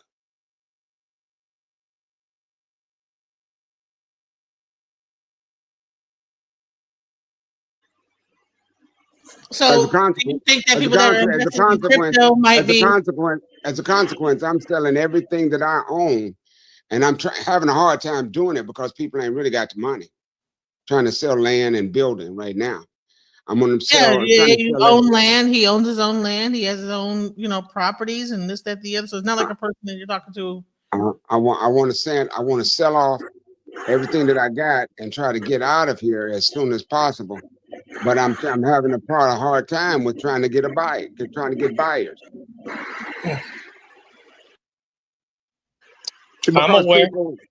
Because people either don't have the credit to qualify for the loan, or they don't have the cash to buy. Because they're living on virtually everybody that is living on credit cards. And the money, other than the money that they're making at the job or wherever they're working, which is tentative, but they're just making barely enough now to survive. Cost of living is going up. Wages are staying constant. That means depression. People are living just enough for the city. Living just enough for the city I'm living. Temporary layoffs. This happened in the 70s, didn't it? This ain't no new stuff. What are we talking about? Why do we think that America can't have a I'll answer that. And I'm not from the 70s, but I remember that there was a Fed man who went through something very similar to what Jerome Powell's going through, but even worse. People got through it, and it was tough. The gas rationing, people filling up their cars on a certain day of the week. I'm pretty sure this gentleman has went through that and remembers it well. Oh yeah, but the only difference in that situation and now, you have money today. You have your own money. You have your own money today. Well, yeah, but I'm talking about the only difference. But that I can only sustain that for a certain period of time if I don't have income coming to replace it. So so so right now, the only difference between the 70s and what we're looking at today is you had a temporary drop based upon a downturn in the economy. That's different. Right now, you're talking about a drop that is not. There's no upturn in sight. In other words, it's just continuing to drop, and our competitors are all freezing us out of the market because of the decisions that we're making on an international basis. So we are telling China that we don't need you by levying taxes of 100%. That's insane. What you don't have to be an economist to see that will not work. When China is manufacturing everything just about we use. What? You can't even buy a car. A lot of the cars are made overseas. If not the cars, the parts. How we're gonna you're not gonna be able to long term, we're not gonna be able to sustain. Long term to you and short term to you. Say for instance, short term, you can pull equity out your homes. Yeah, you can pull equity out, but then once you pull equity out of your house, and you know to float yourself, you've got to understand that now you're in debt with that equity loan. So where are you going to be getting the money to pay off that equity loan that you got your house, and now you don't own your house anymore? So the bank still now you've just sold your house based partially back to the bank, and that's what you're going to have. The banks are going to be seizing everything. It's going to be because the jobs are not going to be there. That's what I'm trying to tell you.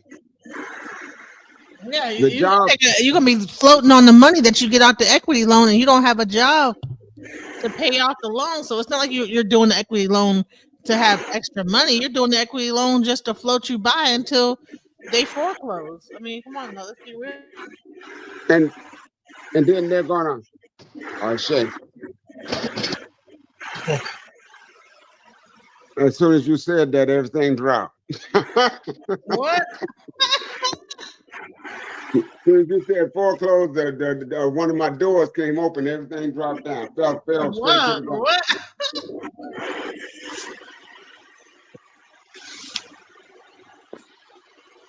Well, I anticipated this, you know, and hey, not everybody's clueless out here in America. Well, it's cool. But the clue it's not but the about clue is not for the people that are already prepared. It's for the people that are not prepared. Like I said, would underprepared, FBA provide? underprepared. There's people who are somewhat prepared, but There there's are people who people, are right? underprepared. Okay, whatever. That's semantics. But I'm It's just like going saying, outside right now, and yeah, you got 2 layers of clothing on, but it gets hot. If you're underprepared,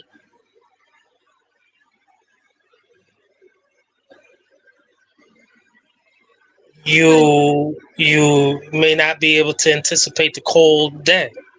That's why sometimes when you got a lot of layers of clothing on, it's a hot day. You can always take it off, but if it gets cold but that most day, people don't you even are have enough underprepared. clothes.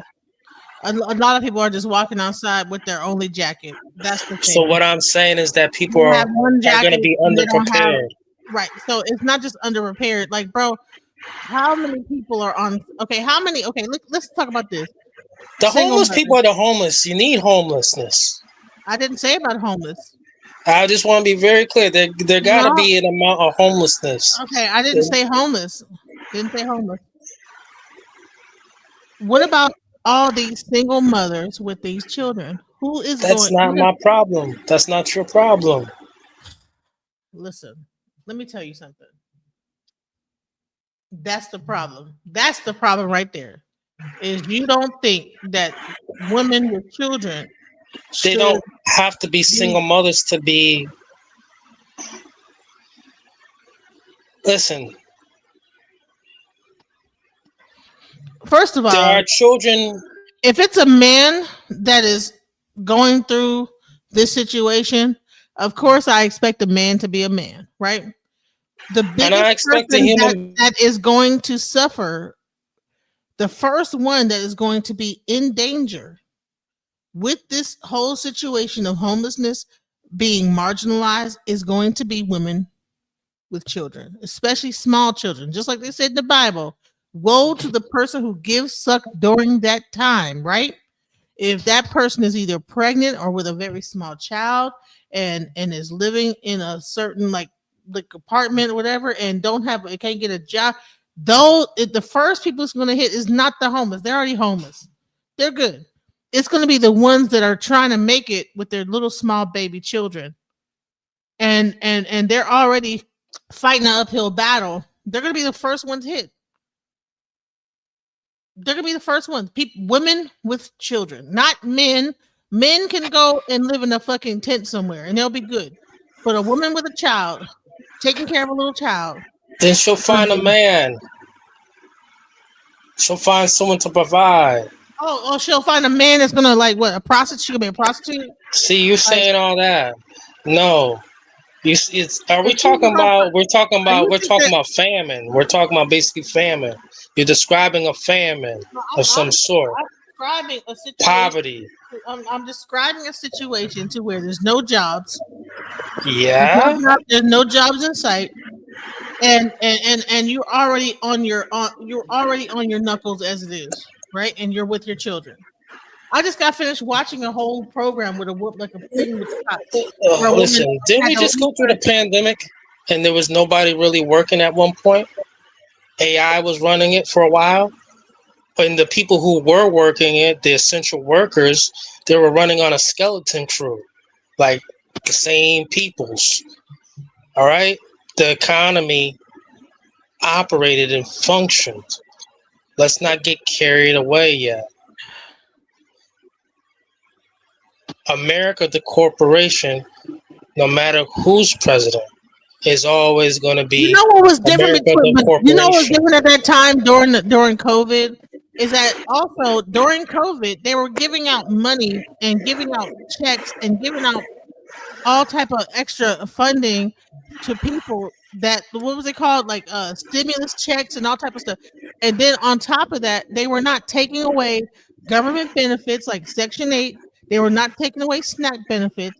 So that is the difference. Right now, it's like imagine COVID minus SNAP, minus Section 8, minus any help from the government. Now what do you have? All right, I'm going to answer this. All right, and I will say this. You cannot be that tone deaf to where you just think that it's no big deal. Everything's. I will say this. Human beings are resilient, all right? And another thing, no one is going to have their SNAP benefits canceled altogether in this country, everybody. That would cause cannibalism. There would be some type of outbreak somewhere, probably under 30. No, I'm not finished. Within 30 days. Within 30 days, you would hear about cannibalism outbreaking in Utah. Another thing is that when it comes down to the resilience of this country, there are some guardrails that we're not familiar with. There are some guardrails. There's some safe modes that this country will flip the switch on. Oh, really? Oh yeah, Okay. yeah. Okay. Meanwhile, Well, Also, have you gone well, they're removing you to know Home what, brother? Depot? You know Have you what, gone to brother? Home Depot and seen those sheds? The sheds look lovely today. Pay attention to those sheds. You could almost live in one. They're Uh-huh. designed that way. Uh-huh. Yeah, Well, micro housing. you know what, Over. brother? I pray that be the case, you know, because I'd like to, you know, I'd like to think that people would be able to survive. You know, I really hope that what you're saying is true. right. But They have enough money to go to a Home Depot and buy a $5,000 shed. That'd be awesome. They look beautiful. Honey, let me tell you something. There's people. Oh, it's called Skid Row, honey. And ain't nobody bought no goddamn shed yet. Okay, the most they can get is a fucking $200 tent, and they're struggling with that. So, and then don't let the police come around. They'll like destroy that and tell you to and tell you to keep it moving. They'll take your little $200 tent that you bought with your SSI check and tell you it's time to go. Okay, and on top of that, Trump is removing all those camping sites. So even when you do camp out as a homeless person, Trump is removing that, and then he's actually changing the law to where all those people get put into encampment sites. So what you're gonna see is not people like getting sheds because you have to have land to put the shed on. What are you talking about? Like, I don't understand. Like what are we saying here? Like, listen, Baba, it's 4 hours and 30 minutes. Why be pessimistic? It's not about pessimism. You know what to do if the market goes goes bearish, right? You know what to do. I hope you all know what to do. I know what to do, but I don't know. All right, if you know, it's not for everybody to know. But here's the thing, Reverend Green, is that listen, everybody is twerking right now. Nobody is listening to what's happening. We're crying about Charlie Kirk being shot. Meanwhile, life goes on and the market is just going down and crashing fast. And you're saying I'm being negative. It's like, no, I'm being real. Like, I'm looking at the market, bro. I'm telling people, like, dude, pay attention. Don't be just so mystified by who Claudia Jordan or Nicki Minaj is arguing and Cardi B is arguing with right now. I said the other day. No one is thinking about that. I said the other day. No one is thinking about that. No one's watching Bad Girls Club. No one's watching Love Island. No one is like ingesting. Okay, you know what? Yeah, even Bob had to leave. The way it's gonna go is this: if we go into a recession, and say, for instance, hey, this time around, there's no Wi-Fi. That would be more different than ever for everybody here in this country. But at the end of the day, it's just the way it is, you know. Certain time, people are prepared. I brought this up on Watching the World the other day. I mentioned that, the whole Charlie Kirk situation.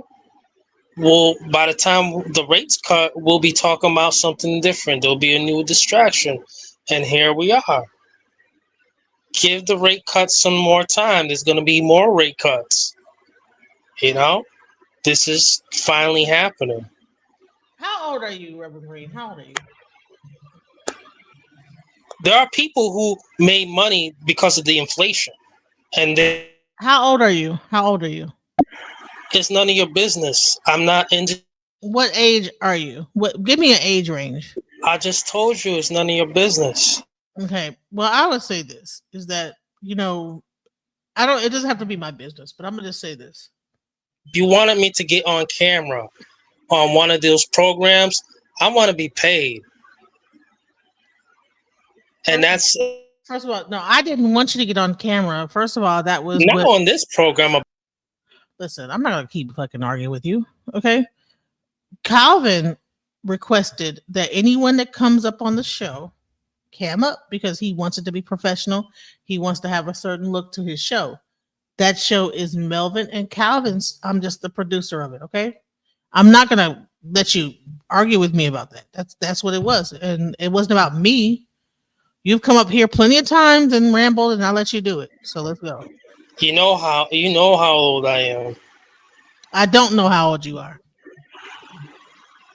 I done told you you old enough to be my grandma. Okay.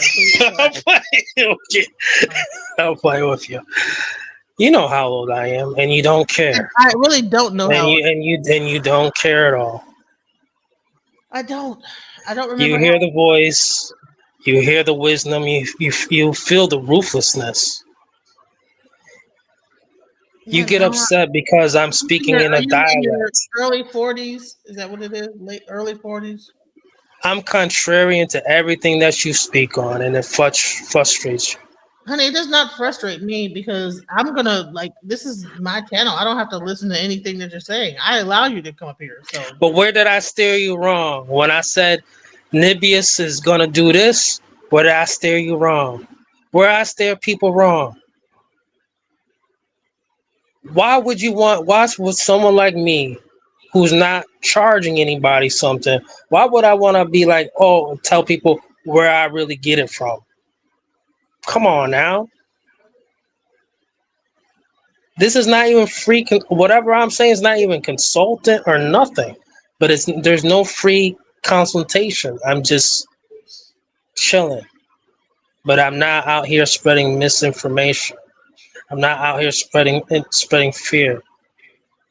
The markets, if they do collapse, it'll be the housing sector. You're seeing the symptoms of that. That's all we said. What are you saying? And people who are like land property people. How are you repeating what we already said, and then now you're pretending like you're the one that said it? That's what we said. That's what we've been talking about the whole time, bro. Not the fucking stock market, but but people leaving and being like losing their place to stay, bro. The whole thing that we've been talking about. And then he's saying, listen, we need to pull that equity out, man. I know the elder, he just like, that's why I said short term or long term, pull out the equity from the homes. He was thinking about he's like, he must has a point. I was thinking about it, doing it again. He understands. He went through that before. But now he has his own. Yes, it's gonna be frightening, but at worst, y'all will be eating out on paper plates instead of China plates. It'll be a little downgrade for the moment. It'll be a downgrade for a moment. I hope for all of our sake that what you're saying is 100% true. So for everybody, just don't worry about it. It's gonna be okay. You're gonna have to have it's gonna be a little bit uncomfortable for a little bit, like about maybe 6 months, and you'll be good. Okay. Jenny Mae and Fannie Mae, what they're doing is trying to get ready for the tokenization for people. They're gonna roll out a new form of. They're not getting rid of Section A, but they're gonna roll out a new form of housing payments that is secured. We're talking about less real estate agents, more AI agenic agents. All right, more streamlining mortgages through e-mortgage. A lot more digitalization is going on. Ginnie Mae has its own blockchain that they're about to roll out. A lot of things are getting ready to roll out on this digital level. So imagine the paper, the coupon paper bill, the dollar bills that we use. All right. And you look at silver and our coins too. Like you see the price of silver, like, damn, hold on to our silver. Stop giving away your change so much. Look at that silver, and but the coupon paper bills, they're not, if you have a $200 and you buy groceries, it's not buying $200 worth of groceries. It's not hitting right. the rollout for this digitalization, the reward points, it's going to be more incentive. You've been to restaurants at certain times of night where they don't accept cash, they only accept debit. And you've been to certain places in the daytime where they don't accept debit, they only take cash. We're moving towards cashlessness. Our smartphone devices, yes, they're intelligent, but it's really smart, like an eye exam. It smarts your eyes. It hurts. There's something to it. These are our new wallets.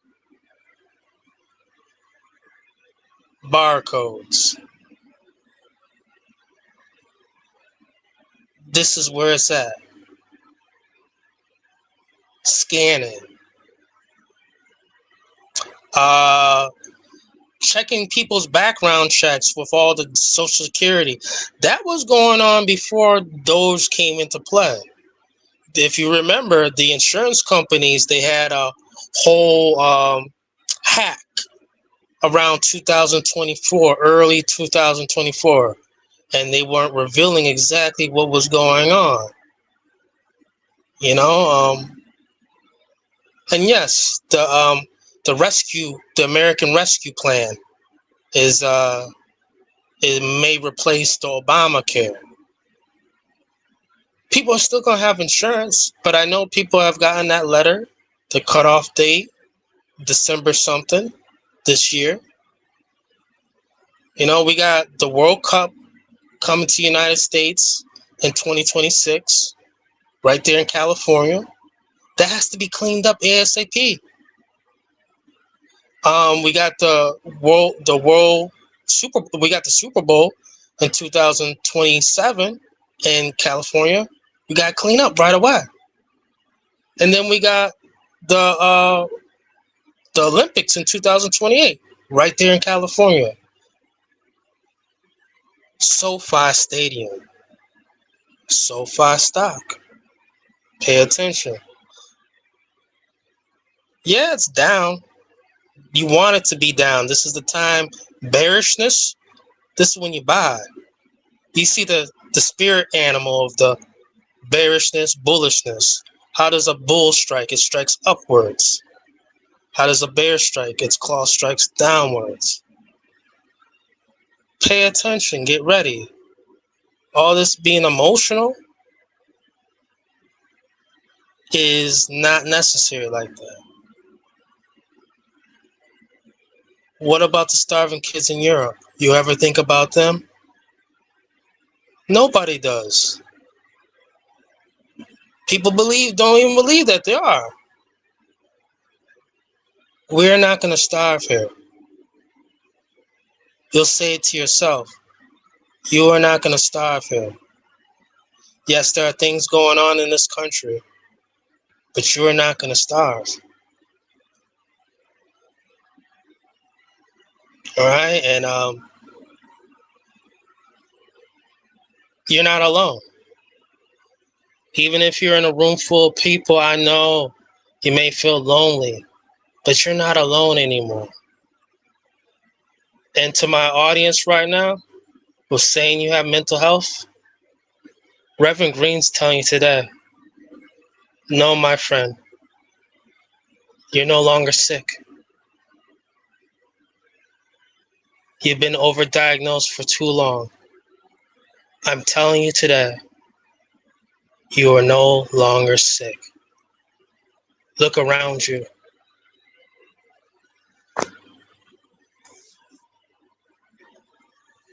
Okay, so it's been like almost like 5 hours, and so I hope that you said everything that you want to say. To all the women That's on it. today, make sure you invest in the stock market. Buy during this bearish market. Invest in the SoFi. You get a chance. Put at least about 10,000 on it, so you can really make a good margin back on your investment and really be able to Preferred shares. Preferred shares are like hybrid stocks. yeah. If you A lot of people get this mixed up. take your money and invest in the stock, even though you might have to also buy food and everything. Just don't do that. Just take your money and put it in the stock market, and it will turn around into money and investment, and you will be able to make it through this time frame.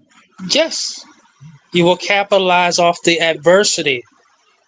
Capitalize off of adversity. It's not evil.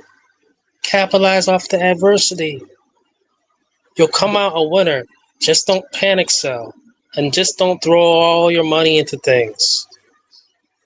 People will talk you into buying things. Oh, it's going up, it's going up. But it's a ploy. It's a ploy, and then it's a rug pull. Be careful. Okay. All right. So I'm tired, and it's time for me to go to bed. It's been great talking to you. Much love. Hasta luego, everybody. All right. Peace out. You know, so that was Reverend Green's financial advice on what we should do in this situation when things are going. Baba said we need to get the hell up out of here. Take our ass over, get some passports, and get a motherfucking flight, take all your money and go over to Africa. Reverend Green said don't do that. Go invest in the stock market and gamble with it.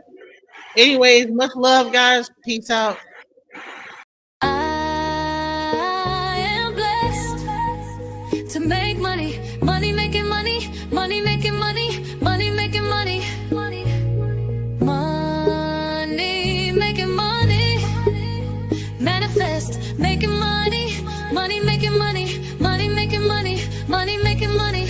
I ain't stressed, making money, money making money, money making money, money making money. Gratitude is my attitude. I'm making